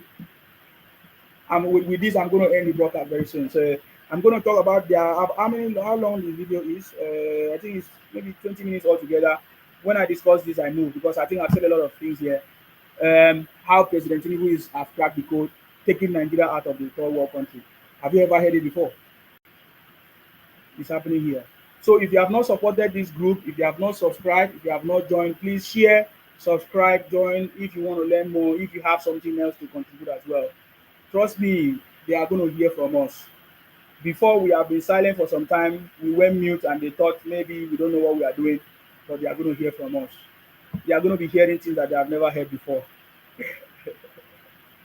Are you getting me now? So please subscribe to this group, share this broadcast to your friends, to groups, if you like what you are hearing. And if you are patriotic Nigeria or if you support President Tinubu, please share to other groups and subscribe if you have not. You can watch me on YouTube as well. Okay. Okay, I'm going to take this comment. Yeah, thank you very much, Olajinji. He said, As a university graduate, set up your own business in Nigeria and stop crying and blaming the federal government. Hakim Wumi said, I mean to be like, okay, thank you. Ejiofor Chris said, in your own myopic worldview, you think Igbos are your problem. I've never said Igbos are my problem. How can Igbo be my problem? Igbos are their problems. I've never said that. So stop talking nonsense. Stop looking for things to cry about. He said, in your own myopic worldview, you think Igbos are your problem. Well, a typical Ibibio and Efik man prefer to be subservient housemate. People like you don't matter. Especially, so that's it. So if that's what you think of me, that's okay. Help yourself now. You actually need help than any other tribe in Nigeria. Upon with the status you have given to yourself, you are still complaining, you are still crying, you are still looking for help, you are still saying people are victimizing you. You know, the things I've done, you can never do it. Greatness, excellence, you know, but we don't make noise. I don't sell job and be happy and say I start a business. I own a business. If you are wise, simple googling of my name will tell you who Isima is. But you are not. So I'm not here to make noise with you. But just like I said before, you can call us houseboys and housegirls. But now we are now Senate president. The so-called position that used to be for you is now it now belongs to the housemates. Is that something that you should not be ashamed of yourself? Housemate has now become your Senate president. You should be ashamed of yourself. You are now coming to housemaid state to do your business, rent shops to be safe. You are now running to Akwa Ibom, running to a place. So just like I said, nobody is your problem. You are your own problem. Solve your problem. So don't focus on people calling people names because you already have your own names. Drug pusher, fake seller, organ harvester, baby factory. You have names, but we are not calling you those names because it's not important to us. So for how long will you continue to disgrace yourself? You understand me? For how long will you continue to disgrace yourself? I'm proud to be a housemaid and I made it. But you haven't made it. You are still running from people's country, from people's state to state, looking for will I say what do they call it? You are running from place to place looking for food, looking for you say you are doing business, you know, looking for where to hide, running away from your place. If you're a man, if you're a woman, I challenge you to go back to where you come from. You can't. If all of us put our voice together and raise and say, go back to, you will cry and say, oh, they don't like you. You're supposed to be one Nigeria. So I don't know what you are talking about. That's why I don't know. You can Igbo man cannot challenge me. Telling you, you can't. Rather, if you come here, you'll be shouting. You'll be shouting. You will not allow somebody else to talk. That's the way you do. I've hosted you many times. I know you guys. You cannot win me. You can't. Because you don't have any superior argument. You always cry. You always cry victim. You always allow your emotions to becloud your sense of reasoning. You will never. I'm going to defeat you in any conversation. Because what you are going to do is to bring lies and propaganda. And I will tell you to your face, it's not happening. You understand me? So that comment you made, I've just told you, it doesn't make sense.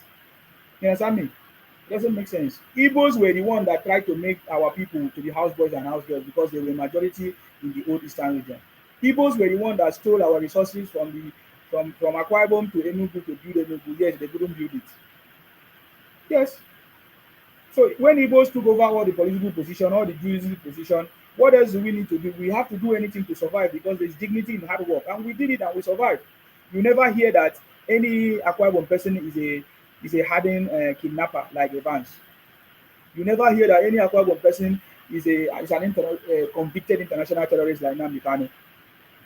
It's not in our record. All the records you have. So I'm just clearing you so that you know where you are coming from, where you come. Don't come to my platform and talk nonsense because it's never going to be well with you. And just like I said, if you are driving, don't come here because it's going to shock you. You get the point. You listen to my points. You understand me? It was Igbo man that started the fight, who brought the fight to the government. But when it was time to fight, he ran away. The same way Nnamdi Kanu ran away. Did Nnamdi Kanu not run? He ran for his dear life. He's not a man. The same way Ojukwu ran away when it was time. He run to Ivory Coast. We all saw it. We see it. But who did not run? An Akwa Ibom man, a Ibibio man. He stood. He defended his people, saved his people, and saved Igbos. Without the Ibibio man, Igbos will not exist today because they would have wiped out all of you. After all, your leader ran away with his own family. Did he love you so? Why didn't he run with your own family? He ran away with his own family. So when you come to my platform and talk rubbish, you should go and talk to people that don't know what happened or the history, or people that are ignorant. But not me. You get the point now? Not me. Okay, let's listen to Ejiofor. Olachinji say you can also set up an online business. Exactly.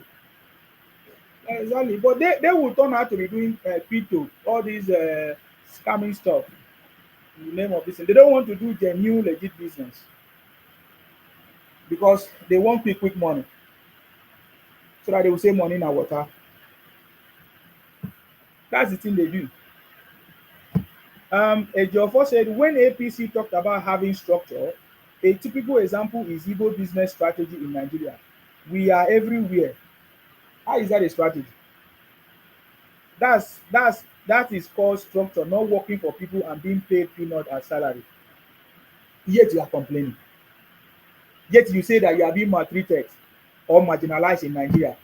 But according to you now, you say it's your strategy that you are everywhere in Nigeria. So where are you being marginalized then? What are you talking about? What are you complaining about? Nobody has ever pursued you. Nobody has ever kicked you out.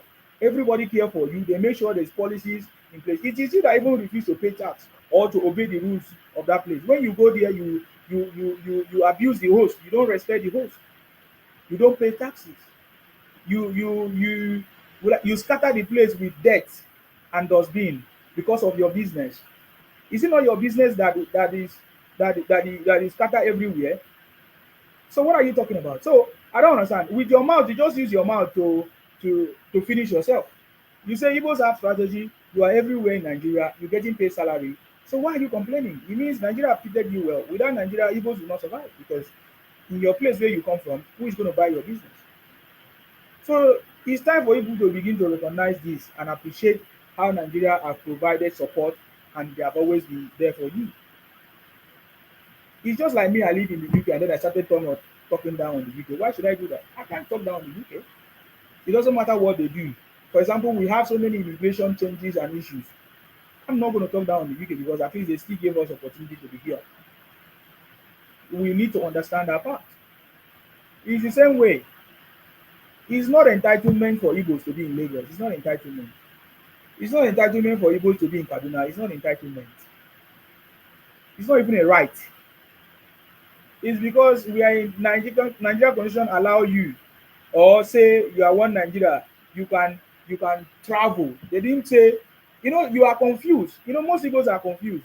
That they say you are one Nigeria, you can travel anywhere doesn't mean you should pack all your families and come to someone's space and occupy someone's space and build house there. No, you are free to go anywhere without any what do they call it, boundary or checks like visa checks or anything. That's what it means. And then you can settle anywhere you want, do genuine business, respect the host, and when it's time you go. Just like the way you guys go when it's time for Christmas. Do you not go home? It's a simple strategy. So when I hear people say Lagos belongs to you, how does it belong to you? But when it's Christmas, you go home. So you're stupid. You think that Yoruba people are not wise now? Yeah, wise. Everybody is wise now. So that it's not a right for Igbos to be in Lagos. I would say it's a privilege.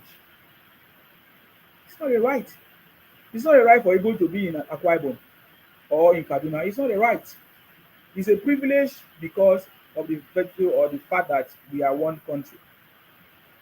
But that because we are indigenous, everybody have a place. Thank you very much, Sean. I see you first, Sean. You understand me? So your strategy, as you said, is still not okay for you. It's not still enough for you to develop your place. You are still abusing other people.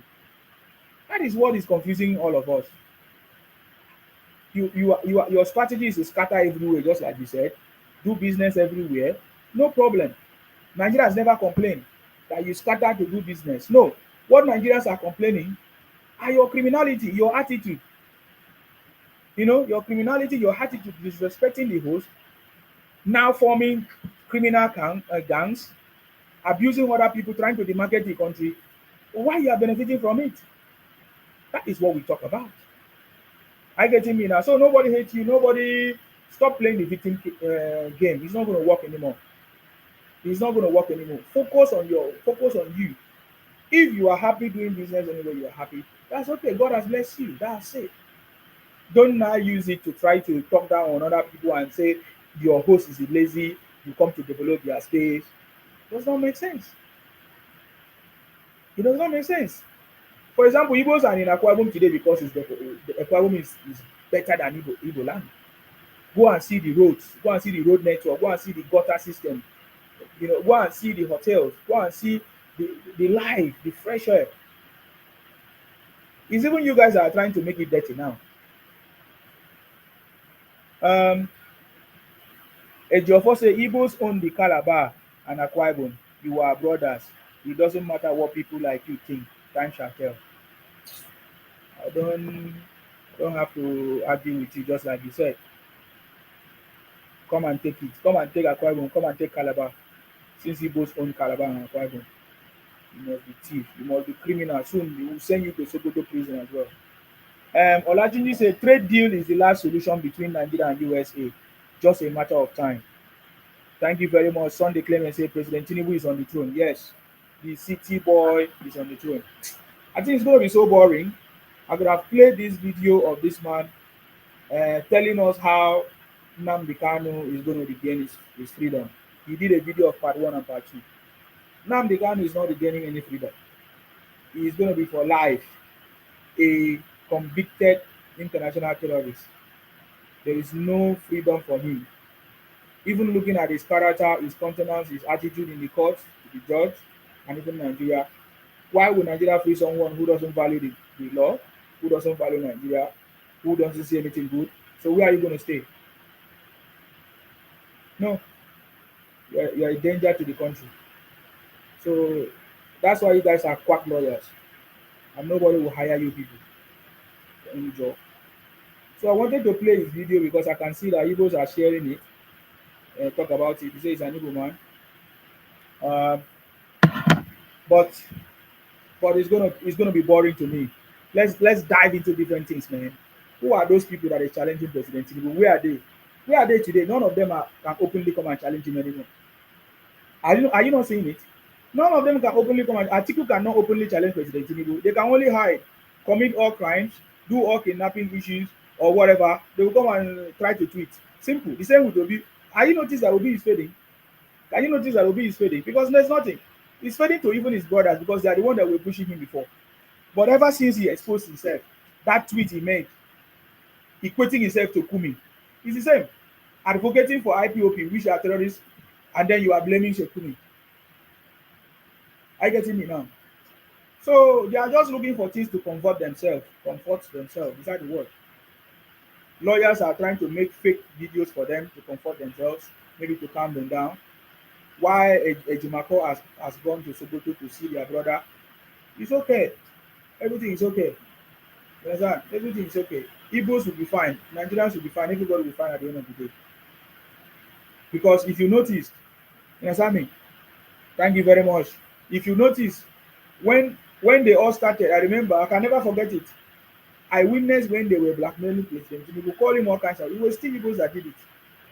The man has suffered so many things in the hands of Igbos, yet he's still with them. The AI said, cracked the code. Comment thoughts. Tinubu has cracked the code. Me, I don't talk too much more than that. I've given you a lot of things that you will not even remember, except you go back to my broadcast. Give you a lot of codes. He's cracked the code, man. Not too much of talking. He's cracked the code. Sunday say Jakaban is coming for all of you. Akin Wumi said you are strong, right? Oh, some guys only have flattering lips and the tongue they speak proud things, tell lies, insulting and abusing others, and especially your host. Those ones are their games. It's even now they are no longer insulting me and threatening me now. It used to be bigger than this now. When they will call my program, they say they will do you, find you, where are you? We'll come look for you. All those things faded. Nothing happened. We defeated all defeatables. The city boy defeated all defeatables. The city boy is on the throne. Ah! We have never seen this kind of a thing before. It shocked them. It shocked them everywhere. Blocked. You understand me? So it's going to be gradually, and he's doing it gradually. He's not afraid. President Tinubu is not afraid. He's not even raising your hopes. No, I don't think President Tinubu is even raising anybody's hope. Gradually just doing it. I like it. I only pray for President Tinubu to be alive and finish this work. Let us tap from the knowledge because we don't know the kind of human being that President Tinubu is. So powerful. It's not broken because they try to bring President Tinubu break his spirit. Right now, is the opposition and his opponents are using kidnapping. This is the highest techniques political game. This is the highest political game, kidnapping. Let us learn, sit down, relax, and enjoy how President Tinubu is going to defeat this. T-Boy says Southwest on meeting, flush them out, bandit. Of course, I'm aware of the security meeting by some tackles of the governors in the Southwest. They are ready, they are serious. It's not people that are lazy making noise. You understand me? And this is in line with even the security national declaration of the emergency meeting. Do you understand? It's very, very in line. The Southwest is already prepared to join President Tinubu to protect it. Just like Lagos. When everybody wants to say that Nigeria has failed, everybody will now they will remember, they just remember Lagos. Because Lagos has not failed. So if Lagos is still prosperous, if Lagos is still working, then who can say that Nigeria has failed? So maybe it will be the Southwest. Because I know why I'm saying the way I'm saying it. It might be the Southwest that will first achieve this. A connected railway system, a perfect security system. I'm telling you, it's possible they might be the first to do it. Because they have already done it already, even almost. Ibadan can go to Lagos now, I think. The railway system, or there's a connection. So they are going to do it to show example, because Lagos is a model. If they say Nigeria state cannot work, or state, if Lagos is a model, you can't say it. Akwa Ibom is there. We have not gotten to the level that we are thinking. Rivers is there, even Kaduna. Nasarawa, did you see the kind of bridges and road connections that they have? Their flyovers, oh my God. Even the walls are shining. They have not seen it before.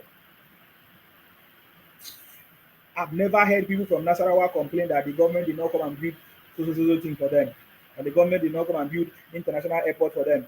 They are not feeling any entitlement. But this set of people keep on feeling entitlement. Are you getting me now? What are you talking about? The city boy is on the throne. The city boy has cracked the code to take Nigeria out of the third world country.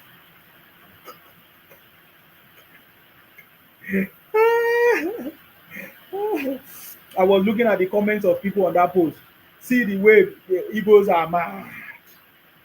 Igbos are mad. Igbos are just looking for bad things to talk about the country. These are the only people I can notice. That's why I can't stop calling them. Because in my broadcast, in my comment, all of them,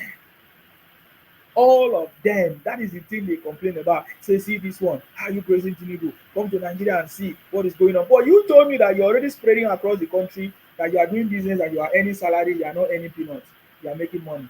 Why are you the one complaining the most? Kenny said, only Southeast that has failed woefully. Others are entering meetings now, having security meeting. Have you heard the governors in Igbo land enter meeting? No, they only wrote a letter to Tinubu to release Nnamdi Kanu. They called them Southeast Tackles. What a shame. What a shame. Water is life. Let me bring water. Water is life. We need to begin to share up and speak up. Now that nobody is against Igbos now. Or no, nobody. Have you seen anybody abuse Igbos? Nobody in Nigeria, upon all the things that they have done, nobody abused them. Nobody, everybody still associate with them. Nobody. Have you seen anybody? So what is stopping the progress of Igbos?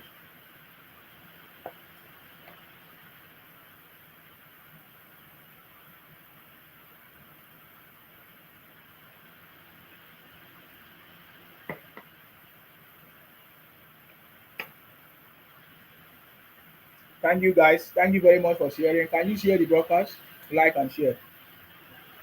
The city boy is on the throne. Very soon, all of you naysayers, all of you that don't understand, all of you that are talking bad against President Tinubu, all of you will join me to say the city boy is on the throne. That day I will come back here and remind all of you. The city boy is on the throne. You understand? You may not understand. Do you know why we say that? Because we know that the man is focused, silently focusing, because that is what a leader is supposed to. There's a lot of problems in Nigeria when he took over. People are forgetting so soon how Emefiele redesigned the money 3 weeks or how many weeks to the election, and they wanted to change the currency or yes, the notes, and nobody had access to money just to make things hard for people.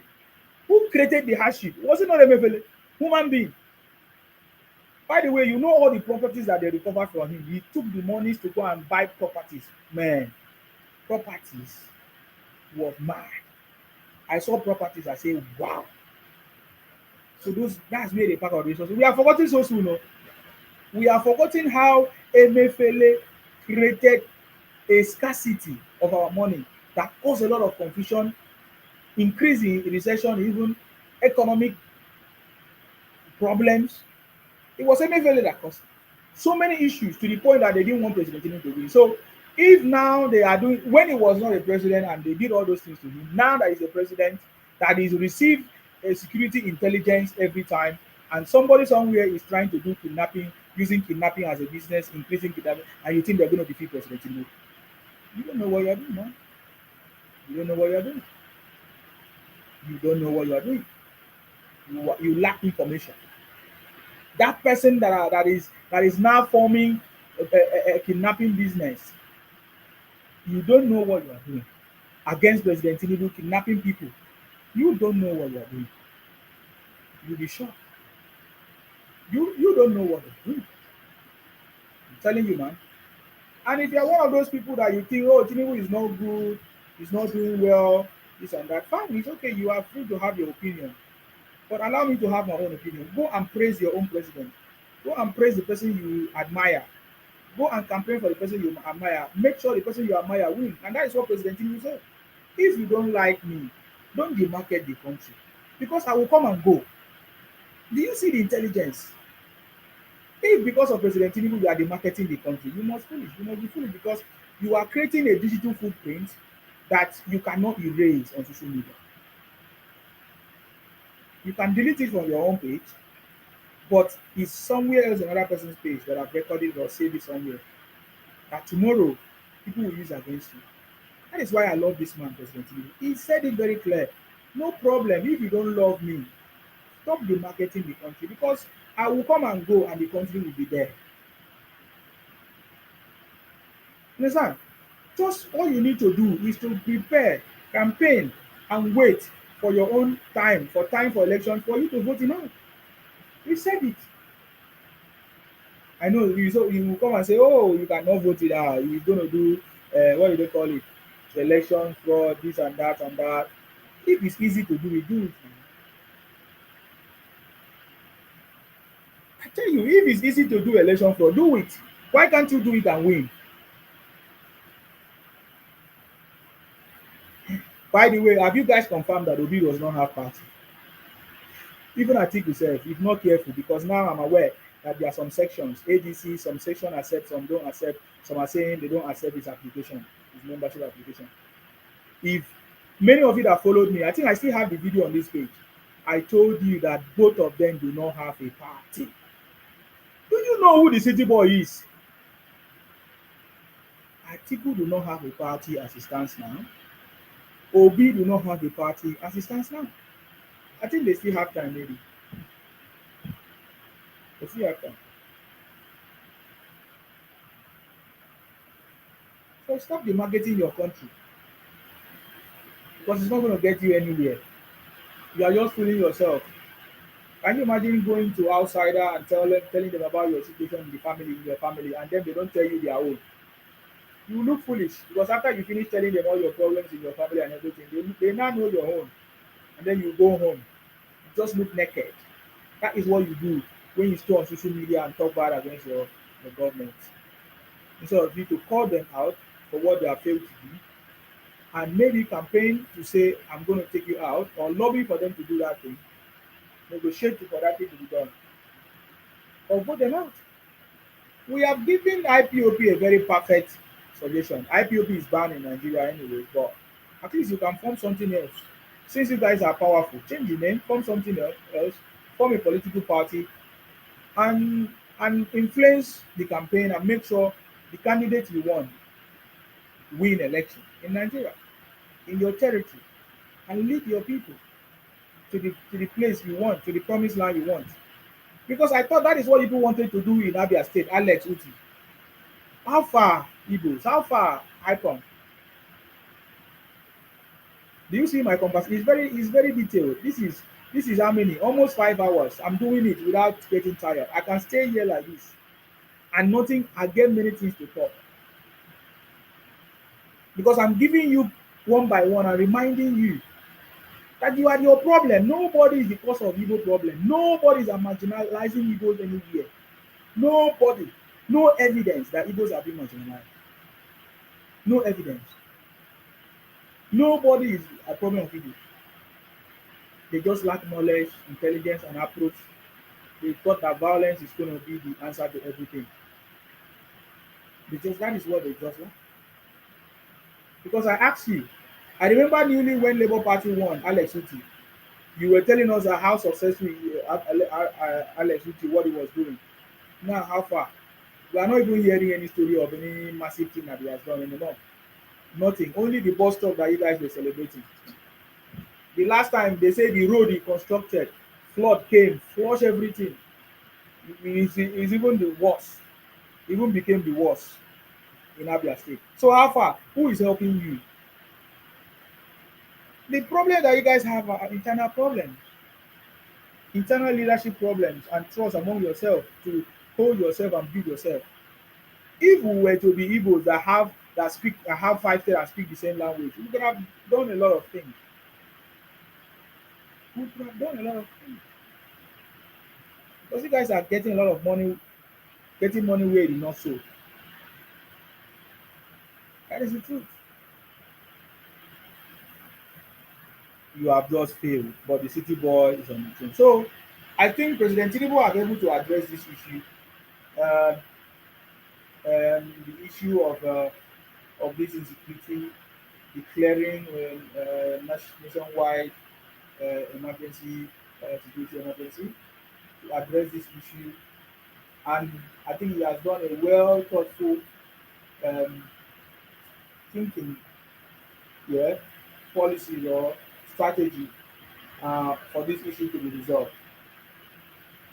And he took the issue of federal state policing to the National Assembly for them to address. It's no longer hidden that this is going to be possible, and maybe that's the way forward. National Assembly deliberating on this for state policing, community policing, bring out your people, get trained by the federal at the federal level, have the same standard of training, go back to your state, community, and coordinate. Simple. And just like I added, let President Tinubu stop this transfer of personnel across region. If the North can produce the highest vote that is that can change the course of this country through election, why are the North not producing their own armies and everything there to protect themselves? Why must you send somebody from the South to go and fight for Northerners? What are they contributing to the country? Ask it. They are taking the money from the South, share, and they are getting the highest votes to that can change any election. So in my opinion, the best solution, just like we have said, is the North should produce their own apparatus. I mean, bring their men that will be trained by the federal government. They go back to protect their place. Same with the West, same with the Southwest, same with the Southeast. That is a solution. You will see that nothing will happen again. That is a solution, and that is a solution. That is a solution. We cannot be sending our people from the Southwest or Southeast or South to North because of their kidnapping themselves. No, they are the one that is producing the highest population in this country. They say that they are the highest population that is affecting our vote, our election. They should be able to produce. I think I've made that point very, very clear. This business of kidnapping is so rampant in their place, and they are not talking about it. They are not speaking up against their brothers for for, for sponsoring all kinds of things that is affecting them. That is my opinion. That is my opinion. I don't know what will be the negative side of my suggestion, but I'm telling you that that will be a permanent solution. Another one is the banning of open grazing. Yes, grazing, which you have done already. You know, ban in those areas, prioritize those areas which these problems are happening. Are you getting me now? The city boy is on the throne. The city boy is on the throne. Are you getting me now? So yeah, and then the federal training facility or system, you know, a system that will coordinate every this thing, but they will be recruited at the local level, recruited at the local level, state level, community level, taken to the center or the federal training quarters or yes, train, have the same standard, go back, implement it in your region, in your community, in your state. Is the solution, and the city boy has cracked it. He has cracked the code. So what else have I not discussed in this place? I think I've discussed almost everything that needs to be discussed. I even added pepper, jara. I get it now. I added pepper and jara. So with these few points of mine, 1 o'clock, I hope I've been able to convince you and not to confuse you that President Tinubu is the right man for the job. That President Tinubu has cracked the code. One of them is the security emergency nationwide, you know, today. I'm telling you that he has cracked the code. As as time unfolds, we are going to be discussing more. There are many things we are going to discuss. There are more things we are going to discuss. Just to let you know that President Tinubu is bringing Nigeria out of the third world country to become a developed country. Wonderful. Go ahead. I salute you. Yeah, no, see, Yes. you're just, I don't know if you're mind, I'm just telling you. Yeah, we have been here almost 5 hours. Sir. Yeah. God, look, see, when people think they can cause or use some sort of gimmick to cause a problem for the country or the government, you know, the game Tinubu is playing with them is that bring on the problem. I'm seeing this man as somebody that love challenges. Yeah. When challenges come, he sees it as something that you know that really drives him, that makes him more stronger. If you understand what I mean. Yeah. Because look at this insecurity. Nobody tell me that this is not political. It is political. Now, if you look at the economy, no way. They've looked at the exchange rate, no way. They've looked at the inflation, no way. You understand? So they see that this man is loading enough funds. What can they do? They bring Jonathan party. Mm-hmm. You understand? Just to kind of make the country ungovernable. But here we have him now. that by the grace of God, because I'm not going to praise a man before God. By the grace of God, God has been helping me. When this problem raised their head, He provided a solution. So people don't understand that American, I will support the fact that America is interfering to our internal affairs. But in my mind, I know it's a blessing in disguise. Okay. You understand? Because this is the same America that these people belong to. Assume the president has gone all out to deal with these people. They might say, oh, this king is buying innocent people. You know, or by themselves, they threw themselves there. And Donald Trump has said, made this very clear. You understand? He has put their thoughts, he's still putting the president on the throne. Oh, I know this man. He has got his plan already. But maybe for political consideration, he has not been letting those things that Yeah. they needed to initially. But now that they've exposed themselves, that they think the life that they are doing now is the best life for them, then, you know, is as the president, the decision is left for him to take. Is he going to be looking for the country to deteriorate or do something about it? Now he's doing something about it. We're going to see what they will talk about. You see those opposition that have made bad, that have not been saying anything before. Because of this insecurity, they're coming out. All of them, these are the problems that you cause. Yeah. They cause the problem. They don't move. And this is what worries me about Nigerians. We are playing to the hands of these politicians. You understand? Politicians are probably, I would find it difficult to know a good government when you see one. Only mountain good governments. But even though when the good governance come, we don't recognize it. You understand? Look at what this man has been places here at home office. Look at where we were before he started all this reform. You understand? So my own final analysis is that look, they might think that what they do is to coerce his government. Yeah. But I assure you, they are empowering him.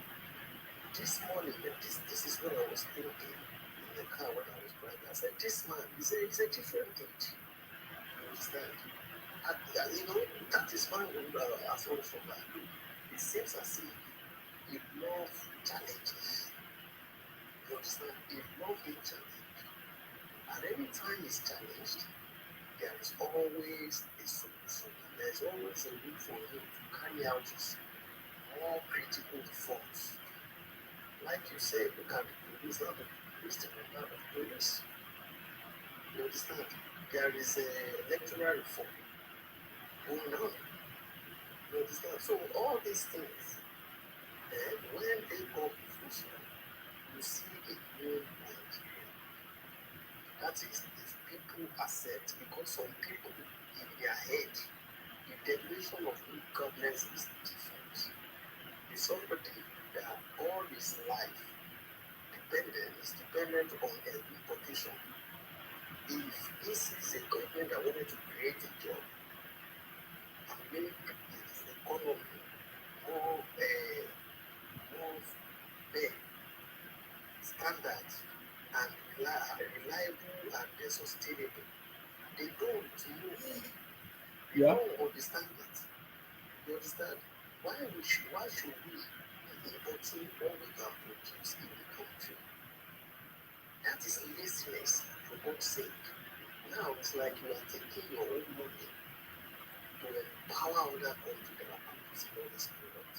And what this man is saying, look, all those things that we can produce internally, let's put not even the outright ban. They only increase the tariff for something like that, or import duty on them. And that is to say, and that is to kind of encourage the local producers. You understand? But some people just visited in all their home countries. I know change is very difficult, but we just have to accept it. This is a new Nigeria. We have tiny population of people to create jobs for, and this is what this man is doing. Now look at our mineral resources that some people will just come in, cut away, without hardly any value. He has said, no, if you want to take our mineral resources, you have to establish a factory here in Nigeria, add value, create jobs, technological transfer that will benefit our people. Let it happen in Nigeria. That is how China did their economy. You understand? Today, we are making comparison between us and China, but we don't want to go through those things that China goes through. I remember when China put a ban on Chat GPT. child birth. Oh, child birth. They only restrict the family to have one child. It was just like yesterday. You understand? So all this thing, I remember when those America and all these Europe were saying that the least paid workers to the world are the Chinese.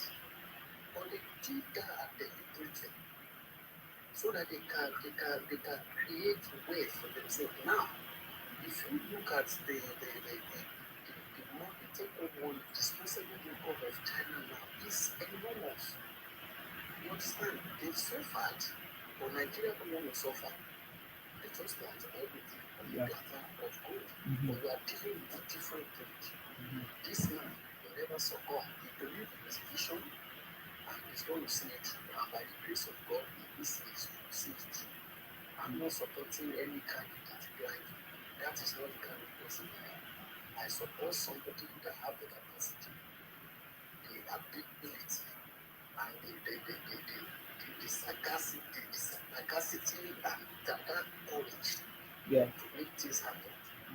That is what true leader is all about. A visionary. You understand? Look at everything he's been thrown at him since he has run off office.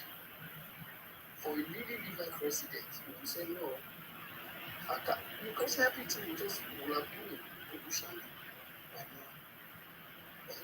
Look at student loan. That helps it helps the lecturers, it helps the students. We do the 4 years course, it's going to be 4 years compared to even when we are making a lot of money from home. We still have strike all over the place. Student are supposed to finish his education for 4 years, ended up spending 7 years, in some cases 8 years in the uni. So that has come now. 4 years is 4 years, 2 years. Government, look at our GDP. Just, everything is working out. And lastly, for the fact that Trump finds his analysis that he used to talk about us shows Nigeria that we are doing something really, very, right. We do things right. And I say it that way. Because in the past, they don't see us as anything. They would have been getting everything they want, for good. But now, they can feel it. That look, this is a serious government, and where the president is going, they don't come in and align themselves. They might be sidetracked. You understand? So that is what is going on. It's not this Christian, nothing concern America. Like we find any Christian in the world. Where are they? Since they don't find them. You understand? To America is about the economy, about something they can get for you to take care of your own people. That is it.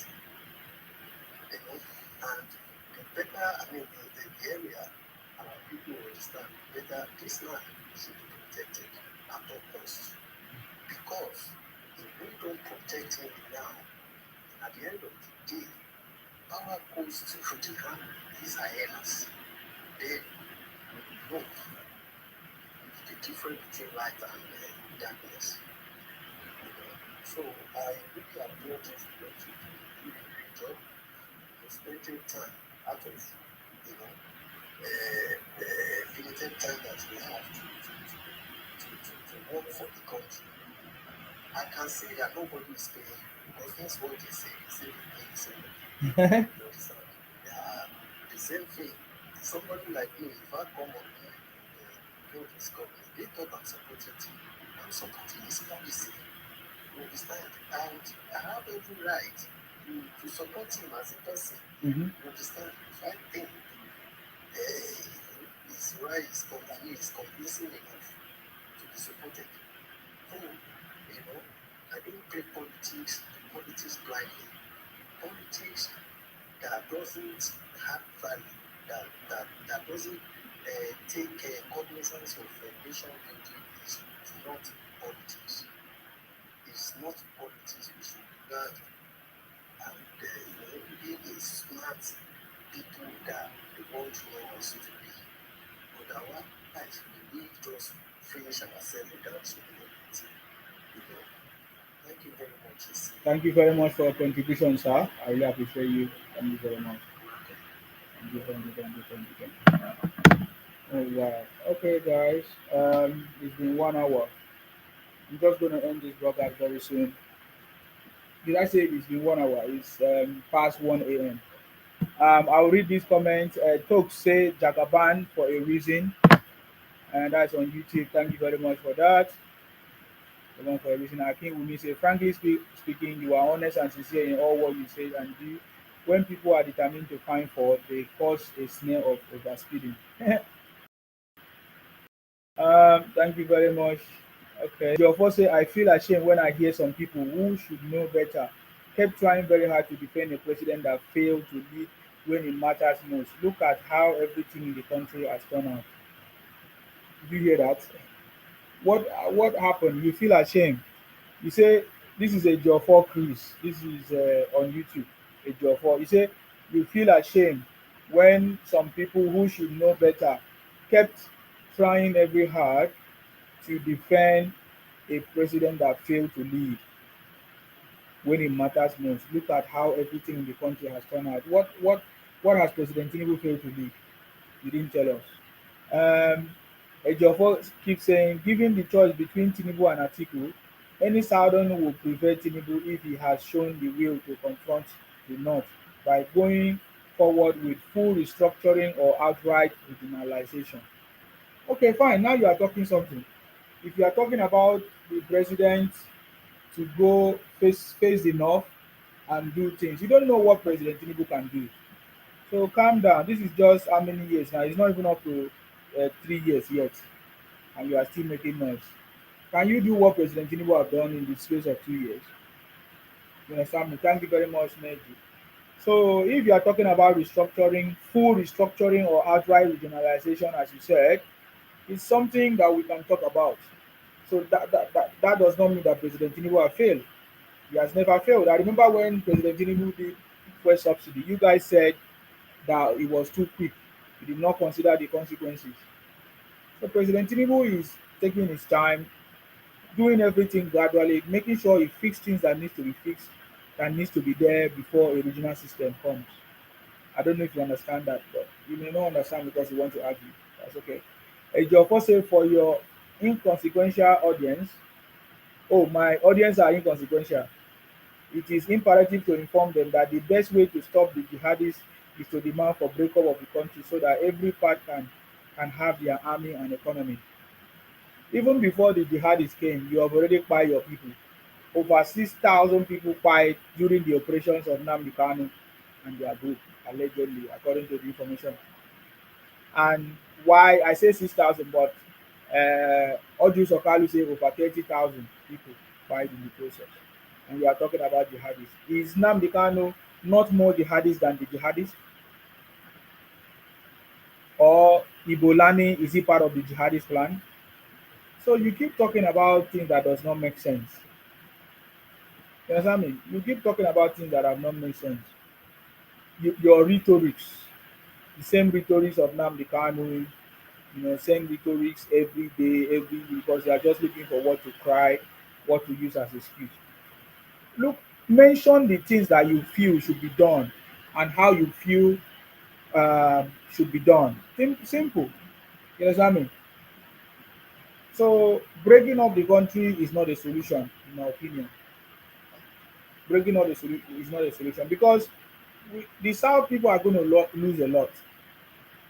I've always told everybody that the North is richer than the South. You don't know what I'm talking about. Our minerals in the North are not even, they are individually or secretly mining it and taking it without putting it in the federal treasury or treasury.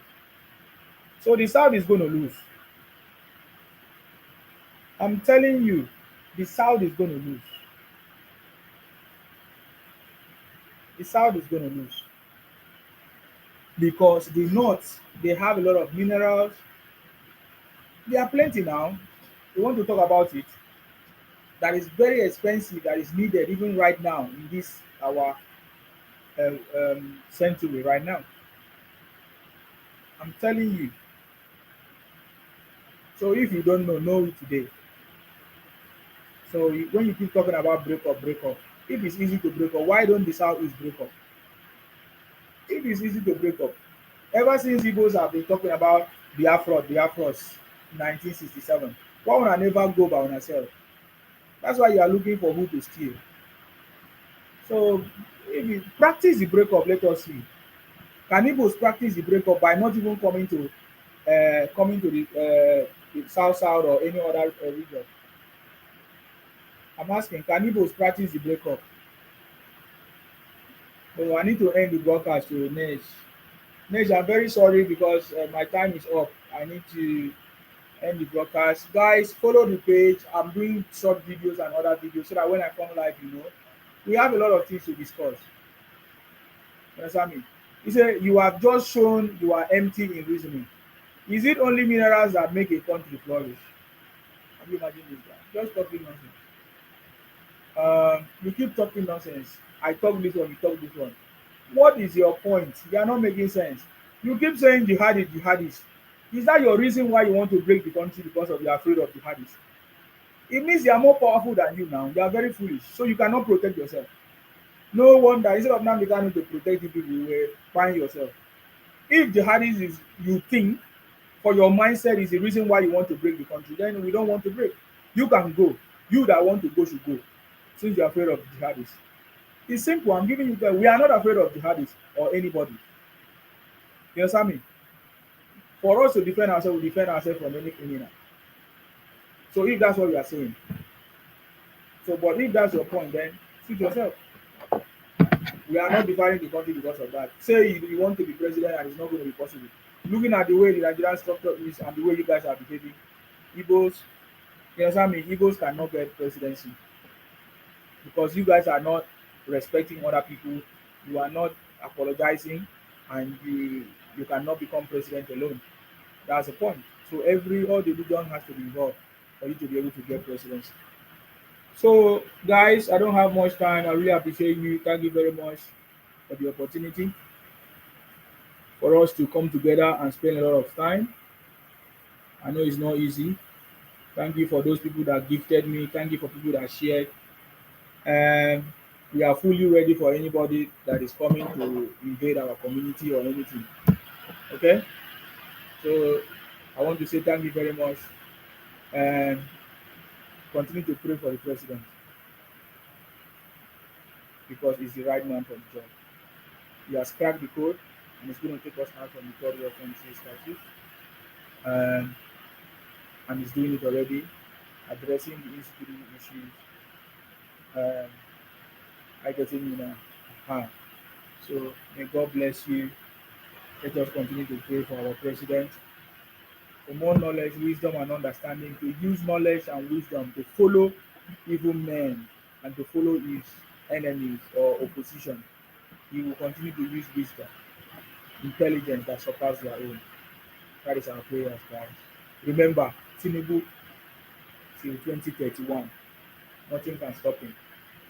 I get no noise making. May God bless you. May God bless all the patriotic Nigerians. May God bless South, South, Southwest, all of us, South, South movement. Guys, if you have not joined Southside Movement, go there to the website www.southsidemovement.com.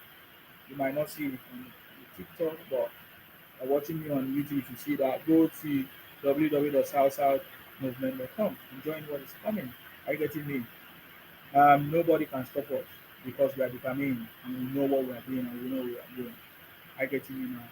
May God bless our president, His Excellency Asiwaju Bola Ahmed Tinubu. May God bless our vice president, Asiwaju. May God bless our uncommon senior president, Godswill Akpabio. May God bless all patriotic Nigeria. May God bless you.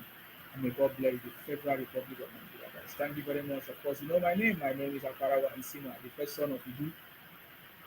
We'll continue to fight in order to protect and to defend our land. I'm from Akwa Ibom. Akwa Ibom, not Yaya. Abasidio, stay blessed. And bye for now, guys. Bye bye. All right.